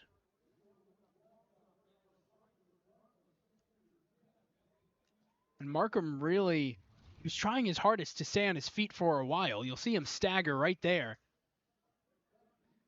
Continued to stay upright and then eventually couldn't. It's so early in the race, it didn't really factor into the finish per se. Some warm-ups taking place for javelin. We'll be going into the finals, where Penn has 2 in the top 3 positions. Women's long jump, we are still in the first of 2 flights. Schweitzer, who's leading the competition, 6 meters, 20 foot and a quarter an inch. That's going to be a good mark. I would venture to say that that's going to score coming out of that first section, which typically doesn't happen. The third section, third heat of 4. Jacob, when I look at this heat, I think of veteran presence. Samuel Rodman is one. DJ from Dartmouth, he'd be the second one. And McCormick from Princeton, he'd be the third one. I mean, there's a lot of older individuals in this heat that can factor into a scoring position and making the meet. 4 juniors, 2 seniors, and a couple of first years in this third heat. Connor McCormick, Noah Cummings, Samuel Rodman, DJ Mattis, Liam Going, Max Bishop, Michael Bucher, and Justin Levi are the 8. As they come around the turn, it's Princeton Samuel Rodman out in front leading his teammate McCormick. Man, what an impressive young man. Getting a chance to talk to him over the last couple of years in the Ivy League, just really has got it together and just really impressive overall. He's got a heck of a kick as well if it comes down to it right at that end point. I know Coach Vigilante has nothing but amazing things to say about him. So him and McCormick going 1-2 in this third section of 4 in the men's 800 meters.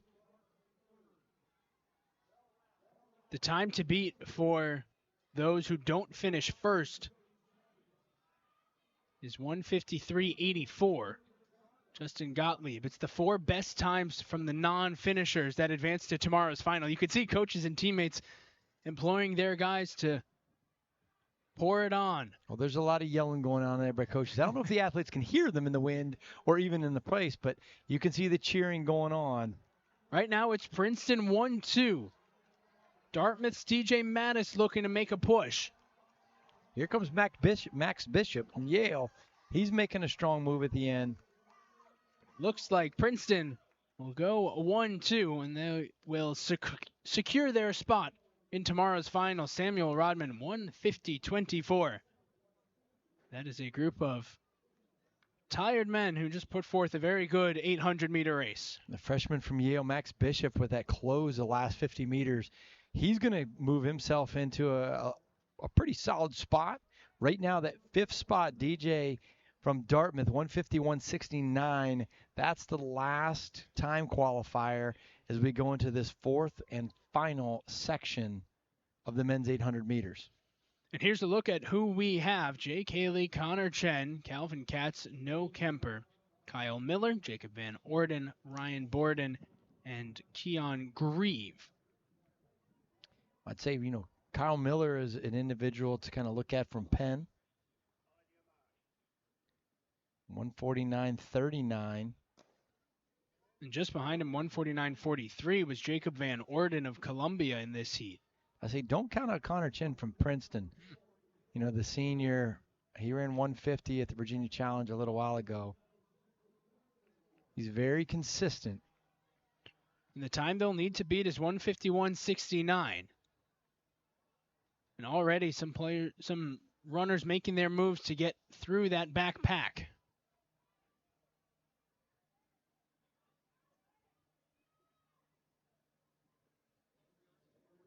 Through the sunshine. Racing through in this final heat, Connor Chen is out in front. Chen with Kyle Miller behind him, and then Jake Haley.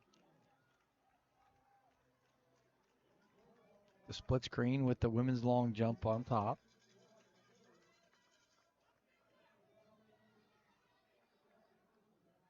Chen, 54.81. It's a great start for the first section. Him and Miller have separated themselves, at least for now. Dartmouth's Noah Kemper trying to dig his way back into it.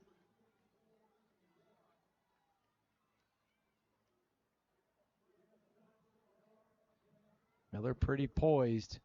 He's overtaken the lead. Into the final 200 now. Columbia looking to make a push. Van Orden and Borden each dashing towards the front of the pack where Kyle Miller still leads. Miller with Van Orden behind him. Into the home stretch. Van Orden and Borden both. Kemper coming on strong, the freshman from Dartmouth. But it will be Kyle Miller moving on to tomorrow's final. And he's going to be the only one that advances out of that section. His time, 1:52.84, was slower than the final timed entry. And this is what the final results look like. It might look a little confusing. There's one more automatic qualifier. There he is in spot number 11. But if we go back to that first sheet, there are 4 timed entries that will come in. It'll be Connor McCormick, Finn Boyle, Max Bishop, and DJ Mattis. So we'll have a couple Princeton Tigers, a couple Dartmouth Big Green as well. We just saw the final throw of the 4th round in the men's javelin. Atticus from Penn, who leads at 65.54, 215 feet on that toss. The junior is in the lead, has a pretty commanding lead of over 20 feet over second place. Now we have the women's long jump. This is still on the first of 2 flights of the women's long jump. They're on their third round of the competition. Mariella Schweitzer Tia Taylor still the top two in a long jump for the women. Meanwhile, in the men's javelin side, it's Atticus Soren, the junior, 65.54.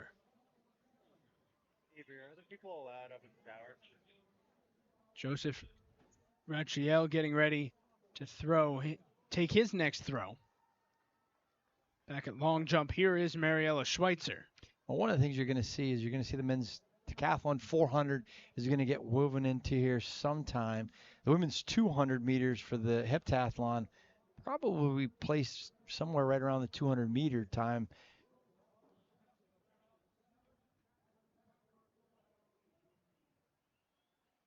The next track event will be the women's 400 meter hurdles, scheduled to begin at 3:10. Running a little behind schedule. We still have the 400 meter hurdles, the 200 meters, and the 10Ks for events that'll be on the track this year or this day. And there's the winners of the women's hammer throw. Emilia Colacotroni did indeed get first place, 65.6. Harvard goes first, fifth, and sixth. These are big points for the women. And the team race will get you the overall women's team standings. After this event, you get to see where things are done with 3 events underway.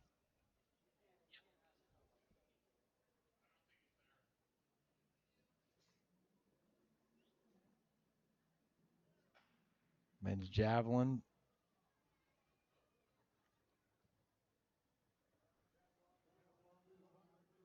Now the decathlon 400, I think, is underway on the track. We heard the firing of the starting gun. We'll see where that's at.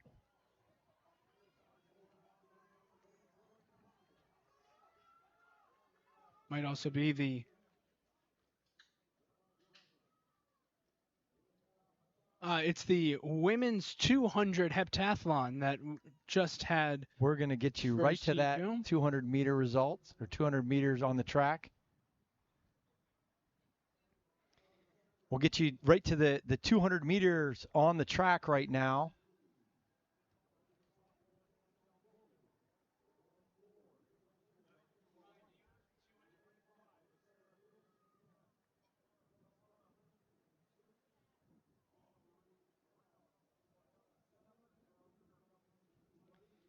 We got the women's long jump right now.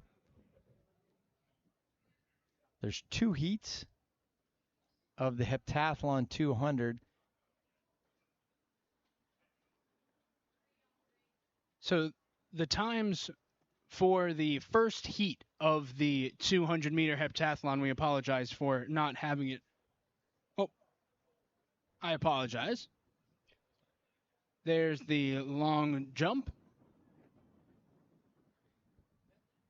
So this is the second heat, or excuse me, the first heat. There's the results of the first heat with Camposano, Volpintesta, Packer, and McKenna going 1, 2, 3, 4. We have 6 competitors in this second heat. Chantel Quilfie, Michaela White, Sarah Dumas, Myrtle Clark, Paula Marie Brown, and Julia Jonja-Jude.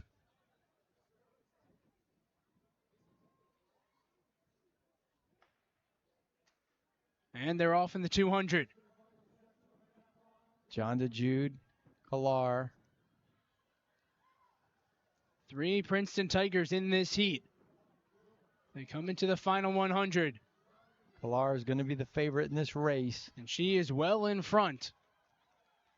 Pushing towards the very last second. Coming on the inside is Dumas. She'll come in second as Clark crosses the line first in heat number 2 of the heptathlon 200 meters. Kalar is going to move into that top spot after day 1 of the heptathlon with a slim lead over the defending champion, Julia Jonja-Jude.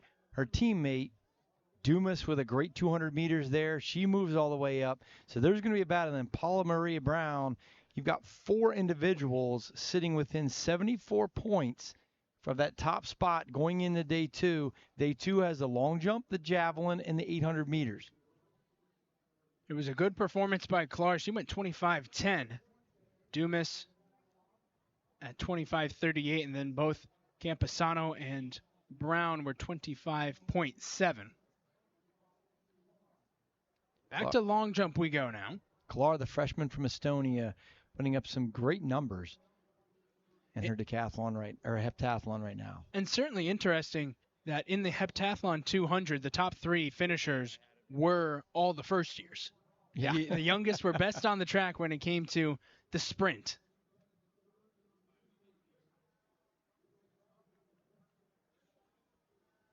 We should have the 400-meter hurdles in preparation. As we mentioned earlier. A little bit behind schedule. Indeed. And they do their best to weave the heptathlon track events and the decathlon track events into the flow of the afternoon as well. We have the men's pole vault is going on inside right now. We are just at 5.01 meters, 16 feet 5 1/4 inches.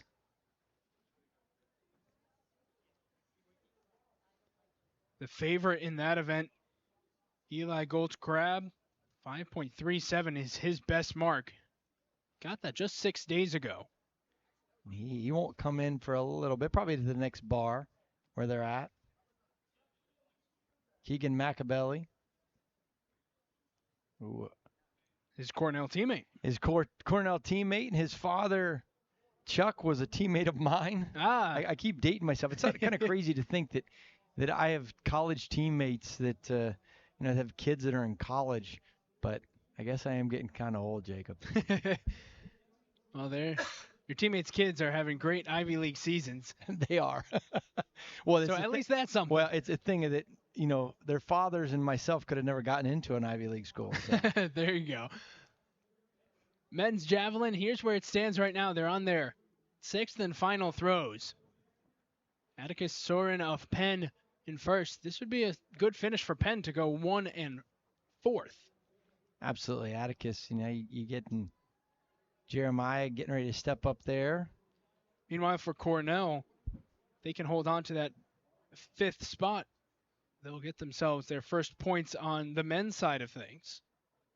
And with only 7 competitors, he's already in 5th. It's in pretty good shape on the final round of throws. Well, this is the 6th and final throw. So sitting in 3rd place, 55-17. Looks like he put up a good mark there. Great follow by our camera operator. One thing I've always been impressed with the last couple of years of the Ivy League is the ability and the desire to show all the events as much as possible, which is not necessarily the case with a lot of broadcasts that I've got to do personally.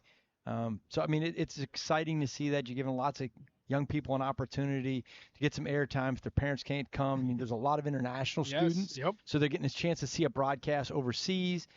It just brings and it just kind of, I think it speaks to the volumes of what the conference has begun to do over the last couple of years and how the conference has continued to excel, not only on a regional level, but on a national level and an international level. The number of Ivy League athletes that competed in the Olympics this past year, not just in track and field, but other sports. It's one of my fondest memories was coaching in the Ivy League. Not to mention the fact that it's also great for the sport and the health of the sport overall to be showing the field events as well. Inspire young kids to, I want to throw the hammer, or I want to do the high jump. Absolutely. Great opportunity to see great athletes do what they are best at. Got the 400-meter hurdles up this first section. 3 heats in the 400 hurdles. We saw Chloe Fair a little bit earlier. She's definitely the one to watch in this race. 4th all-time in Harvard history in the 400 hurdles. 55.85, which just blows my mind that's a time that's pretty normal nowadays. I remember when, 59, if you had a kid run under, 60 seconds, it was impressive. And now 60 seconds that's normal. Everybody has 1 or 2 that run under 60 seconds on their teams. Well, there have been 5 Ivy women who have run sub 60 this season. Fair's time is about 3 seconds faster than any other Ivy competitor. If you keep in mind, too, she's trying to pull the double, the 400, Yes. 400 hurdle double, which is not easy. It shows you the strength that she might have overall. Also, one to look at is the Brown freshman, Mackenzie, out, and she's going to be out in lane 6. You know, she's one that's coming on strong at this time of year. Karima Mackenzie, the first year, they've got 3 juniors, Annika Topchi, Kennedy Poulard, and Chloe Fair in lanes 3, 4, and 5. And then Columbia's senior Tess Darnell. Topchi, a little strong. She ran the 500 meters indoors at the Heptagonal Championships, placing 5th. So she's got the strength coming down the backstretch, or coming down the home stretch. And Topchi went 1 minute and 0.83. We're back to top 2 in each heat and 2 fastest remaining to make the finals. The Ivy League record, Autumn Franklin, 54.91 from Harvard back in 2016. Meet record, 55.87 from Autumn Franklin in that same year. Chloe Fair out very strong over the first hurdle. Well, Fair has a chance throughout this weekend to beat the Ivy League record or the meet record. Far and away in the lead right now. Looking strong. Little sit back a little bit on that 4th hurdle. Meanwhile, Karima Mackenzie is putting herself in a good position to advance to tomorrow's final. Lots of space between her and the rest of the field behind her. But Annika Topchi of Penn is going to try to make it close from the inside. Fair looking strong. She will take this heat with ease. It seemed the whole way that Chloe Fair was just in cruise control. Well, I mean, and the thing about it is the ironic thing is you can't be in cruise control in the hurdles because you're working on the steps in between the hurdles, and it's very predetermined. This is going to be how many steps I'm going to take through each of the hurdles. So she might look like she was on cruise control, but she was just in a rhythm running. She's from Georgia, Greater Atlanta Christian High School down in Georgia, the senior, having an incredible year and an incredible career for the Crimson. So Fair posts the leading time. Meanwhile, it is Annika Topchi, 1:01.64, who currently is on the outside but looking in due to her qualifying time. Here's heat number 2. Lily Paris, Jacqueline Okariki, Adelaide Asante, Renee Rodriguez, and Daniela Ruelas Lomeli. Another senior to look at from Princeton, Asante. She's a senior, 3rd on the all-time list at Princeton. She's right in the middle of the track. She's one to watch. Asante going to her home state school of Princeton from North Brunswick, New Jersey. Meanwhile, Lily Paris, her teammate from Ingatestone, United Kingdom. One of many international student athletes who we have at this outdoor HEPS. In the white jersey in lane 6, Rodriguez from Cornell. She's also one of the favorites. She's one of those 5 Ivy League racers that has a time sub 1 minute this season. Little off on that first hurdle by Rodriguez. She got herself back in line. Sometimes you get out a little bit too fast from the excitement and the adrenaline. It throws you off on that first hurdle. Okariki in lane 4 with the early edge. The key is to attack into the hurdle. You want to see the shoulders going forward. You want to see them. You don't ever want to see somebody sit back. If they sit back, they're putting on the brakes. And you do not want to see somebody stuttering into it. You would rather take a little shorter stride and attack into the hurdle as opposed to sitting back too much.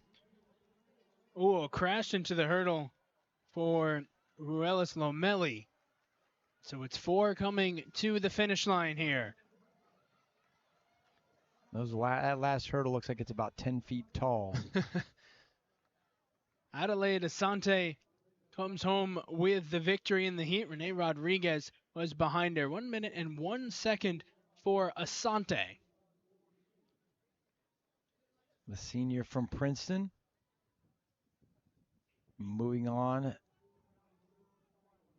And there is Ruelis Lomeli, the junior for Dartmouth. Clipped a hurdle heading towards the finish line. Not the way she wanted to conclude that race. Okariki 102.56. That does not pass Topchi's 101.64. Right now, 62.56 is going to be the last qualifying spot. It's not automatic. Okariki currently in that spot. So she and Topchi have the two timed spots for now. As Elise Sawyer, Squirrel Lance, Gloria Guerrier, Elle Riley, and Amelia Kristen get ready for this final heat. For the sophomore down in lane 3, Sawyer from Cornell. 59.56 her best time. Did it at the Penn Relays a few weeks ago. On a beautiful spring day in New Haven, Connecticut, albeit slightly breezy. But you can't look out for lane 5, right in the middle of the track, the hometown Yale Guerrier, whose sister already just ran a phenomenal 800-meter race. See if she can double up. A little stuttering on those first two hurdles. She looks like she's getting back in a rhythm and running through the hurdle now. Guerrier looking great in lane 5. She has the lead. Trying to surpass Riley and Amelia Kristen. Right now she's just ahead of Sawyer. Elise Sawyer from Cornell, the sophomore, down in lane 3. Sawyer's looked really good over her last 2 hurdles and coming on strong. Say she'd look like to overtake Guerrier and the. Guerrier still holding the lead. Sawyer has to make sure she can maintain her spot for second, but coming down below, Amelia Kristen putting herself in great position. She advances to tomorrow's final. 59.60 or 59.60. That's an impressive run early. I mean, hey, I'll tell you what, the sisters looked like both of them in the 800 and the 400 hurdles, that they were leaving no doubt in their mind that they were going to make the finals and get to put on a show for the home crowd. Gloria Guerrier goes 59.6. The two timed entries into the final are Elle Riley 101.26 and Elise Sawyer. As the two of them do enough. And this goes back to what you were saying beforehand, Brian, where those first timed entries were 61 seconds and change. And that event in particular really has sped up over the years. Oh, absolutely. And it's one of those things, too, that first heat, they're so far ahead of everybody, it kind of throws you off a little bit. If you've got somebody so far out in front, there's a lot of times you can sit there and see, like, man, I'm not doing very well. I mean, I remember an instance at the NCAA championships, a while ago. You won't say when. I was going to say you were probably in like middle school. But, I had an athlete that absolutely in 100 hurdles got destroyed. And I'm like, goodness gracious, I thought she was going to be able to make the finals. And I look up and she runs a lifetime best. Back then it was like, I don't even know what it was at the time. But the first 4 people had her in the 4 fastest times in the United States at the time. And it's like, wow, okay. She was almost a hurdle behind, but she had like the 6th or 7th fastest time in the country. But she was so far behind. So, I mean, sometimes it can kind of give you a perspective that, you're out of it when you're really not. The others are just so much better at that point in time. That sounds like a epic all-time race that you had right there. It was a pretty big one down in Arkansas back in the day. Nowadays, shoot, everybody runs that fast in the hurdles, and it's not even a question. New bars being set each year. Because here's who we have for the men's 400 hurdles. Andre Vaselli of Harvard, Alex Sadikoff from Penn, along with his Quaker teammate Cade Swart. Then the Harvard Crimson's Peter Fisher and Simon Weiser. 5 participants in this heat. 3 heats on the men's side of things. Top 2 from each heat, plus the two next best times. Alex Sadikoff in lane 4, Peter Fisher in lane 6. They both have gone sub 52 this season. They have the third and fourth best times, respectively, in the Ivy League. The Ivy League record for men's 400 hurdles, another long-standing record. 53-year record of 49.24 from Bruce Collins. It's one of those races that sticks around for a while. But we have the meet record holder coming up shortly, and he is 100% one to watch. Ryan Matulonis of Penn, as we have a full start beginning this 400 hurdles heat. This is kind of the Harvard Penn showdown heat.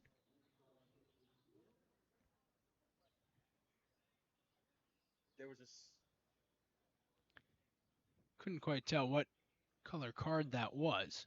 Yeah. But the 5 competitors heading back into the blocks.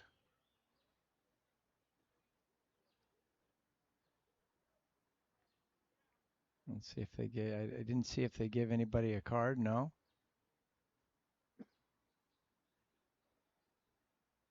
Lane 3, the junior from the Czech Republic. Pretty consistent overall from Harvard. Meanwhile, up in lane 7, Simon Weiser, he grabbed a swig of water. I mean, I guess advantage when you're on the outside of the track. Hey, You can keep your water bottle in the bushes. And Absolutely, absolutely.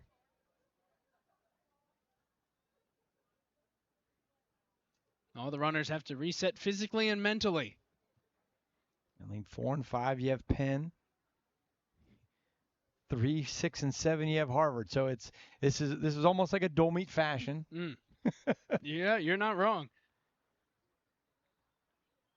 Quakers versus the Crimson. Here in heat number 1. Top 2 advance. This time we're off cleanly. To the first hurdle, it was Cade Swart, the first year from Penn. Yeah. Good first hurdle, and then a little stutter step on hurdle number 2. His teammate, Alex Sadikoff, 1 lane below him, trying to keep pace. Meanwhile, at the top, Simon Weiser. Sadikoff's looked good over the last 3 hurdles, kind of moving into the lead ever so slightly. We're going to see over the last 2 hurdles who really wants it, because it's pretty even across the way. Sadikoff pulling ahead a little, but there's still a close race for second. Flipping the hurdle at the top was Vesely, but he still will come in second. So Vesely and Sadikoff, they're the 2 automatic qualifiers from that heat. Give Andre Vesely credit, because in the final 100, he did stumble a little bit, but able to maintain his stride. And the time to beat will be 54:19. Whatever Ryan runs, that will be the time to beat. I can tell you that much right now. Well, I shouldn't say that, because you still got to run the race, but I doubt anyone's coming close to beating Ryan Matulonis. Matulonis is impressive. He's one of the individuals, and he's going to be coming up in the 3rd section, but he's one of the individuals that I was overly impressed with, even watching indoors last year. It just seems like an extremely hard worker, seems like an individual that, having, not spent much time around him, but just impressive overall. You can see he has a lot of grit to him. And if anyone could push Matulonis in this event, it could be Chris Page of Princeton in lane 4. He less than a second behind Matulonis in terms of their best times this season. He had a great, the senior from Hawaii, had a great outing down at Texas A&M earlier in the season. And, he, 2022, Ivy League champion.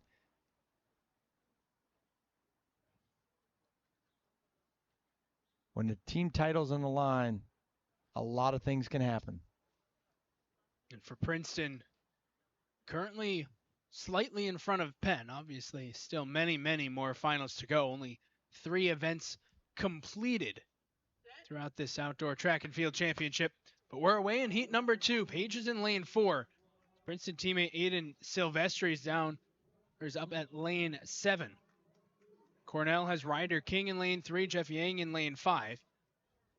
And then Richards Baker of Dartmouth is in lane 6. Yang looking good for Cornell right in the middle of the track. Page also maintaining a good pace 1 lane below him. Page first to the hurdle. Yang clipped a hurdle, but still in the mix. That's 2 in a row for Yang, perhaps losing some steam. Gets over that one as Chris Page is well in front. Behind Page, Ryder King to the finish. And, it is close between the 2 Big Red for who gets the second automatic bid. It's going to be very, very close. And it will be Yang who came back to get it by 0.03 of a second. Yeah, Yang, ran great on the backstretch, then tightened up a little bit coming off that curve. But Page punching the ticket, getting it done. Great race from Chris Page. Seemed Ryder King of Cornell, almost like he thought he had it and no one was coming to try to steal that second spot for him. That's why you always got to take it all the way through. His friendly fire, his own teammate Yang surpassed him. Now Ryder King will have to wait through the 3rd heat as the women's long jump continues. They're still in the first flight of women's long jump. All right, we are up for the 3rd and final heat.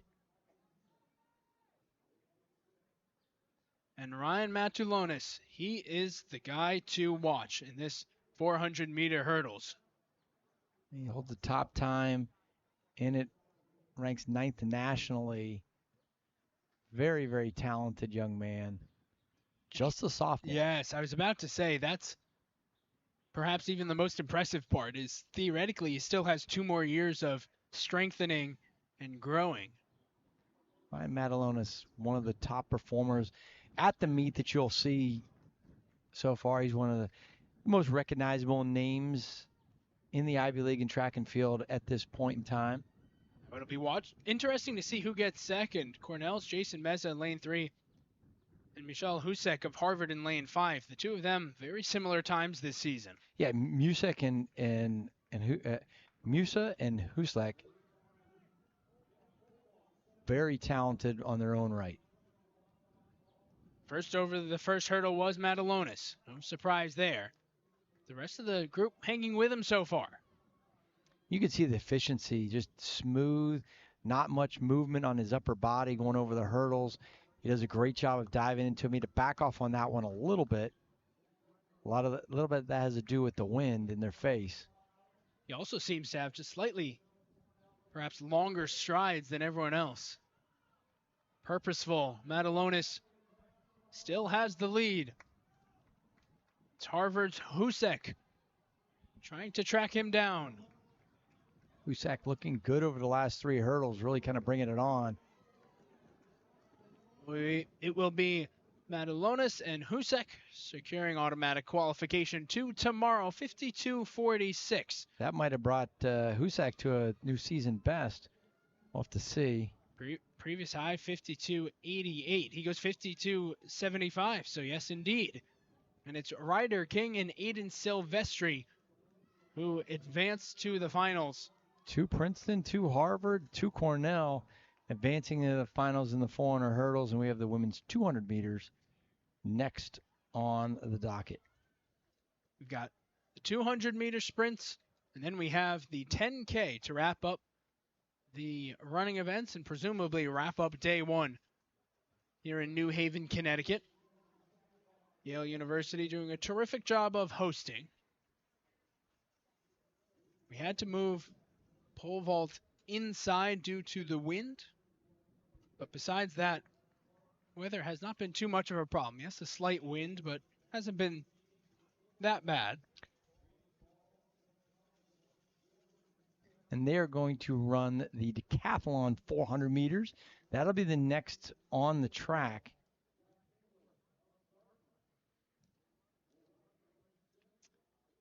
Jake Rose, Paul Park for Penn in the top 2 lanes. This is where we stand right now. Dartmouth, Penn, Dartmouth, Penn.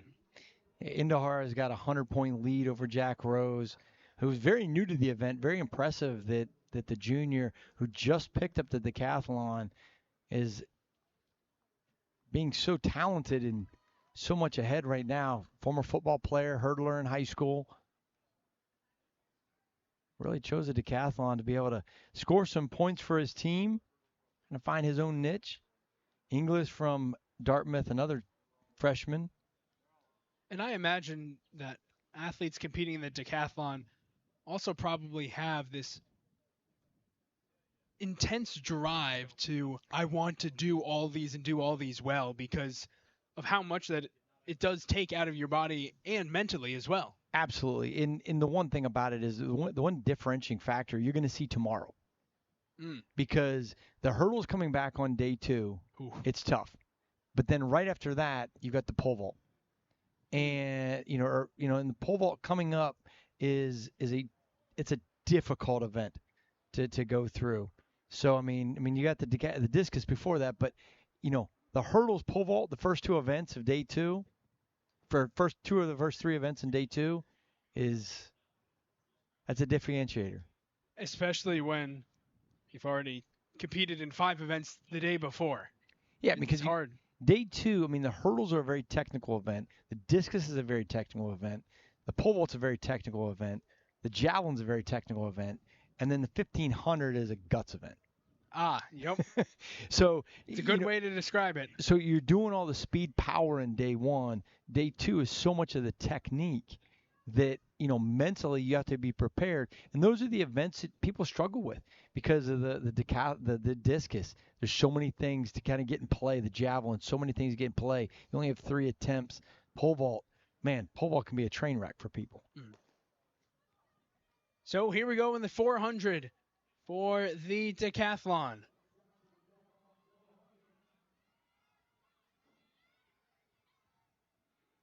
Out good in the decathlon.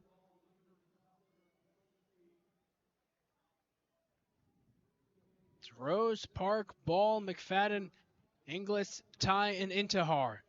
The 7 participating in the Ivy League Championships decathlon. As they head into the final turn towards the home stretch, it's a pair of Dartmouth Big Green on your screen. Inglis and Intihar. They're going to go 1-2. McFadden trying to break that up. But it will be Dartmouth 1-2 in the 400-meter decathlon as Jack Inglis clocks in at 49.70. It's going to give him just a freshman, and having a great training partner that's going to be with you for a long time. Dartmouth can be pretty dominant in this event for years to come. And there's some of that camaraderie you were talking about earlier in the day that decathletes and heptathlon competitors feel. You're with each other most every moment of the entire weekend.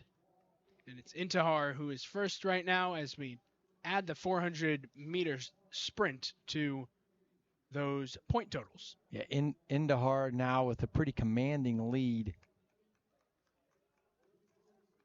going into day 2. The 2 Jacks from Hanover, New Hampshire, Dartmouth, they go 1-2 with McFadden, and then 2 Penn Quakers, Rose and Park, and then the Gabes rounded out at the bottom, Ball and Ty. One thing about it is Rose and Intihar both are pretty solid pole vaulters going into tomorrow's competition.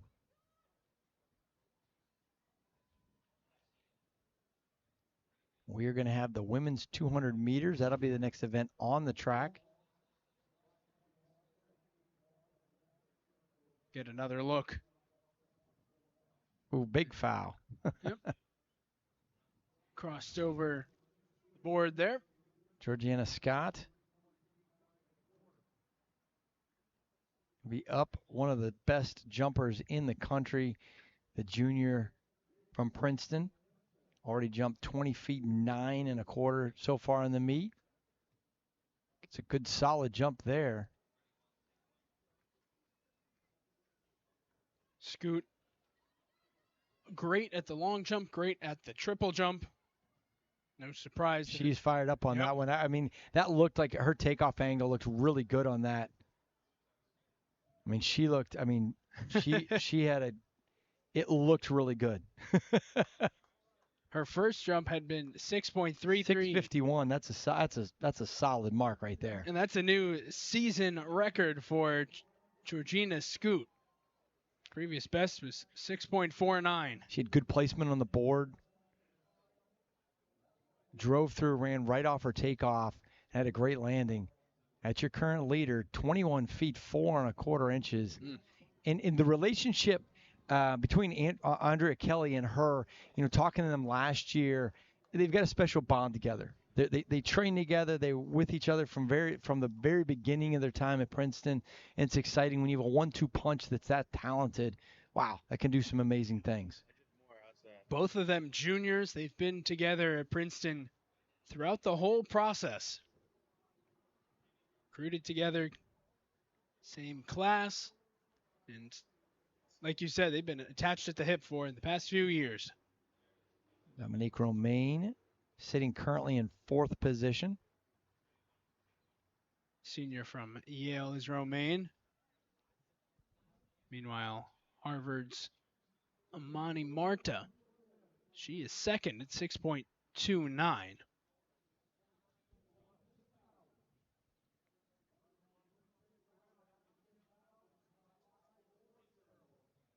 Good drive out the back.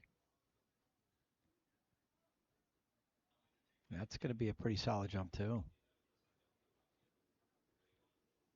Her best this season, 6.31 for the sophomore.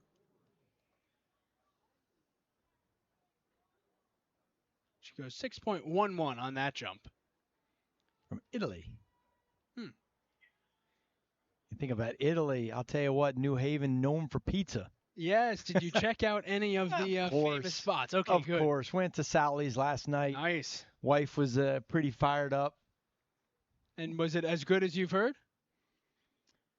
It was as good as I've had it before. Great. Hey, I'll tell you what. Hey, I mean, hey, I'm a pizza, pizza connoisseur, I guess. Maybe not really a connoisseur, but I could be an informal connoisseur. I thoroughly enjoy pizza, and Dave Portnoy in one bite hasn't helped because then you want to try every place that he Sure. said, right? Yep. Well, New Haven, a lot of people from this area will claim that it is the pizza capital of the U.S. Oh, I would agree with them. I mean, there's so many places. Yes. Sally's, Pepe's, Modern, exactly. I mean, you can't really go wrong. We actually got I live down in Deerfield Beach, Florida, and we've got a Pepe's down by us now. Doesn't taste quite the same, though. Not going to lie. If it's not the original, you can't make it to the same peak. No. Hey, those ovens. Still, yeah. As we kind of pivoted for Amani, being from Italy. Hey, who doesn't mind a quick little pizza chat? Yeah, absolutely. Women's 200-meter dash. It's what we have now. 3 heats, top 2 advance, next 2 best times. This is a very deciding event for both Penn and Harvard. A lot of participants in it. You can see Cooper in lane 5 for Harvard out really well. Atkins from Princeton in lane 4. Those are the 2 kind of favorites in this section. Milan Rami as well, trying to push from lane 6. But right now it is Maisha Atkinson of Dartmouth dashing to the finish line first. Takia Henson came in second. They both move on to the finals. 23:85 is the time for Maisha Atkinson. Henson in second, Cooper in third. You got to keep on it. Again, top 2 in each section. 2 best times after that will advance to the finals tomorrow. Now we got our second section. And this heat has the fastest time this year in the form of Christiana Wachuku.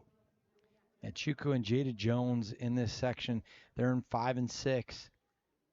But don't kind of sleep on Natasha Redmond down in lane 3 from Cornell, freshman, very talented. She could factor in if she could sneak her way into the finals. The other competitors in this heat, Amara Onyekwu, Redmond, Michaela Hazley, mentioned Jones and Wachuku, and Sky Johnson and Jordan Reed. And one of the things with Nachuku to watch, I mean, she runs a great curve. So you can see her, put pressure on and get off the curve with a good deal of lead. Jada Jones got great relay experience. I mean, she's run on a relay for Trinidad and Tobago. So, I mean, it's some opportunities for some individuals to really shine. But, again, watch that curve with Nachuku. That's one of her specialties. And when you're watching someone like her get around the curve, are you watching their shoulders? Are you watching their stride? What are you looking for around the curve? I mean, it's really neither of those things. It's just really just as she's kind of pushing out and being able to hug the curve, staying on line. Her foot strike patterns. She'll try to maintain it through the 200 and do what she's done all season. Best time is 23:23. She's out well right from the get-go. Jada Jones running a great curve as well. It's Jones and Wachuku right next to each other in lanes 5 and 6.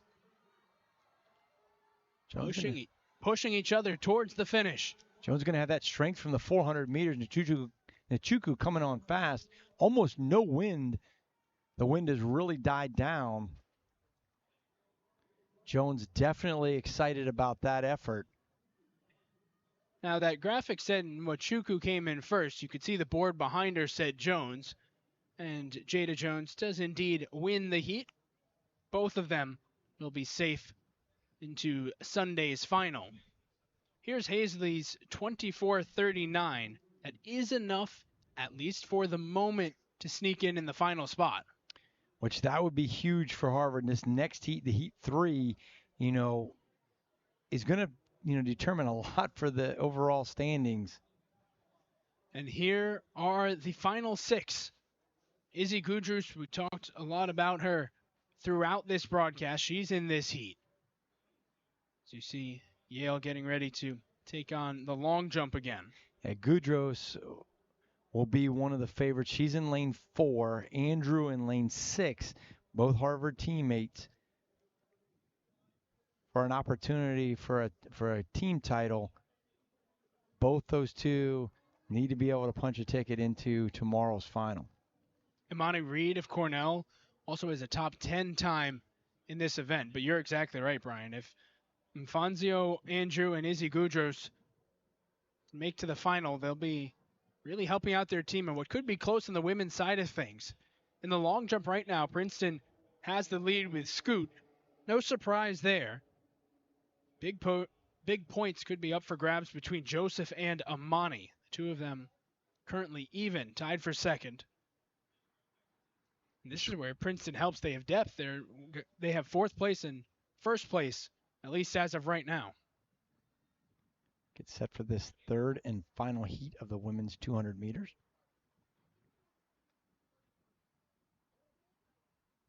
Gudrus in lane 4 for Harvard. Her teammate Andrew up in lane 6. And they're off. Striding into the curve.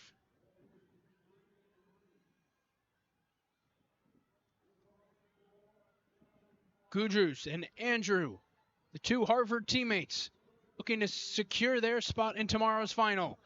Andrew looking good. As you said, Reed on the inside. Reed made a good push. She'll have to wait to see if her time is good enough. And Harvard goes 1-2 in that heat. Both will make it to the finals. Those are huge potential points for the Crimson. And the time and Cooper. So Harvard's going to have 3 in the final. That could be a huge opportunity for the Crimson as they try to prevent Princeton from winning the Triple Crown. Princeton women won indoors. They won cross country as well. Give you an update on the men's pole vault here shortly. Only 2 competitors remaining. Before we do that, we'll give you the men's 200. 2 Yale Bulldogs in this first heat.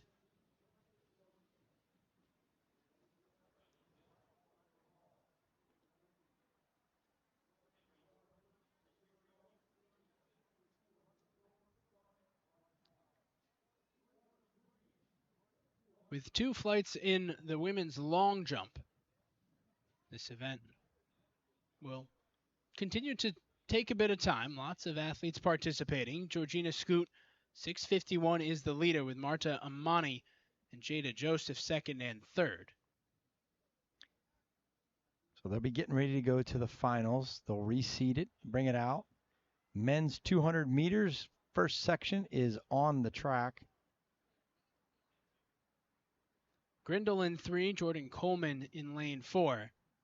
Jacob Cow, Joey Gant, Skylar Hall, and Bryce Thomas in this first heat. And with that jump, that wraps up the first 3 throws for all the competitors in the women's, or first 3 jumps, in the women's long jump. I'll tell you what, Joey Gant, look for him in lane 6 from Princeton. He is one of the favorites, and it's kind of becoming common now that there's a false start in something. That ever happened to you and your teams during championship meets where there was a little extra adrenaline and it could lead to that? Or I don't. Well, we never had a ton of sprinters. At least when I was at Virginia, Mississippi State, yes, that happened to us a lot. But at Virginia, we were so field distance dominant that it wasn't too much. We always had 1 or 2, and they were more on the long sprint side of things. But yeah, they can be make you think twice as a coach. Well, talking with coaches this week, most of the ones I spoke with, they said they were not going to do any motivational rah-rah type speeches before these. They say the athletes know what's going on. We don't have to fire them up any more than you don't need to do much. As you can see, Gant getting out really well out there in lane 6. Princeton Tiger strengthening in that stride. 2 Bulldogs and a Harvard Crimson trying to catch up. Jordan Coleman from Harvard making a bad dash right at the end. The freshman, but Gant 21:20, Coleman 21:58. Then Jacob Ko 21:99 with James Grindle at 22:24. I'll say, I mean, Princeton just has such depth in the sprints on the men's side that they're just one right after the other. They have the top 2 fastest times this year. Joey Gant has the fastest. His teammate Jackson Clark has the second fastest. We're about to see Clark now. He'll be in lane 4. And look for Kit Colson, who has run well today already. There's some good young talent in this heat. Freshman from Yale, freshman from Harvard, freshman from Cornell. All with great upside.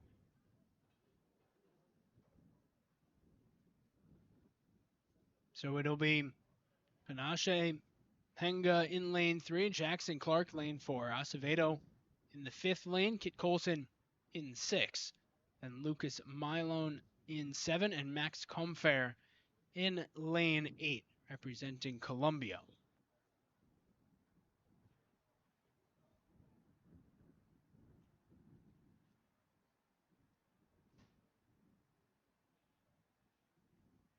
Again, the times to keep an eye on, 21:99 and 22:24.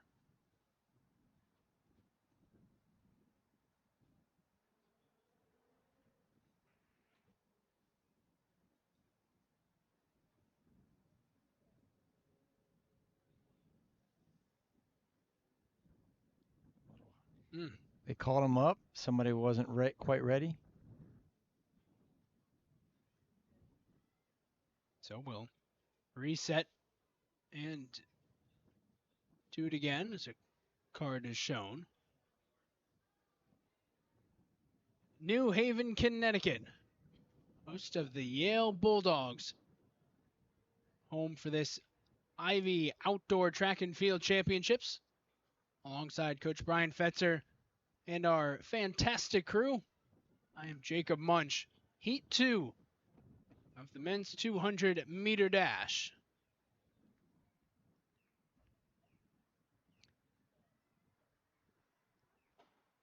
And there they go.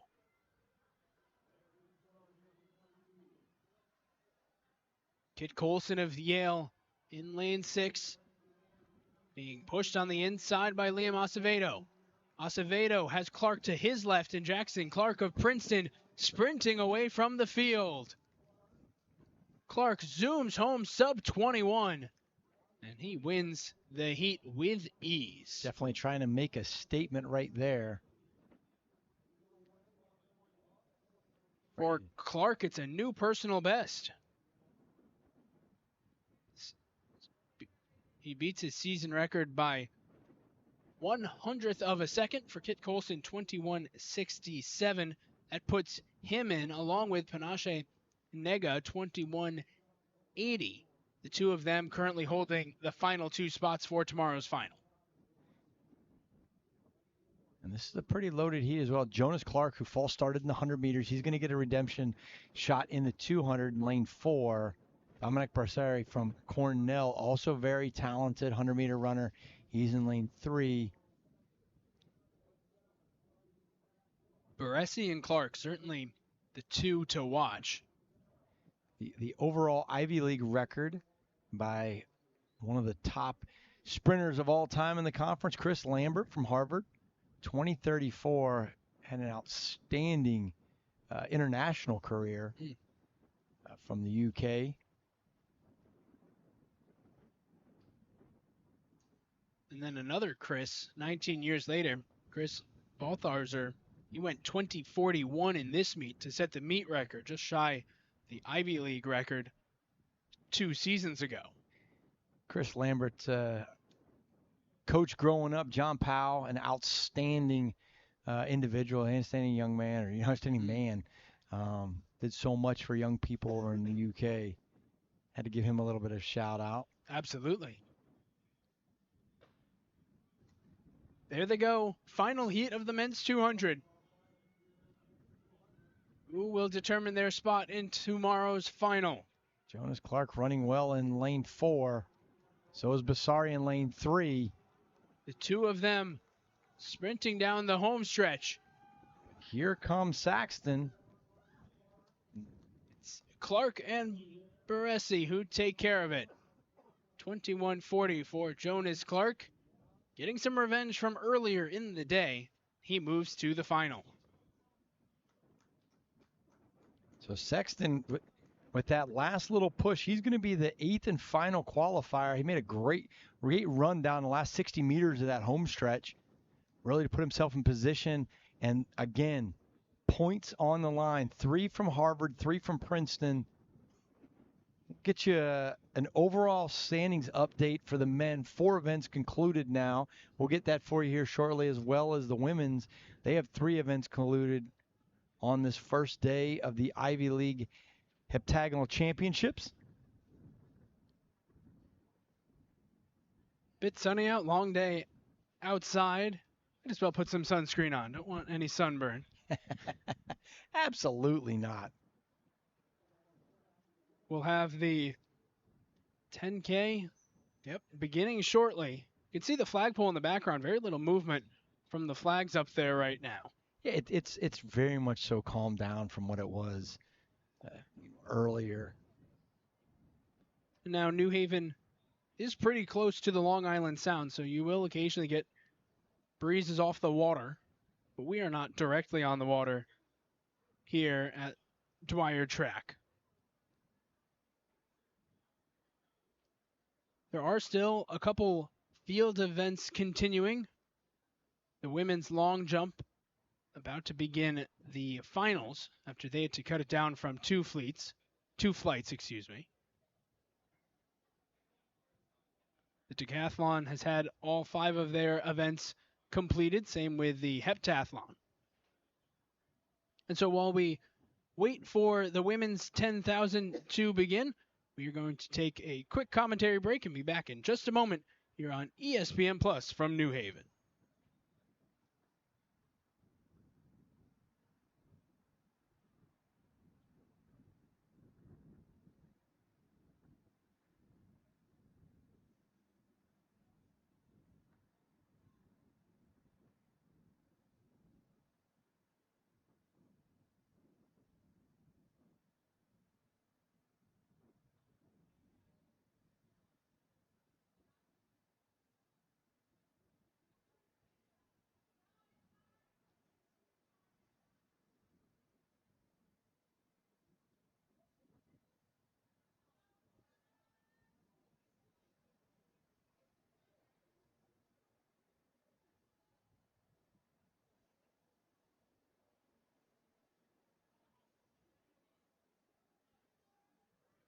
The 10Ks are there?